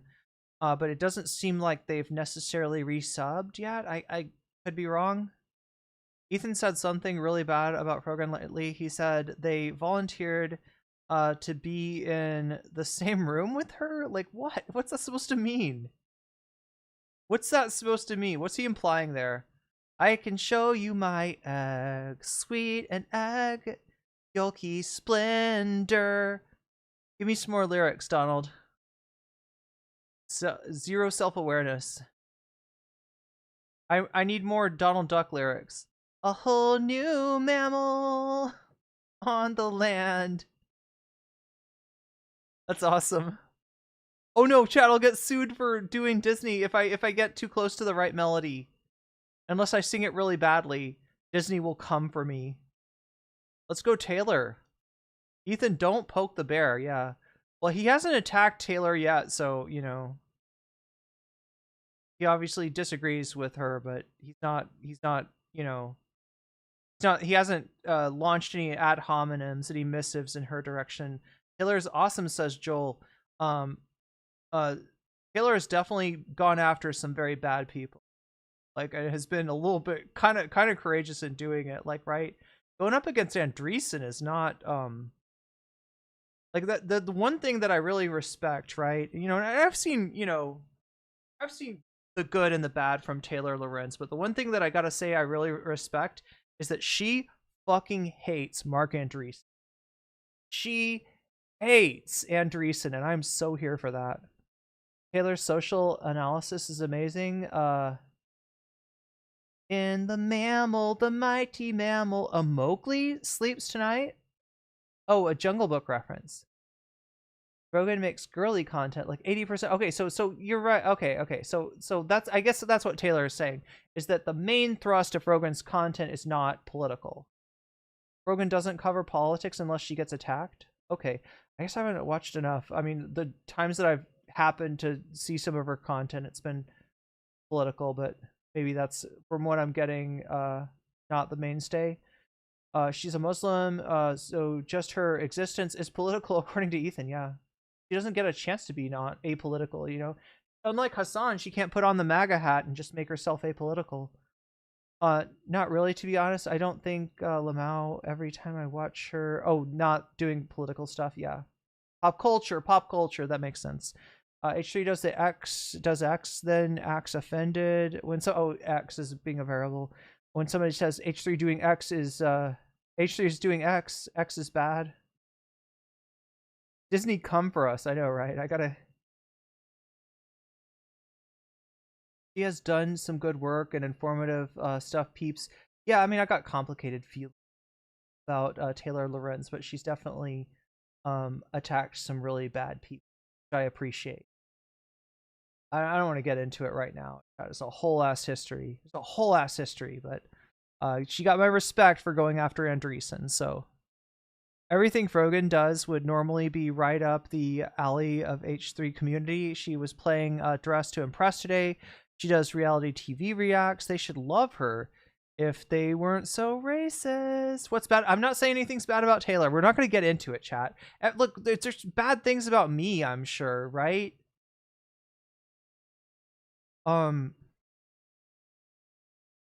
Even me, because I'm the paragon of virtue. No, but you know what I mean? Like, you know, people are complicated. But yeah, going after Andreessen, that's got my respect. Because you just fucking shit, dude. And like you're talking about somebody who's up there, you know, in terms of the tech broligarchy, right? Andreessen's right up there, right? Andreessen can come after you in some pretty substantial ways, and so that takes a certain amount of courage to make yourself known as the enemy of the broligarchy, and Taylor has definitely done that. So I think it's really fair to say she doesn't talk about politics. Like, that's clearly not true. Yeah, no? No, absolutely. So this is what I mean. It's like, no, actually, Frogan's a perfect angel, and this is all just unfair. There's no valid criticism of her at all. It's like, who's this? What is this shit? She's no angel? Just helping. How is she ever going to like come to terms with her behavior when she's surrounded by this type of Just Isn't this the same kind of shit that they always say about, like, you know, falsely accused, you know, like this is, I don't know, this whole she's no angel thing. It's got really bad it's got a really bad track record of being used by some pretty racist people. Well, she's no angel though. whatever the fuck this is, you know what I mean? I get that you're trying to be nice and be her friend and stuff, but like, why are you? You're just lying, okay? Well, and and it's also, not fair I mean, to be people. fair to Taylor here, what exactly she's what we were just talking about is true. She is subject to a lot of pretty disgusting stuff that's said about her and photoshops and all that kind of stuff. So maybe she's mostly talking about that. And in which case, I agree. And it frustrates me when people do that because it does sort of invalidate the more valid criticism about the things that she's actually said. I don't think it's fair to characterize her as just a wonderful, kind, and generous person that's just relentlessly abused for no reason, which, like, it's like, that's not what's happening. Yeah. Okay? Are people unfair? Are people cruel to her? Yes.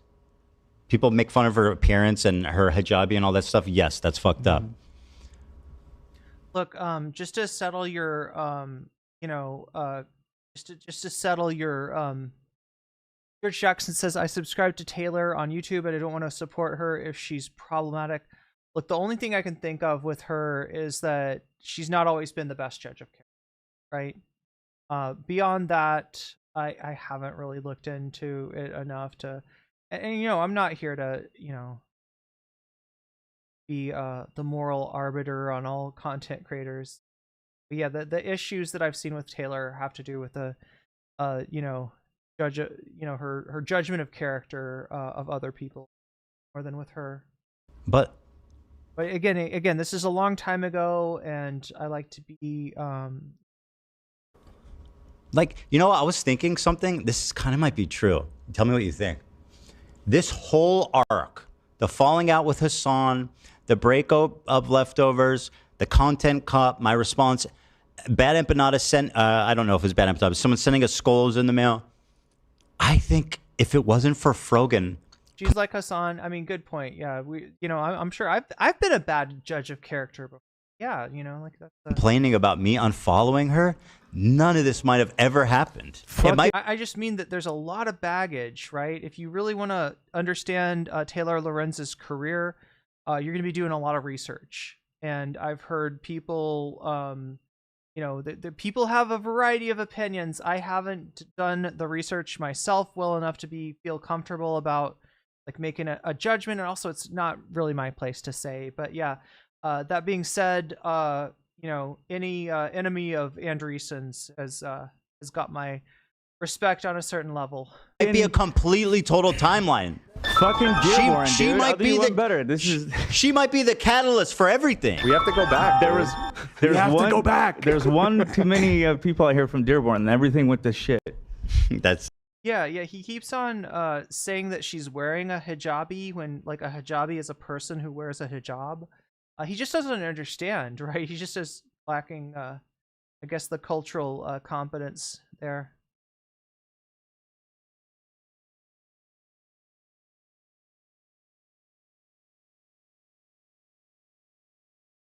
it. You can only have what? Yeah, I only mean, two. Yeah, and it's crazy because this all sort of happened like right after she moved out here, and that's another reason I feel bad too, is because this is a girl who moved away from her family. Regardless of her putting herself in the middle of it, she's out here. She's without family, by herself, and nonstop on the internet. It's just like kill yourself, all this horrible shit. So yeah, there's a way to disagree and not be fucking vicious. Yeah. No, to be fair, I'm totally like. She's far from like she's very obnoxious and she says a lot of dumb things, but I think she's mostly just dumb. Like, and I know that sounds insulting, but I'm kind of trying to like give her a pass a little bit. Like, she's mostly just dumb. You don't fucking get to say that, Ethan. I am constantly having to bite my tongue to make sure that my criticism of Ethan Klein does not bear any of the hallmarks of intellectual elitism. All right? Because this man is painfully ignorant about the subjects that he talks about and displays a uncanny amount of intellectual incuriosity. All right? You don't get to say that Frogan is fucking dumb, Ethan. All right? You don't fucking get to say that. I don't think she even knows necessarily, like, sometimes Lest you shatter your glass mansion. what she's saying and doing. I know that sounds insulting, but trust me, the alternative is way worse. She's Dearborn, baby. I'm Dearborn as fuck. Dearborn born. Yeah. She's just trying to pay rent. Rogan has a master's. Yeah, this is the thing about Ethan. The people that he calls dumb are usually like the most, the most educated, most informed people out there. And like I said, to buy what he's selling, God, this perfect Popeye right there. To buy what Ethan is selling, you gotta really, you gotta be more ignorant and less intellectually curious than him. That's all I'll say. And Ethan, come on. And I, before she moved out here, I remember us. George, I just want to make sure that we understand something. All right. Most things in this world are not black or white. Please don't take my reticence to sign off on everything that Taylor Lorenz has ever done as being a criticism. It is not a criticism. I don't know enough about Taylor Lorenz to be able to render any kind of verdict, and I'm also not in the business of rendering a verdict on other, content creators. So all I'm saying is I've seen the good, and I've seen some of the bad.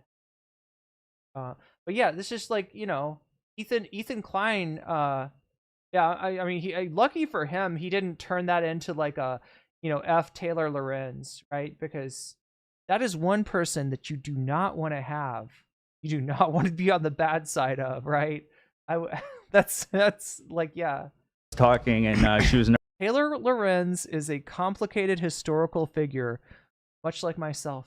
Nervous about it, and I said, at the end of the day, you'll have me and Lena, like worst comes to worst, and then shit just hit the fucking fan. Yeah, it sucks. And it all sucks. Anyone It who all tries, sucks, yeah. anyone who, yeah, It all sucks. It sucks that my fucking good friend Ian. Why did Zach steal Matt Lutch's coconut sound drop? Yeah, good question.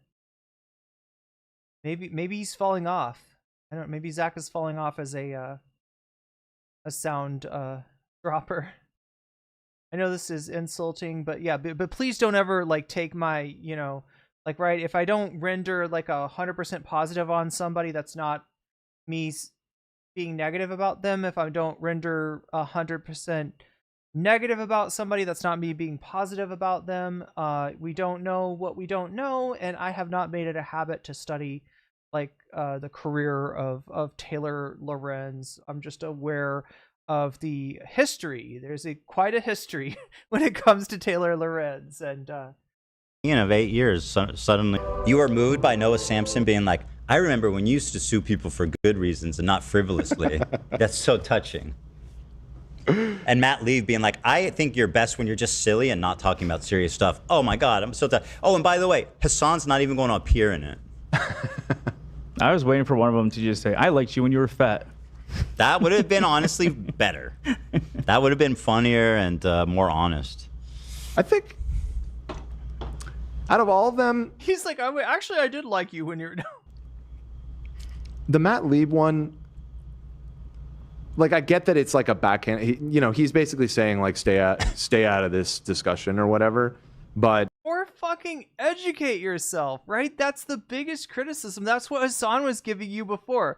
Hasan defended you as being a fundamentally good person who just had some like unexamined beliefs that were, kind of pulling him in the wrong direction, right?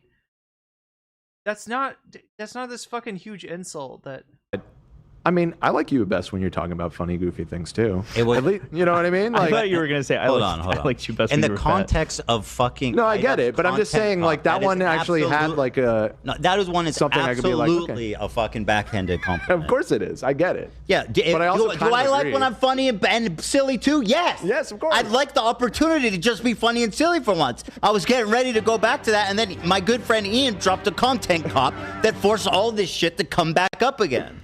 The crew has actually said they liked Ethan better when he was heavier. Wow. I mean, they did make a comment about that he looked a little too skinny in the recent in the video on the H3 Productions channel, or sorry, yeah, H3 Productions on the big channel. Right, but I think that was more of a comment on like the angle of the camera and the lighting, etc., etc. Right. Yeah. I was going to talk about the skulls. I was going to talk about Hasan. I was going to talk about Frogan. I was going to move on. In. No. And you know, if these people are mad that they're being harassed, you should really fucking talk to Ian, who put you in this dumb video and made you the target again. What a dumb, pathetic loser he is. We want to stay out of the drama. I can't. And me and Eli just can't get over it. Like, he literally went on camera and was like, I'm changed. Content cop is cruel. Nobody deserves that. Once you do that, dude, you don't get to come back and do that again. Ethan, please, if you can find a re-upload of the Leafy video, or if any of the content cops, and compare, you know, iDubbbz's criticism of them to his criticism of you, right? At no point was iDubbbz going for any fucking low blows. You blew him up on your podcast for not jumping in and defending your bullshit. That probably pissed him off a little bit, so he starts off the video, you know, with a "wake up, Ethan, wakey, wakey," and does the L dance and flips off the camera and shit like that. That's the closest thing to toxicity that exists in that content cop video. Everything else is a substantive criticism, not so much of the, you know, political issue, which is not what iDubbbz is really talking about, but of your interpersonal toxicity, which he and Anissa have experienced very up close and personally, right? Please compare the shit that he said about Leafy is here, who's also a piece of shit, right? That's where he said, you know, nobody deserves that. I feel bad about it. And it's not so much that, like, you know, he's like, oh God, I hurt Leafy. It's not so much about that. It's that iDubbbz doesn't want to be that kind of person anymore, who is like, you know, gets petty and goes after people's looks and their, you know, attacks their insecurities, right? And that content copy did on you, yeah, was very empathetic. That's, you know, night and day from the kind of shit that he used to do. You staked that claim. If you come back and do it, you look like a giant idiot, even if it's warranted. It's super irresponsible. It just makes you look shitty. It just makes you look performative and. Oh wait, Moe Nope's got one too. Mammal, you got me on my knees, mammal. I'm begging, darling, please, mammal.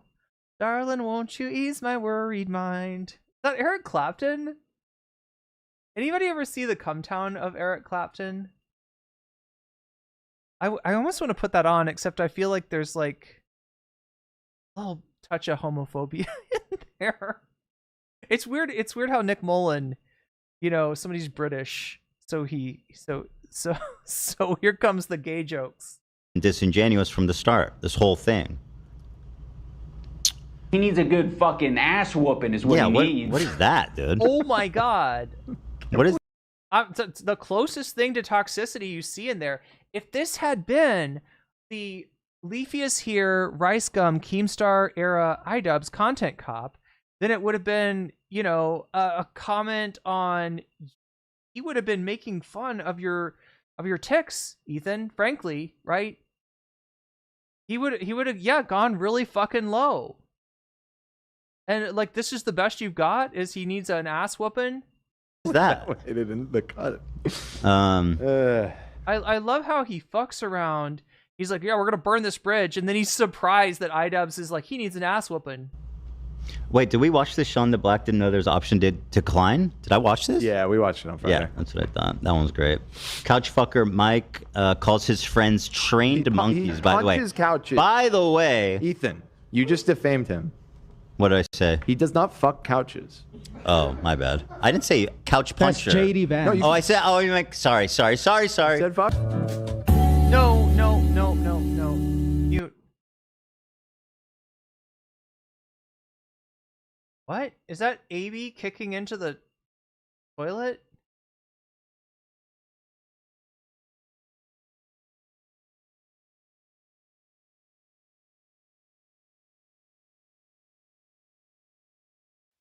Okay, so anyway, Mike from PA says they someday, chat, somebody working on the inside of the H3 podcast is going to find a way out of their NDA, and they're going to grace us with all of the behind the scenes of what actually happened during the buttons, right? What was that button hiding? Inquiring minds want to know. So, and his cope of being like, why I wasn't there and why I didn't send a video in and why I wasn't involved in this at all. They think that because I don't hop around like trained monkey, like they would, that means I'm disliked. Bro, these your friends? Yeah, it seems like he's taking a swipe at them. Oh man, the coping is unreal. It's getting messy. The coping it's all over the place. You think I wanted to be in it?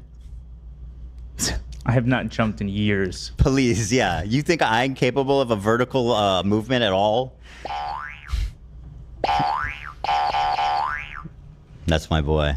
Sean, or not, that's Mike from PA, everybody. What a weird thing to say. The guy with bad posture says that Mike from PA can't jump. My boy. Oh, you wrote couch fucker. That's oh my god, you don't say like when dudes get middle aged, they're not as agile as they used to. Like, what the fuck kind of criticism is that?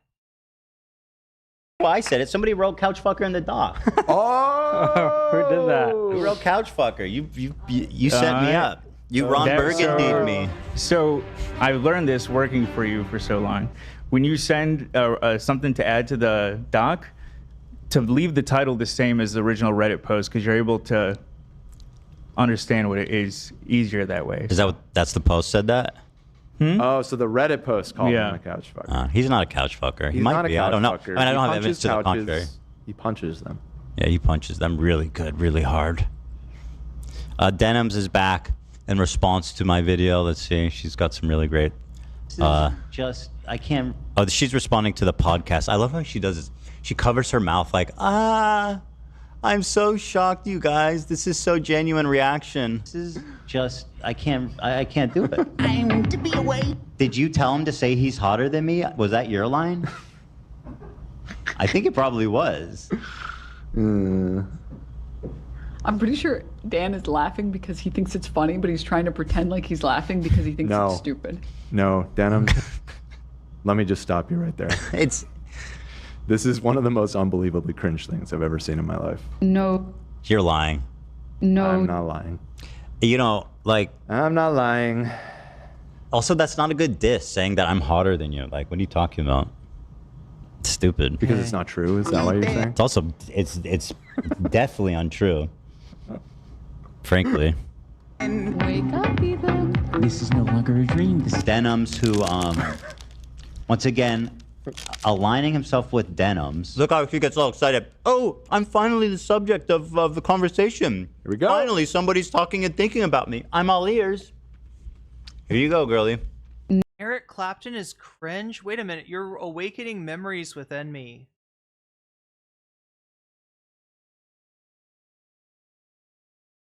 Wait. Yeah, no, you're right. Like, wait, there is some real shit. Like, talk about baggage, right? Eric, somebody remind me. Eric Clapton is a bigot. I heard. Yeah, it's along those lines, right? I bet money that Psychology in Seattle was threatened by Ethan with a defamation lawsuit for accurately assessing, or he's gonna go for his license, right? Yeah, I wouldn't be surprised if Ethan tried to get his license pulled or something. Get him, like, he teaches at a university, right? Or like get him his job pulled. Honda is actually a solid psych.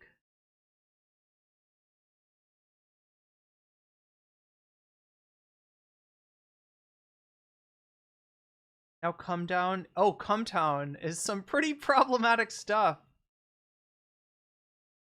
But George Jackson, which is more problematic, Come Town or Eric Clapton, which is worst? But yeah, I feel like he has, Eric Clapton has done some pretty like racist shit before.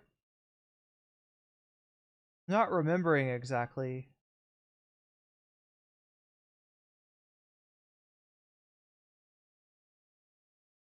Oh, check Spotify. Good idea, Snow. That's a good idea. Yeah, there's probably a lot of, if they're streaming to Spotify too, then there's probably a lot of little buried treasures. Sorry, but Ethan absolutely self-reports the most when he's sniffing. Oh, the sniffing tick. That's not ableist, but look how little he sniffs when he's not actively lying.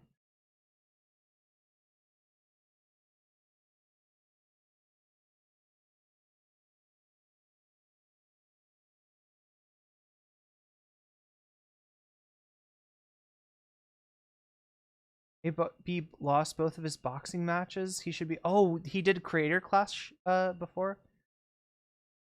I'm middle-aged and I can do 720 kick. Hell yeah. Oh, in my dreams. Okay. I thought you were. I was like, damn, that's quite a kick.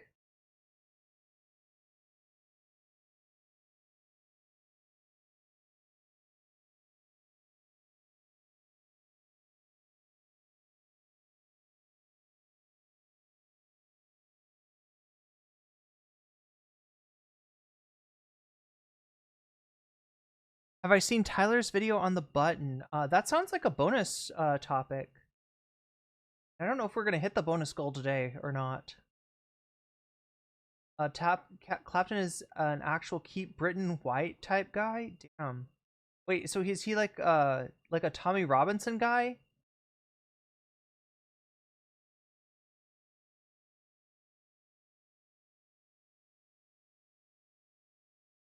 No.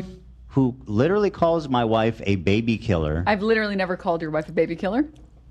Just to like bring her back to reality for a second. I mean, having the queen is cell phoning. Damn, dude. The IDF member is bringing us back to reality. Okay?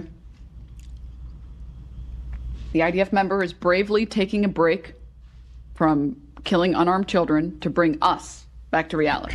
Now, she did say children. Terror babies. Terror babies. No, she called them terror babies. Sorry. Yeah. I see you were trying to be generous there. Denims is the queen. I don't know what chat. Do you think it's a self-own?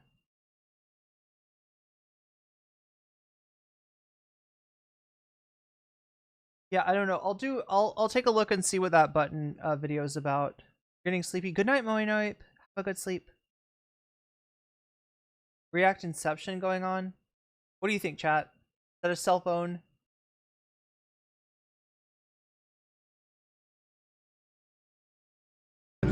Of self-owning. And clearly iDubbbz spent a little too much time with her. Remember the good days maybe we used to pay for Instagram? All the money I wasted on these ads. A picture of you guys together. Well, it was a different time. It was a different time. That was one of the funniest things ever. Totally understandable, by the way. I bring so much to the show, don't I? You do. You do. Of course you do. Yeah, of course. It made sense when you explained it, but God, that was so funny, dude. Holy shit.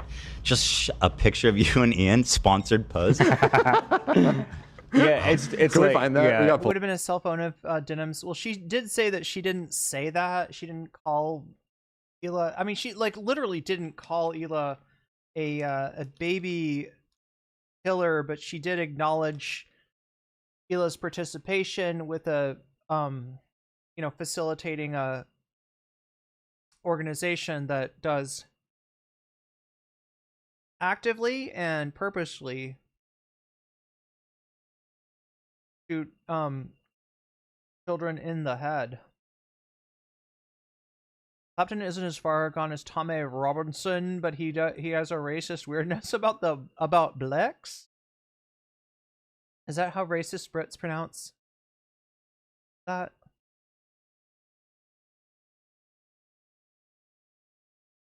She did not. Yeah, she didn't. She definitely didn't say baby killer. I mean, I can see how you'd imply that.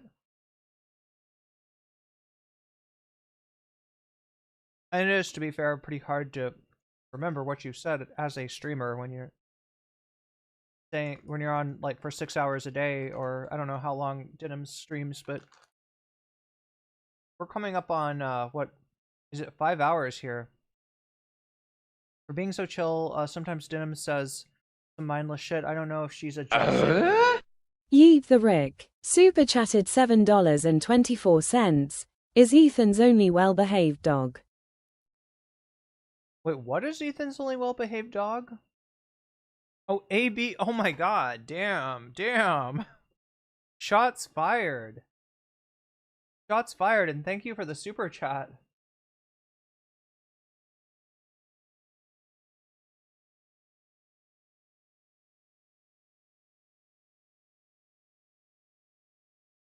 Pull it up. We gotta pull It's funny, all the like Bad Empanada and stuff calling me like a house slave and all this other crazy shit.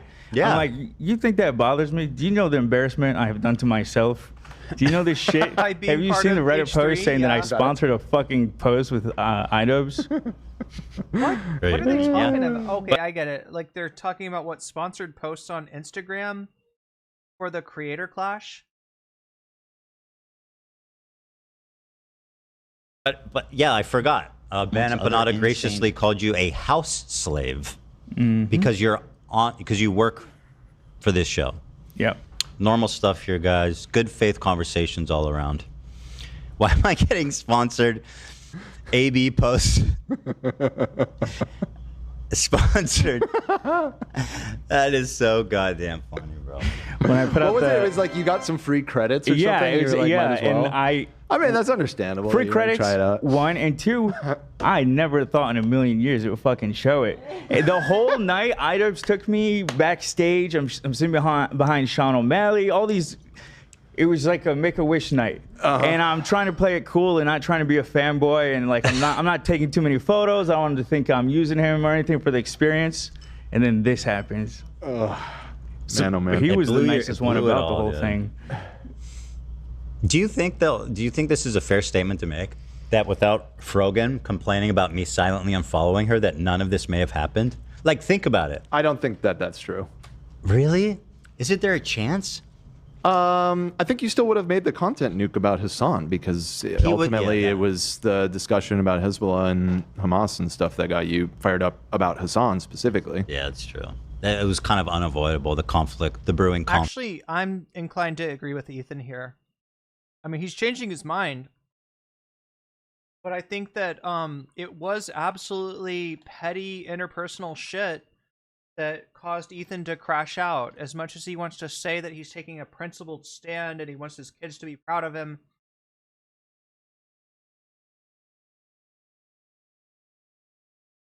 and he's fighting to secure the future of his children and whatever kind of fucking reactionary bullshit, right? I think it really does have more to do with A, his ego, and B, yeah, just his temper. That's what caused the crash out. Conflict between us. But yeah, I mean, I guess I like the idea of it, prior to that, it may have been more chill, I suppose. Who fucking who? I think. Imagine Ethan dressed like Glinda the Good Witch and saying, "Are you a good Jew or a bad Jew?" It's funny to think about. So that we have that. You know what I mean? We have that. Terrible things. I've literally I do never wish we said lived in that anything. timeline. I've actually been very kind to your wife. He was already hating on Hasan before the Frogan Discord messages.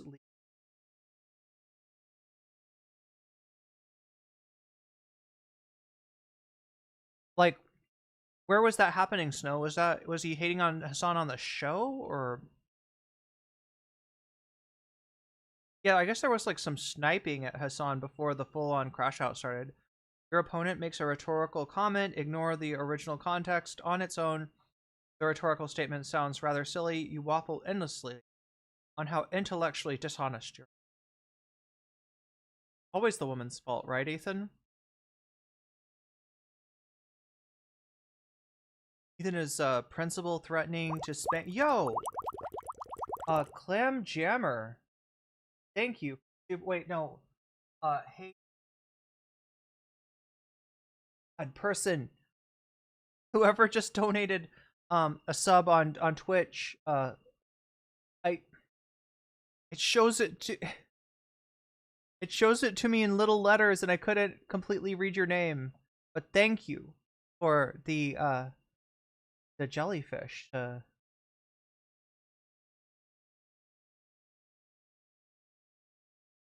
Doing sneaky shots at him for a while on Instagram. Yeah, I do vaguely remember that. Wait, great name. Wait, how am I not reading? Somebody say what their name was so I can read it out.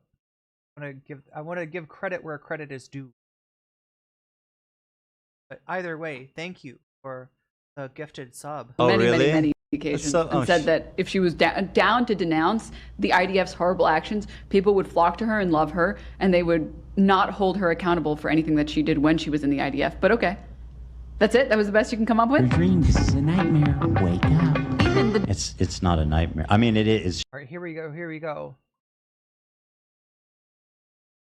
Hey, you sexy bitch is paying forward a gift they got from Joel, Cyberud to Clam Jammer 180.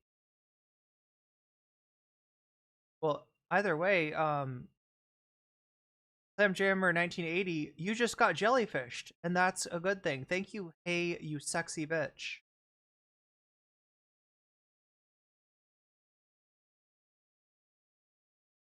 And I think that puts us Shocking. in bonus territory. What a nightmare. It's real. Why is he like so full of himself? Where he's like, "Wake up, dude! This is your nightmare." That's what being full of yourself. I would. I'm sorry. Point out that she. I thought being full of yourself meant showing your watch off with any excuse, right? You want to talk about being full of yourself? Saying that you're the most what did he call himself? Like the most famous Jewish content creator or something like that? She keeps playing with her hair, but you know what? After a week of that wig, I get it, girl. You get it. No hate. Girl. Dan is with you. Dan stands in solidarity with you. That guy. You're not that guy anymore. The comedy understander here to tell us what's comedy and what's not. Clearly. I mean, well, you know, he's the one in his one that was like, that's not podcasting. Every time I see that, I'm like, dude, how can you go out there? No, please understand what he's saying. When he says that's not podcasting, then what he's saying is this. Podcasting or streaming is done for the benefit of the audience, for the entertainment of the audience, right? With the audience's interests in mind. What you're doing, Ethan, is more like venting. Like, chat, if I came on here one day and I was like, hey, chat, well, I want to get the show started, but God, I got to tell you about my friend. My friend is a complete piece of shit. I can't believe this guy. He did blah, blah, blah, and blah, blah, blah. And like, right, you know what I mean? And you just like kept on watching me. And an hour into the stream, I'm still complaining about my friend. An hour later, I'm still complaining about my friend. 3 hours later, 4 hours later, right? And I get done with and I'm like, all right, well, I gotta go now, right? That's not a stream. That is me venting. That is me confiding in my audience as if they were Dear Diary, and that is kind of what you're doing. Except with Hasan. That's what iDubbbz is saying. That's why it's not podcasting, right? Like, yeah, I get it's subjective, and you can do a lot of different things in a podcast, right? You could even talk about, just random, you can shoot the shit in a podcast. That's perfectly fine. But the one thing that just an extended fucking crash out of your obsession with somebody, I don't think that's podcasting either. And say that on camera. Now, am I the keeper of comedy? Well, let's just say this. I'm the last line of defense. Who are you? I mean, you're looking like the crypt keeper these days, but whatever. Who are you? Yeah, we say, in the comedy world, we say we're the last line of defense. Who are you? Okay. Oh, the guy. I saw him. Okay. I know people that know Joe Rogan. Who the fuck are you? They're gonna take you seriously. You can ask people what the Joe Rogan show is like, since she'll never be on there. Of course they will. Of course they will. Everybody knows I have great admiration for Joe Rogan. Dumb bitch is telling you to wake up. This dumb bitch? Well, oh yeah, because she was calling rape victims liars. That's why I called her a dumb bitch. Nope. You were saying that someone was raped continually over 50 days and they weren't. That's None of the that's hostages a that- crazy leap. Somewhat. Oh my God, Chad! If we only had there's a clip. There's a clip where Ethan says this, right? It's not a crazy leap. It's literally what he said. I said she was being She's remembering Ethan's content that she previously covered. raped continuously over 50 days. Like what? Okay. Anyway, here's the receipts. Yeah. No, you watched what is it called? The something silence. That propaganda piece. You watched it and you took it. You were like hook, line, and sinker. Everything on here is true. been released so far have said that they have been raped. Yep. They literally had at least one hostage that was released by Hamas that said, yeah, well, they raped me with their eyes. And then they had a different one that said, yeah, well, they didn't rape me, which made me feel ugly. And so I got a nose job. Imagine her saying this against any other survivor that wasn't Israeli. Imagine the balls to actually speak that heinously to. No, but I mean, like, that's some wild shit.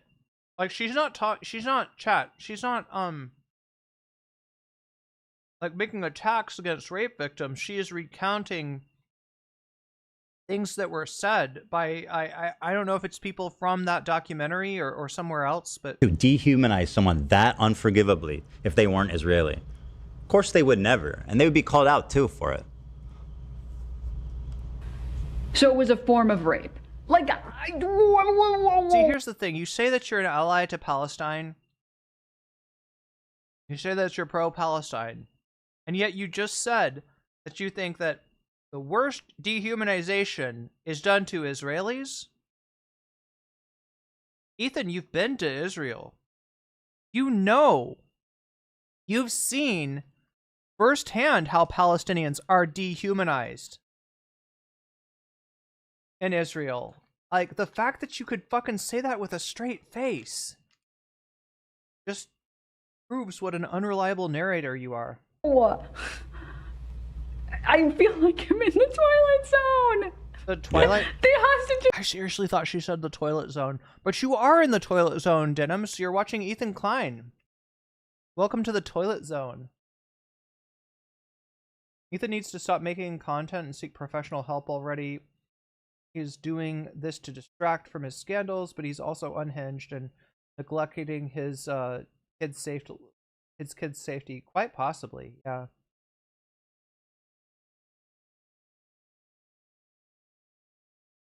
Thank you, whoever this is from. I think it was You Sexy Bitch that gave you the gift sub. I'm sorry, Hey You Sexy Bitch. Not saying their handle correctly. What's up, Poo Poo Sama? Poo Poo Sama loves all of us, chat. We love Poo Poo Sama. How could you not? With a name like Poo Poo Sama, how could you not? Poor baby can't handle feeling exposed as a racist pig. Dan trying to shame somebody with hair. I don't know. He wore like a wig for some reason last week, so I think he's trying to say that like hair is very hard not to play with. By the way, Elon now claims he saw that. Metal, we were talking about that. When I saw that Elon says that he will leave politics, and it's probably because of the flagging numbers for Tesla or Tesla, as I call it, where everything's a computer. Everything is computer. Did we reach the bonus goal? I think so. People listen to podcasts to learn and be entertained. They are not there for 3 hours of complaining and making threats. Unless it's like a Kiwi Farms podcast, right? I don't know. I don't know if there's like a, there's podcasts associated with like harassment sites. Maybe they're more like, a 3-hour hate session, but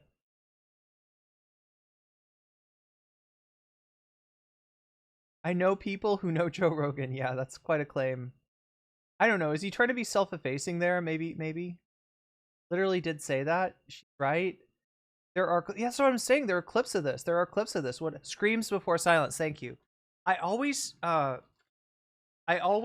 see. I had a video called "Speak Through the Silence," and I always when I try to remember the name of "Screams Before Silence," I'm always like, "Speak through the silence."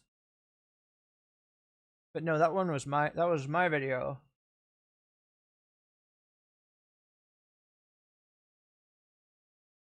It's Sheryl Sandberg's documentary. What happens when you stream while drugged up? I like being drugged up, don't get me wrong, but I am not quotable when I am that fucked up. Yeah, no, that's understandable. Silence without evidence or some BS.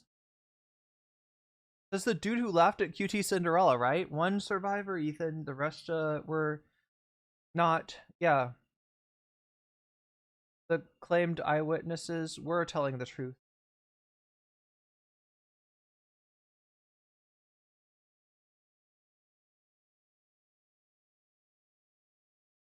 If you want, you can Google renowned misogynist Ethan Klein claims to falsely accuse. Continues to falsely. Okay, let me. If I can find this. Good. Let me make sure I've got copied. There we go. I'll take a look at. Yeah, the toilet zone. Poggies Patrol. Potty Patrol. Ethan Klein. Clean up on aisle. Sorry. Clean up on aisle H3. H3 is the toilet zone, right? Giardia Wheel of Fortune.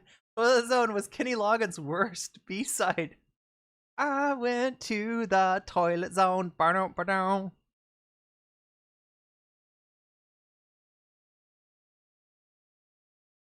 Hallway to the toilet zone? Hell yeah. Vanna White would tell you to spay and neuter your dogs? And don't eat the dog shit? Wait, what? Take it right into the toilet zone, the bonus zone, down. I went to the toilet zone.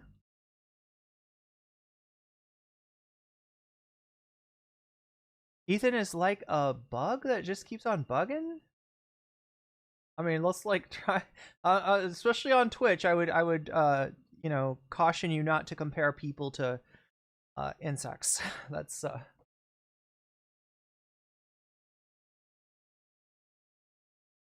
Didn't the New York Times article get called out because they fabricated? Yeah, there was a lot wrong with the New York Times article. Sheryl Sandberg should be prosecuted for her part in in enabling a genocide. Welcome to the toilet. How may I help you? Did I say incest? Not yet.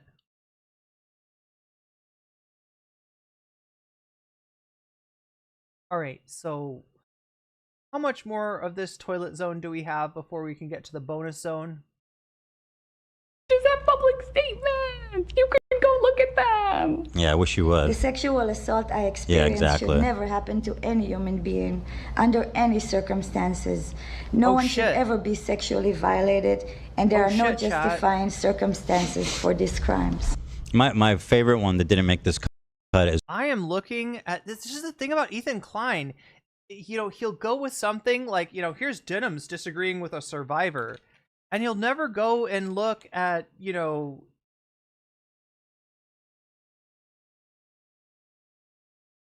never examine, like, he'll put up a source. Somebody will disagree with the source. He'll say, you're bad for disagreeing with that source. You're calling rape victims liars. And then if you actually look up the source, you'll find that yeah, it's bullshit, or it's internally inconsistent. Like, in fact, I feel like in the example of screams before silence, I feel like the so-called the person that Ethan called a rape survivor then contradicts Ethan, and like I don't think she's even calling herself a rape survivor. I think he just assumed that from watching one clip from that video instead of the whole thing. Is when she's watching a testimonial of someone describing what they went through, and she goes, wasn't this debunked? Like a person sharing their first-hand experience, and she's like, wasn't this debunked? I've never called him a liar. All right, Okay. Ethan, what if somebody says that you assaulted them? Do you think that's what Believe Women is? Is it somebody makes a claim against Ethan Klein? They say that they were assaulted on this and this day in this room of the H3 studio, and you happen to have a closed-circuit video camera trained on that location. You look at the closed-circuit videotape, and neither you nor the alleged victim are there. Should we... I guess we got to believe victims, Ethan. Or we could try not being a parody, a Ben Shapiro-esque parody of what the left is supposed to be. Right? Sure, whatever you want. All right. Ethan, you're digging your own grave here. You're digging your own grave, right? Whatever you like. Ooh. Hold on one sec. While Ethan's responding to that, I do want to say, just to make it very clear, I was wondering if I should even acknowledge this. A few weeks ago, there was this video going around on Twitter they clipped of my stream, of course out of context, saying that I want to only block pro-Palestinian activists, that I'm tweeting free Palestine just to block pro-Palestinian activists. That was not my point at all. My point was... So chat, I guess we're in the bonus half now, right? And I'm looking at what you voted for. More Ethan Cope H3 VOD, #1 by 5%. And oh my god, wait, do we have a tie? We have a fucking tie. We have a tie. Look at this, chat. Look at this. Okay, so plus 31% equals 31%. Ethan, stop talking about Palestine. That's the new video from Chris Kunstler, and that is 6 and 31%. Chat, what do we do here? Like, I had already started into the more Ethan Cope H3 VOD because I thought that was what was winning, but it turns out that it's a statistical dead heat. No! And we're back. And we're back. I gotta type in reload, don't I? Reload.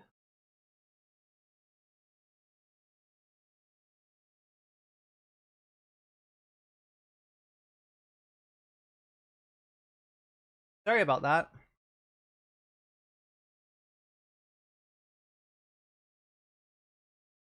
But yeah, it is, I'm looking at it. Looks like the Chris Kunstler video is ahead by 1% right now. 5 plus 27 is actually 32. So yeah, we need to make sure that, you know, if you want to donate it and you want to tell me where to put that donation, do so now. If you want to donate now might be the time that your donation might be decisive.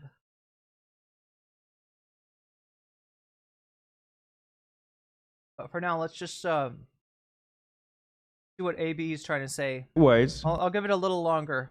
that these people who pretend to care about Palestine, these people who only care about internet drama, those are the people that I want to get out of my fucking audience, get off my Twitter feed. His and oddly enough, that whole stream, I was talking about Mahmoud Khalil, the student who was unjustly arrested. I was watching Al Jazeera documentary about what was going on at the time. It's just, please, criticize. I'm trying to understand what's going on here. Like, what's his claim now? Now, I've heard about this situation. What was it, chat, that he, like, did he type Free Palestine? Here, let's rewind it. I just want to get his take on this. Ooh. Hold on one sec. While Ethan's responding to that, I do want to say, just to make it very clear, I was wondering if I should even acknowledge this. A few weeks ago, there was this video going around on Twitter they clipped of my stream, of course out of context, saying that I want to only block pro-Palestinian activists, that I'm tweeting Free Palestine just to block pro-Palestinian activists. Okay, wait, so he tweets Free Palestine, and then he blocks whoever likes it? Is that what happened? Was not my point at all. My point was that these people who pretend to care about Palestine, these people who only care about internet drama, those are the people that I want to get out of my fucking audience, get off my Twitter feed. His and oddly enough, that whole stream, I was talking about Mahmoud Khalil, the student who was unjustly arrested. I'm sorry, get off your Twitter feed? That's, like, pertinent, I guess, to people you follow. This would be, like, unfollowing people. I was watching Al Jazeera documentary about what was going on at the time. It's just, please criticize me, say I'm whatever. Right. If you want to make a clarification, if people got you wrong, then I'm willing to listen to your side of the story, but I don't even know what you're saying here. You're just saying that the people that said that, they were wrong, and you're not offering me anything substantive about, like, okay, so, like, how did they lie about you? So wait, chat, do people remember this? He puts up a tweet that says Free Palestine, and then does he block everybody who likes the tweet? I thought you couldn't see likes on Twitter anymore. I'm a little confused on this. But these edamame are fucking delicious.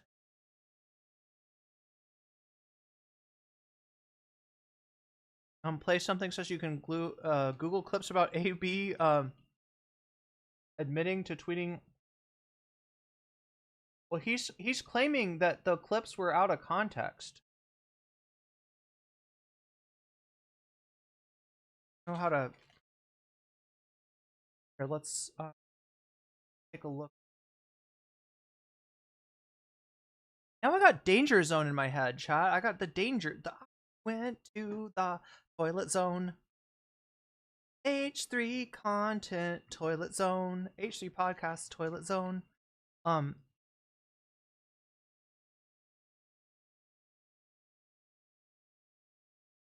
right, I'm gonna search this up.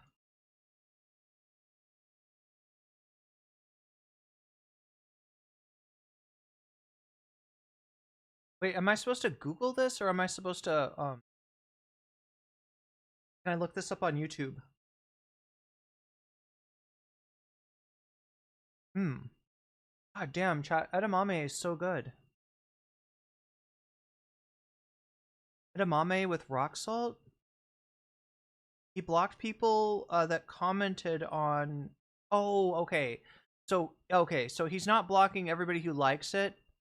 He's blocking... So he posts Free Palestine, and then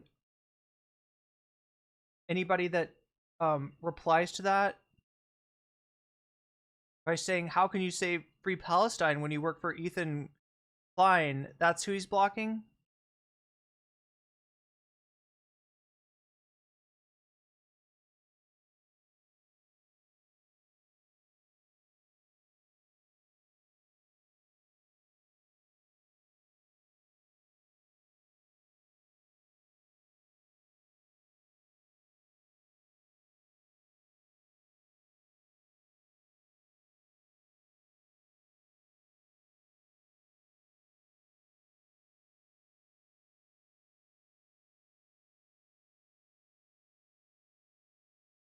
Danger zone.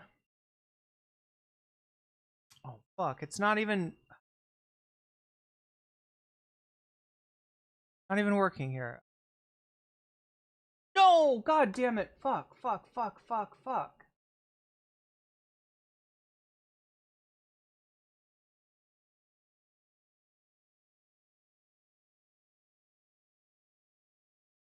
Ah, I'm not having any luck on this.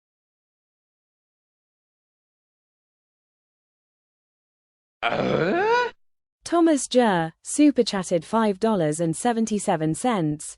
Free Palestine, expensive Teddy Fresh. That's true. That is true. I don't understand. Why doesn't Zach, the biggest member of the crew, simply eat Ethan and take his place? Are we going into Vor? Is this like Zach, Ethan nesting doll? What is this? Is this Vor chat? Are we in Vor territory? Did we go into the... It's on Reddit. Oh, it's Reddit. My mortal enemy, Reddit. No, just kidding. People who supported him previously, before he started throwing snarkers under the bus, people were mad because he was saying that to target people who were upset at him for standing with Ethan. Okay, so I get his content. So he's saying that he was portrayed having blocked people for liking the Free Palestine tweet, and in reality, it was edamame, sweet high chili sauce, water reduced, and love yourself. Oh my god, that sounds really good, Tajium.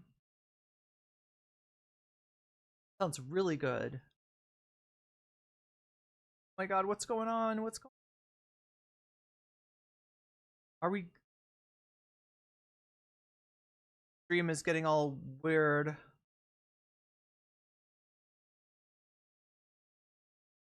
So are we still... No, wait, it switched, chat. Now it's 32% for more Ethan. It's tied again. It's a statistical dead heat. Look at this. Look at this. Look at 32%. Plus 0 equals 32. It's tied, chat. What do we do? We need a tiebreaker. We need a tiebreaker. Zilly Zonka always did use human source chocolate. Wait, what do I remember about Zilly Zonka? Thomas J. super chatted $5.77. From bad hummus to bad human, Hasbara. From bad hummus to bad human. Come back, come back, come back, come back, come back, come back, come back, come back. We're back, we're back, we're back. Refresh, refresh, refresh. God damn it, I hate that. I hate it, I hate it, I hate it. Refresh. Zilly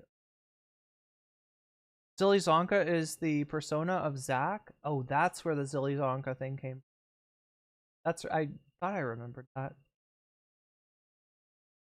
Pat, we need a tiebreaker. We need a tiebreaker. Who can break the tie? It's either going to be the new video essay, Ethan Klein should shut up about Palestine, or Ethan Klein should stop talking about Palestine, or it's going to be more H3 Cope. 250 votes. Wow. 250 of you have voted. Leg wrestling is the greatest tiebreaker? Yeah. I feel like I used to be... Oh yeah, I'm really good at leg wrestling. Chat, do you know that I have really strong legs? Like, amazingly strong legs. Unbelievably strong legs. Especially... no, actually, not even especially. Omega Star with the re-membership? I'm not saying this right. Ethan coping is awesome. Okay, so you're backing... Omega Star is backing Ethan Klein coping. Okay, so wait. I'm supposed to add 14% here. Add 14. Thomas J. super chatted $5.77. Okay, Chun-Li. Chun-Li?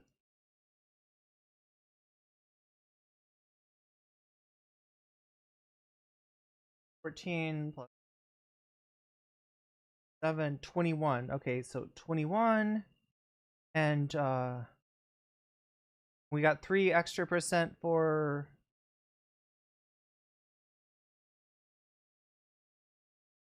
Ethan coping. Add 3% to that. There. Wait, Chun-Li. Wait, are you voting for something, Thomas? It looks like Ethan coping is ahead, but I want to make sure I understand.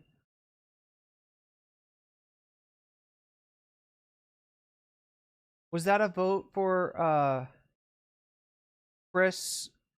Wait, how have I forgotten his name?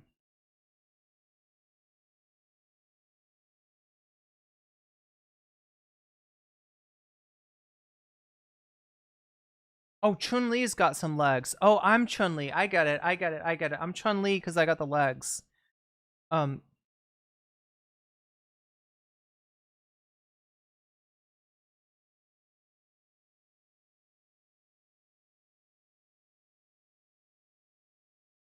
voted for no more Palestine? Wait, what?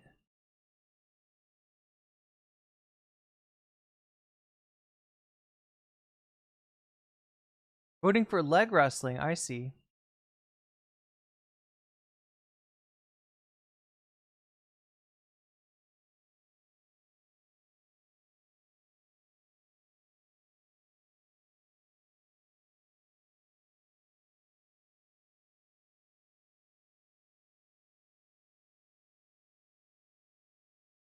On the list, I choose that.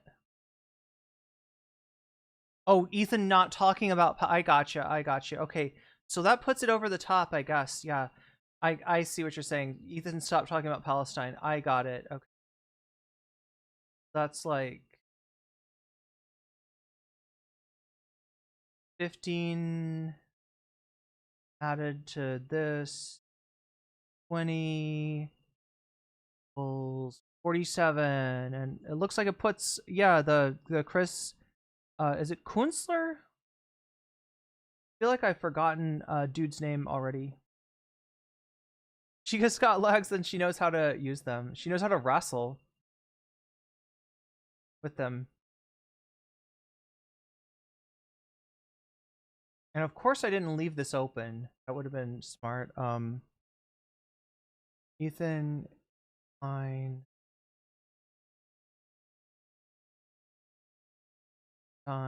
Oh, it rhymes. Palestine. Ethan Klein? Stop talking about Palestine. Chris Kunstler. Okay, I did pronounce the name right. Alright, this is Chris Kunstler's new video. Let's go. Oh, and you can see I pre-watched a little bit of this. It was a good video. Live within a world in which neither he nor Healer have ever done anything wrong. Ethan Klein needs to stop talking about Palestine because this man cannot take even the mildest of criticisms. He cannot reflect on any of the things that he has actually said. He wishes to live within a world in which neither he nor Healer have ever done anything wrong, that they are both actually some of the most pro-Palestinian content. And again, chat, normally I would give you the, like, you know, like going once, going twice, going 3 times, right? But I mean, if somebody wants to vote this down, I'll switch. How about that? Creators out there. And I had initially written out a whole script talking about Ethan Klein's first podcast episode reacting to iDubbbz Content Cop because it was filled with many hilarious gems, such as when Ethan called Israel an inspiring example of coexistence. But there was one part of his second podcast episode reacting to iDubbbz video which really leapt out to me, and it has derailed what I wanted to say really, because in it, Ethan compares the experience of his wife Hila to that of Anissa, iDubbbz's wife, a Lebanese person, making it out as if Lebanon could in any way be portrayed as an aggressor who bears the same responsibility as Israel. Part of the Lebanese, they've received a lot of oppression and attacks from the IDF. So Anissa is very well And sir, do you happen to know of any violence perhaps coming towards Israel, where Hila grew up? Perhaps from Lebanon, Hezbollah, perhaps? Does that ring a bell to you? You dumb, ignorant. How dare you attempt to lecture me on this conflict? You just learned about this like 2 weeks ago, clearly, and you're just deferring to Hasan as an expert. It's mind-bendingly dumb. So, wow. Wow. So the question is Ethan forgetting that Lebanon was invaded? Is he? Oh my God, chat, there's so much wrong with this. There's so much wrong with this. Is he forgetting that Lebanon was invaded by Israel in the 80s and, had essentially, Israel supported the Phalangists or is he just ignorant? Which do you think it is, chat? Or sorry, is he ignorant of this, or does he think that that's fine? Right, to try to establish what, like a Christian buffer state between Israel and Lebanon? Bro, please call in and debate me on Israel-Palestine. let's see who knows more about the conflict. Now, I really hate how smarmy Ethan is in this clip. He makes out that he's some kind of expert on Israel and Palestine, when I, along with many other content creators, have exposed his totally lacking knowledge in this. And this is really a constant theme throughout both his podcast episodes, because he goes on and on about how proud he is of the content nuke on Hasan, how well sourced it is. Bro, he loves the out of context thing. Like, that video was so well sourced, the full context of everything. But Ethan in the first episode literally pulled a fake quote. Thinks Nasrallah is base, the guy who says we will hunt down the Jews wherever it's better that the Jews all go to Israel so that we don't have to hunt them down worldwide. From that content nuke, attributed to Syed Hasan Nasrallah, that Ethan ripped from Wikipedia and then blackbarred so you couldn't see that even the Wikipedia article noted that the quote was most likely fake. Now, Ooh, that's slimy. Chat, what are we dealing with? This makes me think that we're not dealing with somebody who's necessarily ignorant, but somebody that's just willfully malicious. Like, what the fuck is that? Like, showing the part of the Wikipedia article with the quote and not showing that is most likely misattributed or a lie?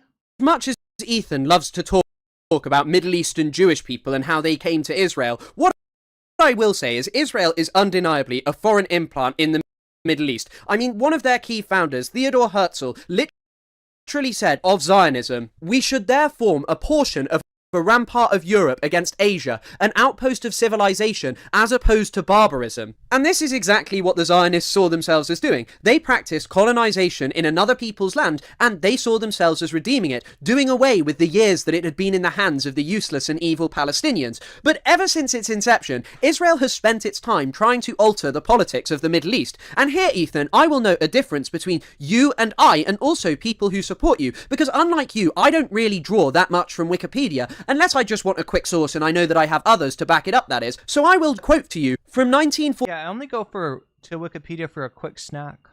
A little edamame. 1949, The First Israelis, by Israeli historian Tom Segev. Now, Israel's first Prime Minister, David Ben-Gurion, said, "The Muslim rule in Lebanon is artificial and easily undermined. A Christian state ought to be set up, whose southern border would be the Litani River. Then we'll form an alliance with it." Now, this is basically Israel's first Prime Minister talking about demographically altering the country of Lebanon, getting rid of the Muslim population, and setting up a majority Christian state simply because it would be friendly with Israel. And Israel actually went on to do this. They sowed chaos in the country of Lebanon. People now like to blame the Palestinians, but the Israelis were funding a group called the Phalangists, whose founder, Pierre Gemayel, went to the Berlin Olympics in 1936 and was really inspired by what he saw and decided to go and establish himself a group called the Phalangists, inspired by the Nazi ideology. And these people were a particularly heinous group, and we'll get onto them in full later. But what I first want to talk about is how Israel actually tried to There's like a movement within Maronite Christians that we're talking about. Implement this. Now, you could have the example of 1982, where Israel attempted to break the back of Palestinian nationalism by targeting the Palestine Liberation Organization. Now, the Israeli Prime Minister, Menachem Begin, made the claim, "Oh, these evil terrorists want to do a second Holocaust to us." In fact, on the eve of the Israeli invasion of Lebanon, he literally said that there would be another Treblinka if Yasser Arafat and the Palestinian Liberation Organization were destroyed, claiming that, they were evil terrorists who must be dealt with. And the justification, by the way, for invading Lebanon was the assassination of an Israeli diplomat, Shlomo Argov, who was targeted whilst in London, and although he did survive, he never really got out of bed again and he went on to die. But this guy wasn't even targeted by the PLO. He was targeted by a member of Abu Nidal, an anti-PLO organization. And so Israel, for this, went and invaded Lebanon. They went to destroy the PLO and went to try and set up a state where the Christian Maronites, particularly the Phalangists, would rule over the country. And in order to do this, Israel enacted a heinous bombing campaign that does not come close to anything that any Lebanese government or militant group have ever done to Israelis. On one singular day of bombing, on August the 12th, 1982, Israel killed 500 civilians in a singular day of bombing of Beirut. And this reached the point where Ronald Reagan, a staunchly pro-Israel Republican president, called Menachem Begin and told him that the symbol of his war was becoming a 7-month-old baby with its arms blown off. And he also told Begin that he was committing a Holocaust in Lebanon because of how atrocious the things that he was doing to the Lebanese people were. And this is Ronald Reagan, so it's not like he's reaching out of real human concern, right? He's saying that they are getting in the way of U.S. interest, right? That still being U.S. backed, cannot. It's putting the United States in it. At the time, chat, the United States was in a bit of a PR war against the Soviet Union, right? And they're trying to portray themselves as the shining city on the hill. Mr. Gorbachev, tear down this wall. They're trying to draw a contrast between themselves and the godless communists, right? And the fact that the United States would have a proxy like Israel becomes inconvenient to the likes of Ronald Reagan.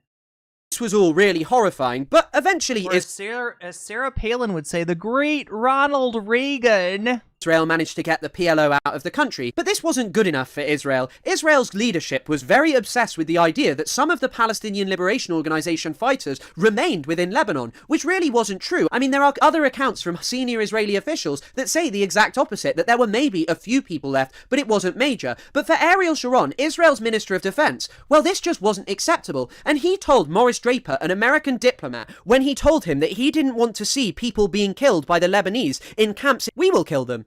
They will not be left there. You are not going to save them. You are not going to save these groups of international terrorism. If you don't want the Lebanese to kill them, we will. So yeah, Ethan, listen. I get that you're spreading your wing. I get that you're showing your courage. You're willing to talk to Sam Seder, right? How about you have a conversation with Chris Kunstler? He's already talked to your friend Lonerbox, so you know he's good people, right? If Lonerbox was willing to debate this guy, then maybe you should debate this guy as well. Yeah? Can you imagine that, Chad? Can you imagine how that would go? That would not be a debate, chat. That would be a lecture. That would be Chris Kunstler. And Ethan needs to sit for this lecture. He needs to audit this course. He needs to let Chris Kunstler be his professor. And like, then we could maybe start to see, what part of Ethan's bullshit Hasbra is due to ignorance and what part is due to malice. Is he doesn't care.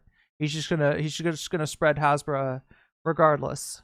Kill them. And even though one of oh my god, what just happened? The conditions for PLO militants leaving Lebanon had been that Palestinian civilians would have been protected, Israel didn't abide by this, and those phalangists that I mentioned earlier, well, their leader, Gemayel, was assassinated, and of course the PLO were blamed, even though it wasn't them. And so Israel and Ariel Sharon let the phalangists go into the Sabra and Shatia refugee camps and perpetrate mass rape, mass torture, summary executions, mutilation of bodies, alleged stories where the fetus was cut out of a pregnant woman's belly. Isn't it funny that when Ethan was attacking Frogan for the tier list, right? When he suggests that maybe Sabra is a reference to something, his mind doesn't go here. His mind is like, oh no, he's the euphemism for Jewish person born in Israel.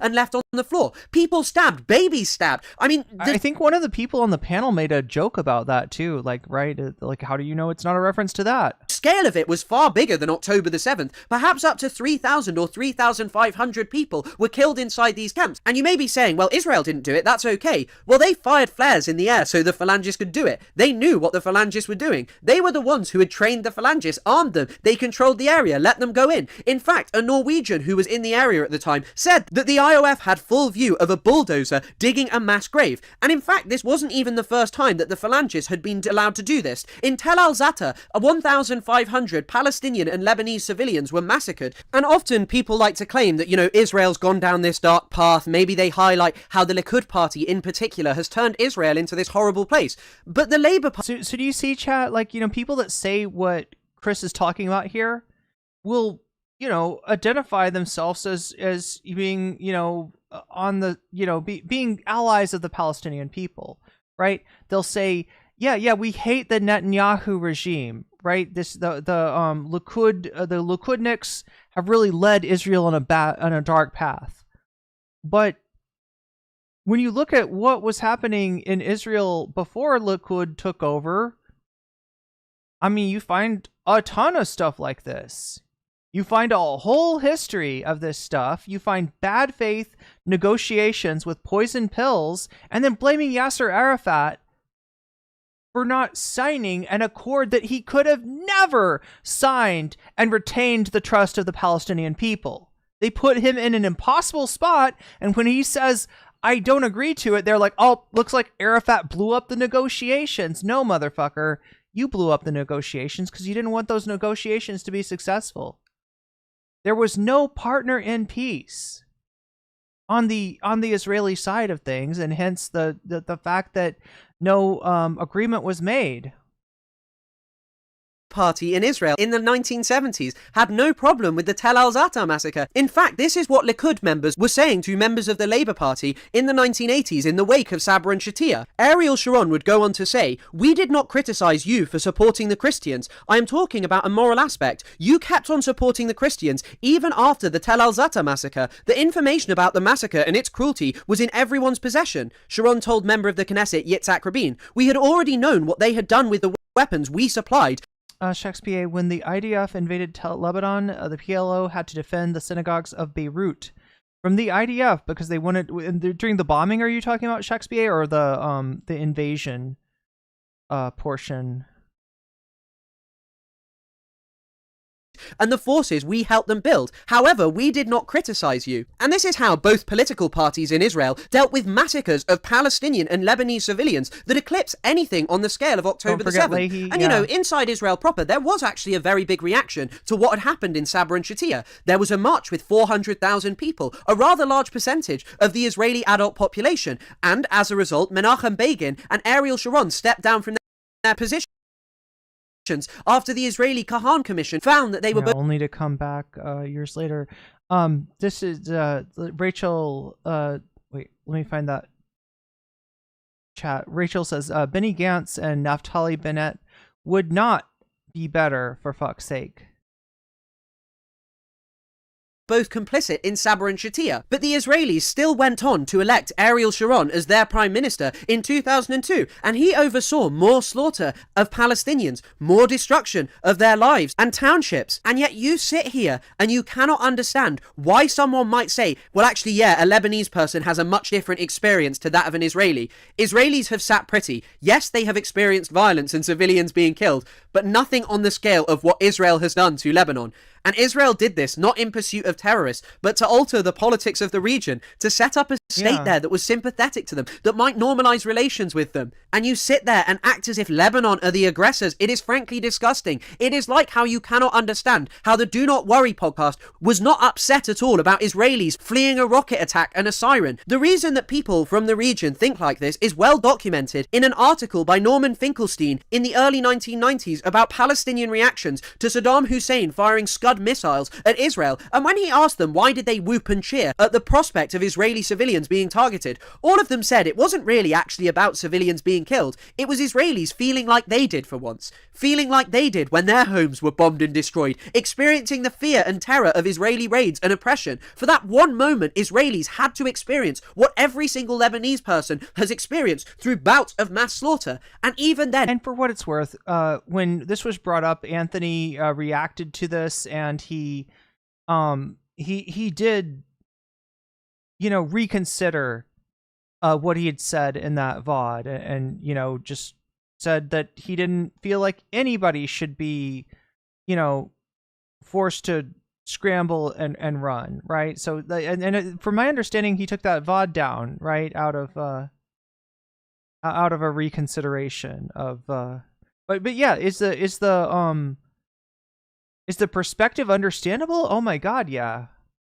And just hearing sirens and getting to hide in your bunker doesn't compare to what Israel has done to the Lebanese people. And this is why it just irks me so much that Ethan sits there and talks about history, because anyone with any knowledge of history should be able to say, well, actually, what the IOF have done to Lebanese people far eclipses what it has ever... That's why Frogan has no love for the U.S. Marines. Exactly. It's the most understandable... Look, like I said, was what Frogan did maybe, a violation of Twitch's terms of service?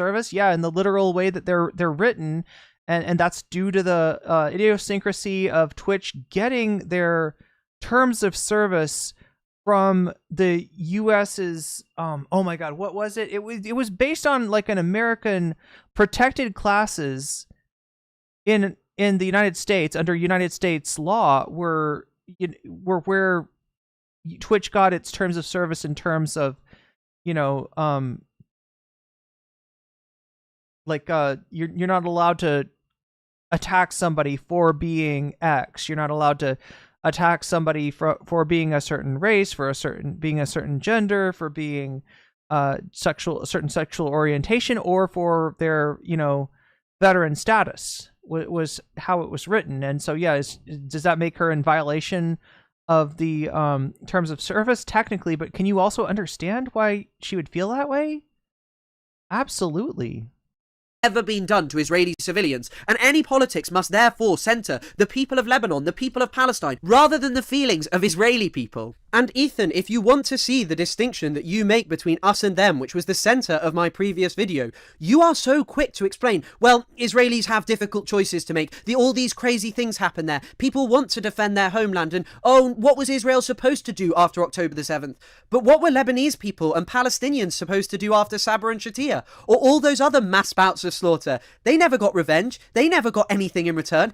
They set up armed groups who you dismiss as violent and irrational monsters. But Israelis, well, it's understandable, and it's a fantasy to think that Israel may have to behave differently, even though they are the ones who have undeniably perpetrated the worst crimes against innocent civilians. And this is just where one of my key problems with Ethan lies. He just always centers Israeli feelings. He always goes on and on about anti-Semitism, which of course is most definitely a real thing that Jewish people experience. But Ethan, you sit pretty in Los Angeles right now. You are a multi-millionaire living in a mansion, and you are talking about your feelings. You highlight From the River to the Sea, and Gila chimes in and says, well, why don't they use a different slogan? About all Palestinian lands. Once again, that's funny because it's exactly related to what he accuses me of spreading Israeli propaganda about. My point is when Israelis hear From the Ocean to the Sea, they hear all of Israel. And guess what? That's what the guy from Hamas is saying on the screen of the clip you showed. I don't understand. If a movement is for peace between two people, and one people is telling you they're not comfortable with the statement, shouldn't we change the statement to something that both people can get behind? No, because they'll say, peace? Right. Well, people will say that Israel's the aggressor, so they shouldn't have to adjust anything. Yeah, but that's like watered down American version of what's happening there. Once again, the people who do nothing wrong when it comes to Palestine can't... That's the problem with America. They don't have enough sympathy for Israelis. They have too much sympathy. It's just too easy for them to sympathize with Palestinians, too hard for them to sympathize with Israelis. That's you got it, Hila. Admit that Israel is an aggressor. Both of them think that Israel occupies Palestinian land illegally, settles it, perpetrates genocide and all of these things, but they don't see these as aggressive acts which provoke retaliations against Israel. Instead, that's a watered down American understanding of Palestine. But also, is that what Ethan said? Did he literally just say from the ocean to the sea? Ultimately, the call from the river to the sea is a demand for the liberation of all of historic Palestine, not just the occupied territories. Ethan and Gila seem to have absolutely no problem with the 1948 Nakba. The fact that 750,000 Palestinians were expelled, many of them were sent... So, yeah, they'll say that from the river to the sea means genocide, right? But they'll also say that an end to apartheid means genocide, which was a talking point of white South Africans who did not want to see an end to apartheid, right? That was the talking point. Well, if we, end apartheid, then we will be massacred. On death marches, and since they have never been allowed to return, many people still languish in refugee camps in places like Jordan, Syria, and Lebanon, not being allowed to return to their homes. The people of Gaza, some of them can literally see where their homes and lands once were, but they're now occupied by Israelis. So the call from the river to the sea is not problematic. Rather, it is a demand for full Palestinian liberation. People are being burnt alive right now, en masse in Palestine. Children by the dozen. Homes being collapsed on entire families. People are being tortured in Israeli jails to death, including minors. And yet you want to talk about your feelings and whether a slogan is offensive to Israeli people. I am sorry, but Israelis en masse are not opposing what is happening in the Gaza Strip. There's been no mass dissent. It's only really come recently when they're worried about the fate of Israeli hostages. There has been no mass disobedience over the last 18 months in Israel. There has been no major reaction against what Israel is doing. It's only really centered on their complaints around Netanyahu and the threats to Israel's faux democracy, and Netanyahu going full genocidal and making it obvious to the rest of the world what Israel always was. In fact, in that article by Norman Finkelstein, which I mentioned earlier, there is a fantastic quote from Mattiyahu Peled, who was a founding member of the Progressive List for Peace, talking about the Israeli peace movement, Peace Now, and what he said was that it's one of the worst things that ever happened to us. Nice people in Israel who feel unhappy with the situation, but are not prepared to do anything about it. They get together twice or 3 times a year, and as the saying goes here, they give their conscience to the laundry. They get it back cleaned up, and they go back home happy and satisfied. There is nothing more to it than that. They stand at a demonstration, they shout a few slogans, they go home satisfied that they have done the job, but they are not prepared to shake the system. So this is a substitute for real action. And I must remind you that Ethan and Gila have openly stated their opposition to people in Israel actually taking direct action against the Israeli occupation and the genocide in Gaza. Ethan said that it was a necessity to serve in the IOF. Important to serve like everybody else in the country. I mean, it's a very selfish move to decide, okay, I'm not going to do it, but everybody else will. Like Israel as It's very selfish to be a conscientious objector. That's what she just said. See, this is just the thing, right? I think Hasan, a lot of people, would be a lot more understanding of Hila, were she to say, hey, I made a decision to go through with this mandatory service when I was young. I was living in a culture in which this was expected, and in which, me objecting would have been considered, I would have been considered a horrible person. But after having seen what I saw during my service, and after having learned more about the situation,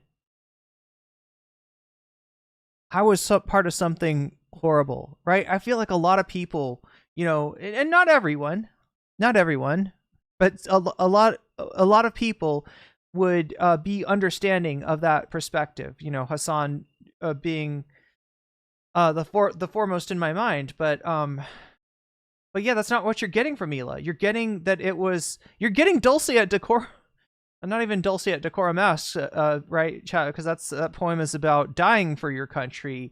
Hila is signing off on being okay with facilitating genocide for your country. But by putting this forward as the patriotic duty of every Israeli, that's I don't know how you're supposed to. This is saying it, Chief. The place, the mentality of growing up there, like everybody feels an obligation to protect, to serve, to nurture this place that feels to protect, to defend. Place in the world where they can live and be Jewish and not be discriminated. I mean, when you're growing up with constant terror attacks, you could say you're securing the future for the army is a necessity. Yeah. And I'm sorry if people think that's I mean, this is gross, right? But this is the thing that makes covering Ethan marginally worth it, is that you can see behind the veil of these arguments as they're normally presented, right? You can see what this is really about, and you can see how reactionary and ugly this really is. Controversial statement. That is the reality of Israel. And so for one person to decide, I'm not going to do it, is a very selfish decision, and it helps nothing with your career afterwards. You finish it, then you start You don't even need to actual defend life. yourself. It's just normal. They both said that it was a selfish thing to not do Israeli national service. And this is where the problem lies. Ethan loves to highlight, oh, there's loads of peaceful Israelis. But when they actually take an action, he's openly disagreed with the small handful of young people like Tal Mitnick who take action. A minimal action, I must remind you. Something which Tal even said to me himself. The organization Mesavrot is small, but it is growing inside Israel. There are more and more people who don't want to be complicit in Israel's occupation, their genocidal crimes in the Gaza Strip. And yet, as I say, Ethan said that this was a selfish thing to do. It is utterly ridiculous. And their argument, by the way, for it being selfish was that, oh, it's not actually good for your career to be in the IOF. This is categorically untrue. It is a good thing. Many people who have served in parts of the IOF, such as Unit 8200, have gone on to get illustrious jobs working for companies like Google. And if you ever wanted to see how awful Ethan really is at confronting even mild criticism of him, one part of iDubbbz's video was dedicated to talking about Ethan's button, the kill switch. And what iDubbbz had to say was that Ethan should have corrected his behaviour, and Ethan did talk about this in the second podcast episode, and what he said was, oh, it saved us loads of money, and oh, you shouldn't show things to the world, we all wish we could have one. But I'm going to be honest, if I had a podcast, I don't think that I would say half the things that Ethan does, or that I would constantly need to censor myself. In fact, I've been live over and over again, and I haven't once thought, oh god, I wish I could have paused that live, because I actually care about what I'm saying. I know and understand politics, and I don't just say whatever I want because I'm not a moron. But the funniest part is that it is very clear in the first part of Ethan's video that he literally used the button in the way that iDubbbz criticised him for. He used it like a tyrant, and a few extra seconds that were available on Spotify give us just a little glimpse into how Ethan treats his employees when they dare to confront him. Authorities block healthcare to Gaza. Again, I'm not. Do you think that I'm talking about walking around Gaza when I say how great multicultural it is? We did never you think defended that? how Israel attacked Gaza since October 7th, not even once. We never I think that's co-signed what they did. Is that not the point he's making though? What? That you're talking about how nice Israel is, but Israel proper is different from Gaza. Yeah, no, I understand. Millions right now, say Muslims in Israel. I guess that's where. What the fuck did Ethan think he was saying? How did he think that was okay?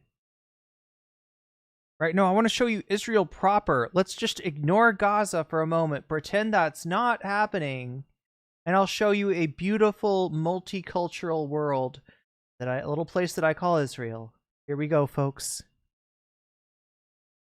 As you get your shoes and socks on, it's right around the corner. You can see AB for raising a reasonable criticism and highlighting what iDubbbz was actually trying to say about Ethan was shouted down by both Ethan and Healer, and then Ethan proceeded to hold down the button for 45 seconds, which by the way is triple the length of what it normally does, no doubt to chastise AB as he previously did at another point. And after this point, AB didn't appear in the podcast, and Olivia, who also spoke up, didn't say anything else. In fact, AB seemingly didn't even return. AB was gone for the rest of was not on the rest of the stream.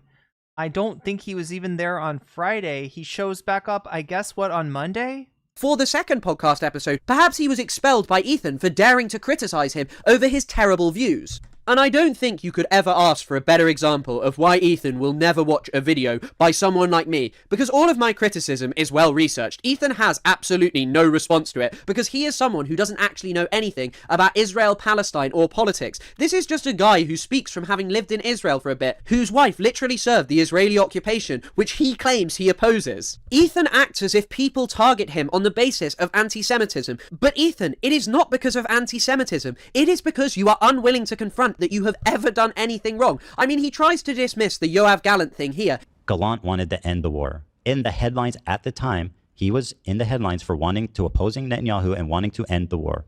That's what he was in the headlines for, and that's what we're referring to. We misspoke. It didn't sound good. We immediately corrected ourselves. You know, that's how mature people do. That's how you're supposed to handle yourself, isn't it? Like, what more do you want me to do? I have no problem apologizing and admitting and whatever is needed when things happen. him and Hila give an explanation that, oh, we apologize for it and it's okay, even though Ethan did actually take to his story to defend what Hila had actually said on the podcast. And she also tried to claim that the clip of her saying "I mean" in response to hearing Rudy Giuliani talk about Palestinians being trained to kill Americans from a very young age was somehow not true. And let's here be as charitable as possible to Ethan and Hila and say, yeah, you know what, these two were just mistakes and that's okay, you definitely didn't mean them and they definitely aren't unacceptable. Well, this isn't even the half of what you two have said. As I highlighted in my previous video, Ethan has said over and over again that he is proud of what his wife did in the IOF. He says, oh, take the context out, I'm proud of it. She literally served the occupation. Yeah, I forgot that. So Ethan tried to seed the idea that AB was gone on from the rest of the Wednesday show and from the Friday show because he was sick, but like he had apparently already gotten over. I think he was sick on the Monday before, right? He said that Hamas had gotten over it by Wednesday. Hamas uses and hides in hospitals and that isn't even up for debate, even though that claim is totally untrue and inaccurate and is literally facilitating Israel's genocide right now. I mean, Israel just bombed the Al Ahli Baptist Hospital. They just blew up the Turkish Cancer Hospital. They are expelling people from hospitals under this faux idea that they are Hamas bases. And this is a key facet of Israel's genocide, the destruction of healthcare infrastructure within Gaza so people cannot live there. And you, Ethan Klein, defended it. And rather than avow that, you claim that people just go after you because of anti-Semitism, that all you do is show sympathy for Israelis. It is so ridiculous and utterly pathetic. Even the clip which AB was responding to shows the problem with you, because what Ethan said was that it is okay to go to Israel proper, which refers to Israel that is not the occupied territories of the West Bank, East Jerusalem, Gaza Strip and Golan Heights, but actually just Israel proper, which refers to the 48 borders of Israel. And he says, well, I think there's an apartheid in all these other places. I think that there's a genocide and all these horrifying things going on. But I think that Israel proper is an inspiring example of coexistence. It's not weird. They live together, you know. In the West Bank and in Gaza, it's a completely different story, which I say. But I think it's inspiring that you see that it's possible. It is possible for Arabs and Muslims and Jews to live together in harmony, and they do in Israel proper. But Ethan, to say that you think that there is apartheid in the West Bank and Gaza, you also forgot East Jerusalem, which is also illegally occupied by Israel, by the way, Mr. Historian, Mr. Expert. But if you genuinely think that, what you are saying here is like saying, well, South Africa proper is a shining example of coexistence because most of the oppression and racism is kept to the Bantustans. But Ethan, where do you think the people instituting the apartheid system are from? They live in Israel proper. Where do you think the government who decrees, yeah, we're going to do these things in the Gaza Strip and East Jerusalem is from? Israel proper. They themselves literally believe that the West Bank is part of Israel. It's why they call it Judea and Samaria. It's a religiously motivated, fanatical dream that they deserve all of historical Palestine, and they are administering apartheid there. So for all intents and purposes, this is part of Israel proper. You can't just dismiss it and say, well, I like it there. It is, as I say, like saying you liked South Africa whilst it was an apartheid state because they did most of the bad things on the Bantustans. Every single year, there is a Death to Arabs march in Jerusalem. Tens of thousands of Israelis, including government officials, by the way, congregate in the streets to march through the Arab section, chanting Death to Arabs, may your village burn, smashing up Palestinian shops, and in fact, isn't that that May Your Village Burn, I believe, is a popular song. Like, right, this is a whole thing, right? This is, there's a song, Chad, in Israel called, was that the thing that they remixed into, like, EDM? I feel like I heard a EDM remix of May Your Village Burn. Hacking Palestinian shop owners. Like, this is a popular song in Israel. And that to you is a shining example of... Here, I got, here, let me, hopefully, oh my god. Straining my computer resources, but some, Play Something sent me a, clip from Hasan talking to...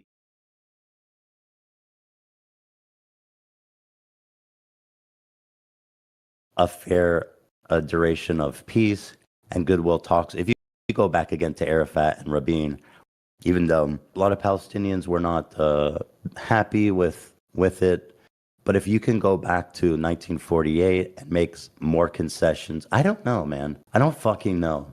I don't know. They both seem so far-fetched and difficult, if I'm being honest. Yes. Because the settler situation just ruins the whole fucking thing. There's just too many settlers. So But, to me, this was the right. opportunity. I don't know. Maybe you're right. Oh my God. Maybe once. The idea that the project, the idea that the original project of Israel did not set into place the mentality and the dynamic that fuels the settlement is misguided, to put it in the form of an understatement. State is more likely. Maybe I can see it, but like I just have a hard time reconciling that. But the way that you explained it definitely does make me think that it could be possible over a long period of time. So it would have to be it'd have to be 50 years from now, and we didn't nuke the whole planet, and somehow there's been what Ethan is conceiving of here is the Palestinians sitting tight in their Bantustans, being perfect, by the way, right? Being perfect, right? There's no armed resistance, no militancy. They don't do anything to even anger Israel. And I mean, I think even in this situation, right, in this like just ridiculous pipe dream that Ethan is forwarding, I think even then, assuming that there are not forces, the powers that be in Israel that don't fucking care and are going to be aggressive nonetheless. But he's hypothesizing in this case where the Palestinians show utter contrition and goodwill for 50 plus years, then maybe we could move to a one-state solution. It's so ridiculous. And you in this conversation and other conversations, you can tell that Ethan has no business talking about these matters, he lacks the knowledge, and he lacks, like I said, the intellectual curiosity to fill in his gaps of knowledge, right? He's more comfortable, frankly, with the propagandistic narrative that he's been fed than with undoing the Hasbara that his perspective has been shaped by.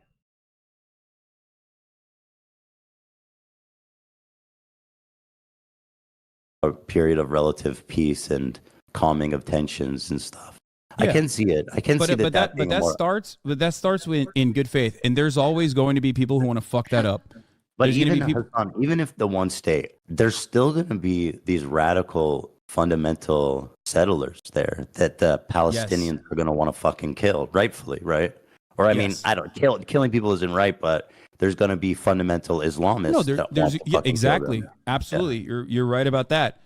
Except this is something that I talked to Jank about because I think Jank's understanding is like kind of childish of the matter. He always says like, "Oh, it's religion." It's Jank. Jank for president, bro. Yeah, Jank for president. He's gonna do it. He's gonna do the damn thing. You're the VP, but shaky Gurga. No, but well, I do have I could actually technically run for president. He can't. Okay. Anyway, this is the little flashback. Oh my God! Please work. There we go. We finished this content.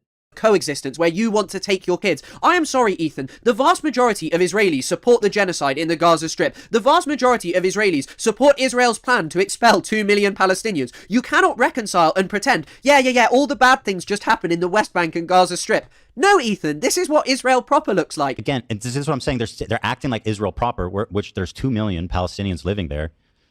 In Israel with full rights. People just lie about the conditions there. They say that like Israel. Oh my God! I can't wait to see Chris dismantle this. Palestinians are second-class citizens in Israel, and or that like universities. You go to universities. There are so many Muslim students, hospitals, Muslim doctors. It's like it's not what people portray Judges, as. Governments. They are in the government. But even then, this claim by Ethan and Gila that Israel. Look, chat. If you were offered an opportunity to, not be forced into, you know, the West Bank or Gaza, you know, yeah, you would probably take it too.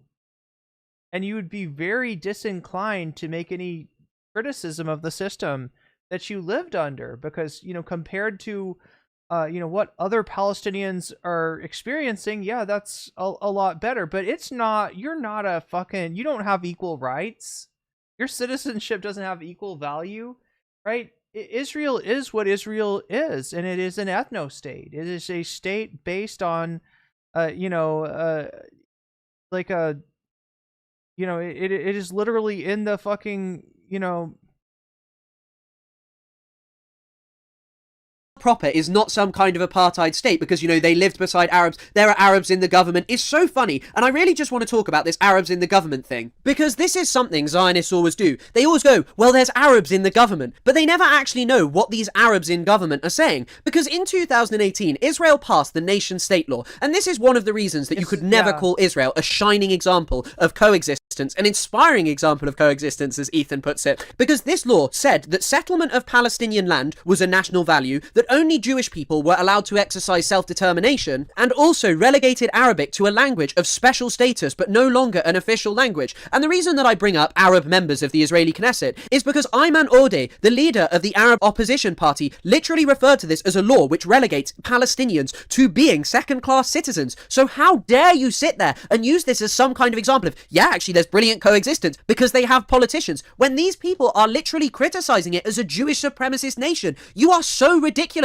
And this is what I mean when you can't avow that you've ever done anything wrong, that you have to sit there and pretend that it's, you know, minimal things, that it's only a couple of things. No, Ethan, it is a long pattern of spreading Israeli talking points to justify Israel's crimes against the Palestinian people. And on this topic of Jim Crow policies in Israel, here's a former American politician, Dov Zakheim, talking about how Israel's finance minister Bezalel Smotrich in 2023 tried to implement laws, which he did successfully, that were very similar to Jim Crow era, that targeted Palestinians, cut funding for their neighborhoods, which are already underfunded in Israel, by the way. And yet you just sit here and act as if it's only mega lefties that say this. Again, this guy worked for the US government. And then there are so many other laws within Israel proper that clearly just discriminate against Palestinians on the basis of their race. For example, there are family unification laws which are only applied to Palestinians. So if a Palestinian who lives in Israel proper marries a Palestinian who lives in the Gaza Strip or West Bank, Israel literally has a law since 2003 which has banned over and over again those families from reuniting inside Israel proper, and often inside even the occupied territories. And the reason Israel does this is so they can expel Palestinians without having to do it, because if you really want to be with your partner, what are you going to do? You'll leave the country and Israel will never allow you to come back. And then you also have the very different ways in which Palestinians are surveilled in comparison to Israelis. Because when it comes... So, what that is effectively is like a one-way valve, right? If you're... So there, you know, Israel is divided into zones. And, you know, you've got, you know, if you're... Like, you know, was mentioned earlier, if you're Palestinian, the zone where you're going to have the most rights and the best life is in Israel proper, and then, you know, secondarily East Jerusalem, and then you know, the West Bank, and then Gaza. But it only works one way, right? These are a hierarchy of zones of your, you know, where you live. So in other words, if you marry somebody, if you're living in Israel proper and you marry somebody from East Jerusalem, best case scenario, you can move from proper to East Jerusalem and, you know, be in a worse place, but, you know, have your family united. More likely, though, you'd be forced to, if you really want to get married and move in together, you have to leave the country, right? So, and yeah, I forgot the last place is obviously out of the, you know, to move to another country, right? And that's what this one-way valve does, is it expels people, right? You never go further in, even by marriage, even by family reunification. You never would go from, you know, we're living in the West Bank and, you know, married somebody in Israel proper, so you move to Israel proper. That never happens, and it never goes that way. It always goes the opposite way. And the ultimate destination for this valve is out of, you know, even Gaza is to leave the country and to join the diaspora. That's and you could, what is that designed to do? What is that designed to do, other than ethnically cleanse not just Israel proper, but the whole region, the whole of Palestine? To Palestinians, they can get arrested for social media posts showing solidarity with the people of Gaza. They could be arrested for, supporting Hamas. They could be thrown in jail for years, tortured without trial, and so many other things. But when it comes to Israelis, well, you can appear on television and violate the UN Convention on Genocide Prevention, calling for all Palestinians to be wiped out, calling for them to be expelled, and that's just fine. You won't be arrested as you should be under the UN Convention. No, you might be given a new job. You might be promoted. Maybe Netanyahu will let you go carry out the genocide. And so do you not see that Palestinians cannot express dissent, whereas Israelis can? They're affected by different laws, and yet you still sit there and call it a shining example of coexistence. Ethan, just because you live there and lived... Wait, what is this? Jink debated Sabi Sabs? ...alongside Palestinians, that did not mean that they lived equally. They cannot express full solidarity with the suffering Palestinians in the West Bank, Gaza Strip, East Jerusalem, or any of these places, whereas Israelis can call for genocide. You are... If an Israeli marries a Palestinian, they literally lose rights. They get downgraded, so zero chance of moving up the social ladder. So ridiculous. As the 2018 nation-state law enshrines, these people have to say that, yes, settlement of our land in the West Bank, well, that's just our national value, We can't exercise self-determination here. That's only for the Jewish people, because it's this wonderful space of coexistence, Now, as another means to avoid any questions about Ethan's actual ideology, he tried to make it seem as if all of the criticism against him was anti-Semitic. He claimed that Hasan had a swastika sword in his house, which him and his other crew members were endorsing, even though it was just a sword from a character in an anime. And he also tried to claim that iDubbbz was being anti-Semitic and engaging in Holocaust denial by talking about Israel's cultural appropriation of Palestinian food to try and make the Zionist project seem more Middle Eastern. He's also doing almost a form of Holocaust denialism, which is basically like diaspora apologia, basically saying that hummus is not Jewish food. Oh. He says there's no Arab distributors. Of I don't course think that's bad. Holocaust denial. No, I'm correcting myself because I think it's close. When you deny the Jewish the way that all 900. He did it again, chat. Why he can't help himself? What is he, Dr. Strangelove? What is wrong with this guy? 1,000 Jews were displaced. Yeah, from other countries in the Middle East. So I get denying that is, in my opinion, a form of Holocaust. But the Holocaust is a specific thing that happened in Europe. You can just... It's a way. I think you need to it's frame historic. it It's anti-Semitic historical revisionism. How about that? Yes. Yeah. Now, this is absolutely ridiculous, and Ethan loves to talk about the expulsion, the flight of Jewish people from the Middle Eastern countries. I mean, he never contextualizes it with, well, a lot of this was to do with the founding of the State of Israel, the degrading relationships between the two, and also the fact that why did Mizrahi Jewish people only start coming after the Second World War? Why weren't they welcomed, really, at any point before that? Because the only point they had been, some Yemeni Jewish people were brought in very early. They were treated with horrific racism. Oh, wait, are we talking about this was children that were displaced and wasn't,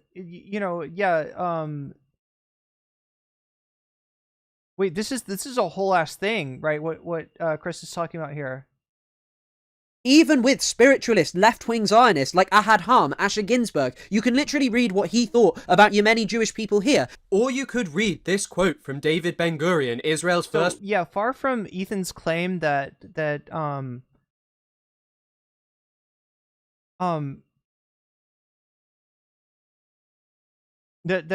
Israelis are treated as equal citizens, right?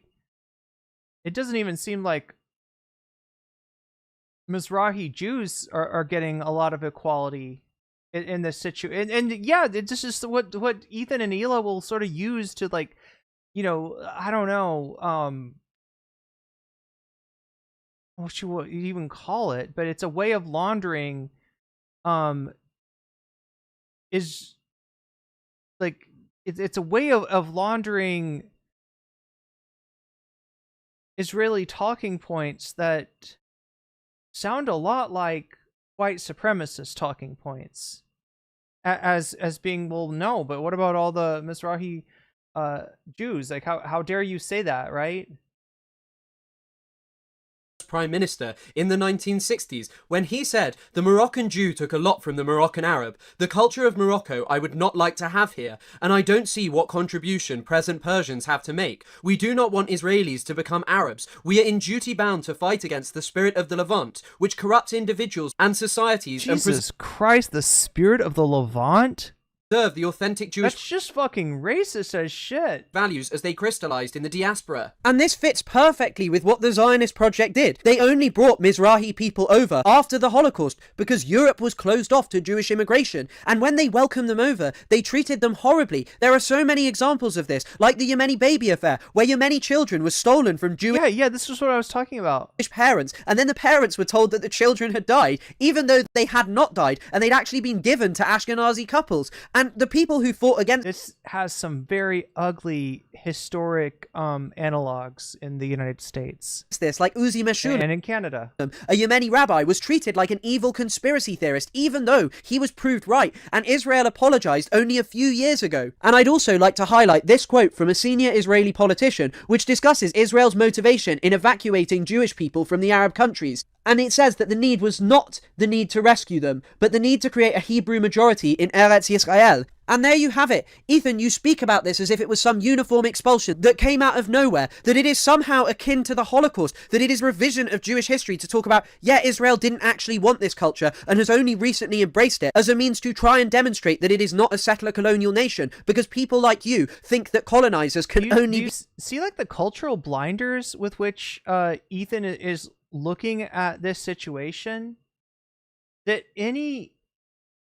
there's a prescribed narrative, and any deviation from that narrative is considered what, like Holocaust denial or diaspora revisionism, or it's like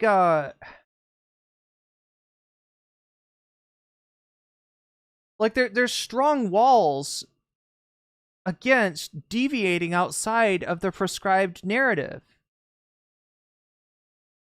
Be white. But in reality, the expulsion and the existence of Mizrahi people within Israel is very complex. You could actually read people like Ella Shohat, herself an Iraqi Jewish person, talking about this, or you could just carry on listening to Israeli state propaganda. And this would be the key point, Ethan. Of course, Mizrahi Jewish people participated in Arab culture. They lived and existed within that environment for hundreds of years. But Israel appropriates their culture and uses it as a means to make themselves seem more Middle Eastern, even though it is a settler colonial project that, as its early leaders put it, was a means to extend Europe into the Middle East. It wasn't just Herzl. Max Nordau said exactly the same things. So when you sit there and go, well, it's anti-Semitic Holocaust revisionism to talk about this, it's just utterly ridiculous. And also, Ethan justified supporting Israel by claiming that 80% of Israeli Jews had nowhere else to go. I mean, what that means, I don't know. But it's important to note here that many people who actually work in the One Democratic State campaign, yes, not just saying one democratic state, people who actually are working towards this, discuss how this future will include all Israelis and Palestinians. The right of return for Palestinians will be implemented, but not with mass expulsion of Jewish people who actually live in historic Palestine. However, at the same time, I would like to read a quote from the Israeli historian Tom Segev. Segev recently wrote, at the age of let's see, X says kind of like residential schools in the Americas. Exactly. I mean, not that it's exactly like that, but you get my idea. That's what I was saying earlier in terms of the historical parallels that this has.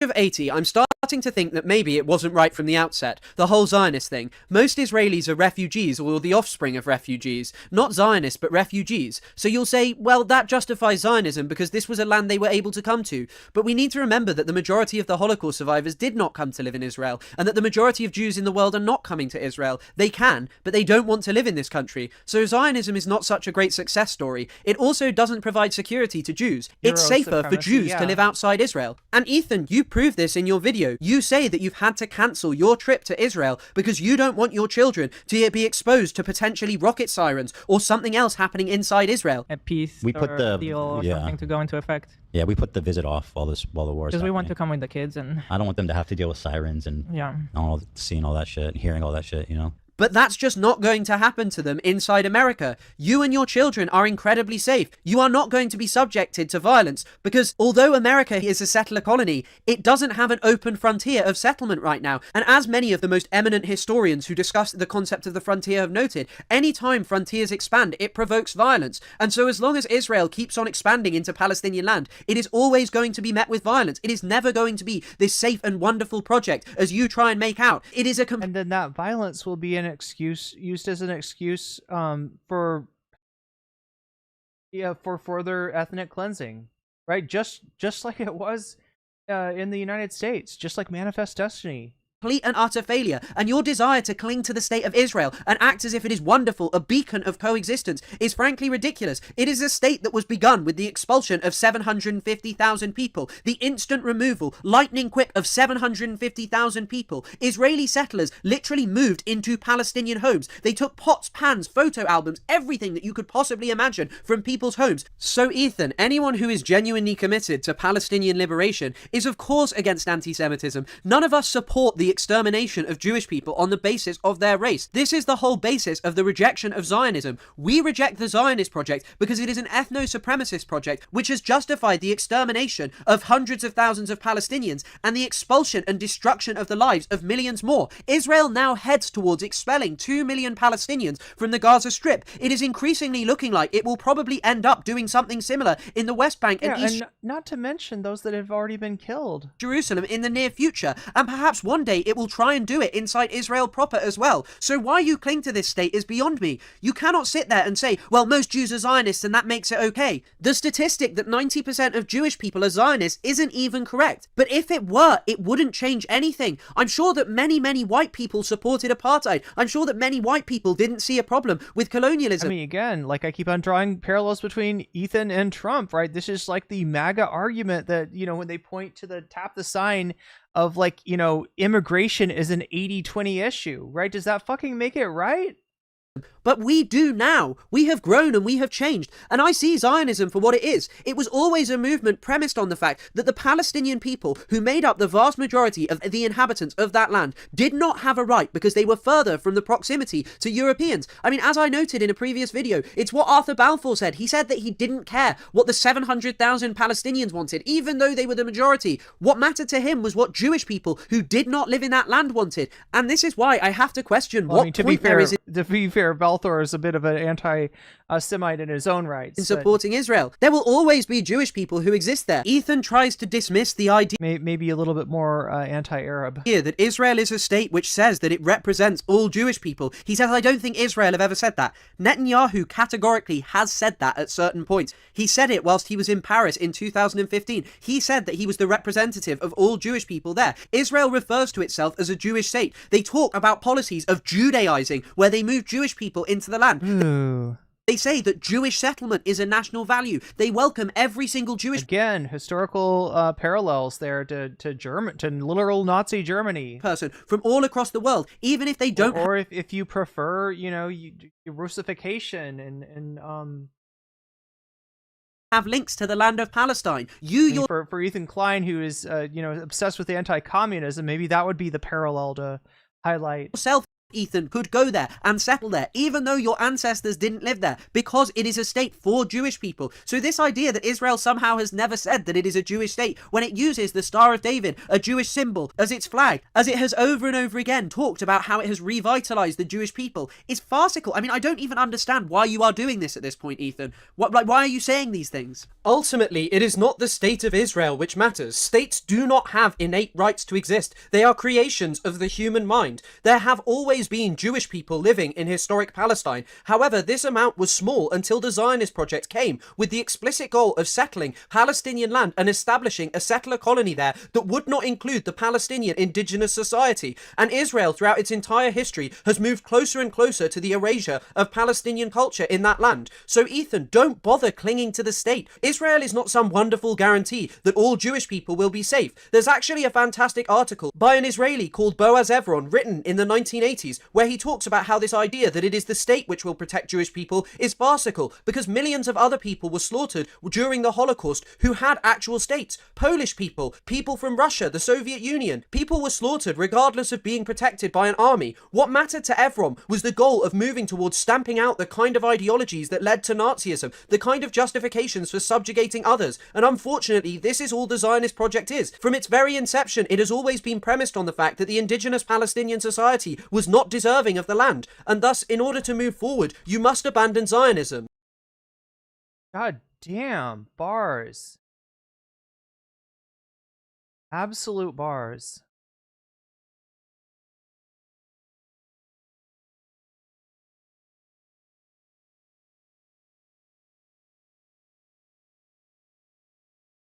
Oh my god. My laptop. This.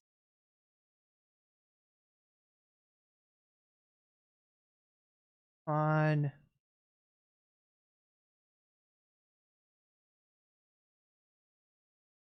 I didn't even open up Discord. Oh. The 1.25 speed is a little bit too much.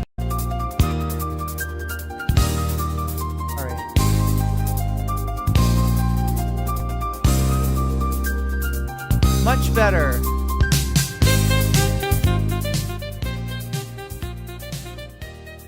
Okay, so as we come to this end of the stream, I wish to thank my Patreons. Hopefully I will actually be able to do so. Fuck me. Sorry, I'm trying to open it up so I can actually see you, Patreons. I also want to thank my mods, because the mods kept us all safe during this stream. And I want to thank the Thumb Gang, people who like the stream. You were doing awesome stuff, and I cannot thank you enough. So we hit the bonus goal. We did some bonus content. I stayed on entirely longer than I intended to, but that's okay, because we got to watch some really important stuff. And that Chris Kunstler video, wow. As somebody said, you know, Ethan getting owned there like we've never seen before. And it's not just like, you know, fuck Ethan, right? It's something to debunk and debase the fucking gaslighting that we've been subject to. In a very concise and organized way, as only somebody who actually studies these subjects academically can do. So thank you, Chris Kunstler, for an epic video. Go follow Chris if you have not already. I'd say, you know, Chris is mainly a TikTok creator. I don't know what his ad is on TikTok, but also is starting up a YouTube channel. So if you want more videos like this, follow the YouTube channel.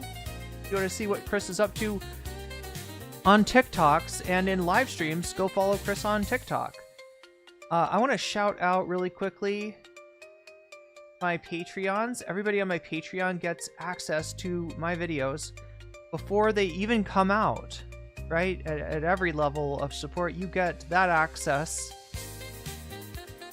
which starts at $3, the base Weasel level, right? At the $5 level, the Fancy Weasel level, you also get a shout out. So let me do those now. Shouts out to Oral Ellipsis, shouts out to Temporal Insanity, shouts out to Steven Sayers, shouts out to Funky Monkey, shouts out to Shakespeare, shouts out to Sarah Anderson, shouts out to Nadia Yvette, shouts out to Moe Noe, shouts out to Crystal Saphira, shouts out to Jules K, shouts out to Jessica Bell, shouts out to Izzy Mandius, shouts out to Infallible Fowl, shouts out to Hot Ham Radio, shouts out to Good for Gabby, shouts out to Buffy Geek, shouts out to Animus, and a fancy shout out to Zara Xerix, to Rachel K, and to Omega Star. I have been No Comment Check. This is Mid-My Stream. Thank you for joining me on this journey and getting us to the bonus round. I may be back tomorrow, chat. I'm doing great service. Thank you, HK. gonna catch up with chat here. Chris rocks. Yeah, absolutely. Much love from Colonialist Canada. Thank you. But yeah, that's I'm tired, but I may be back tomorrow. Oh my god. I don't like it when it freezes up. It makes me very, very nervous. All right. But yeah, I may be back tomorrow for one last stream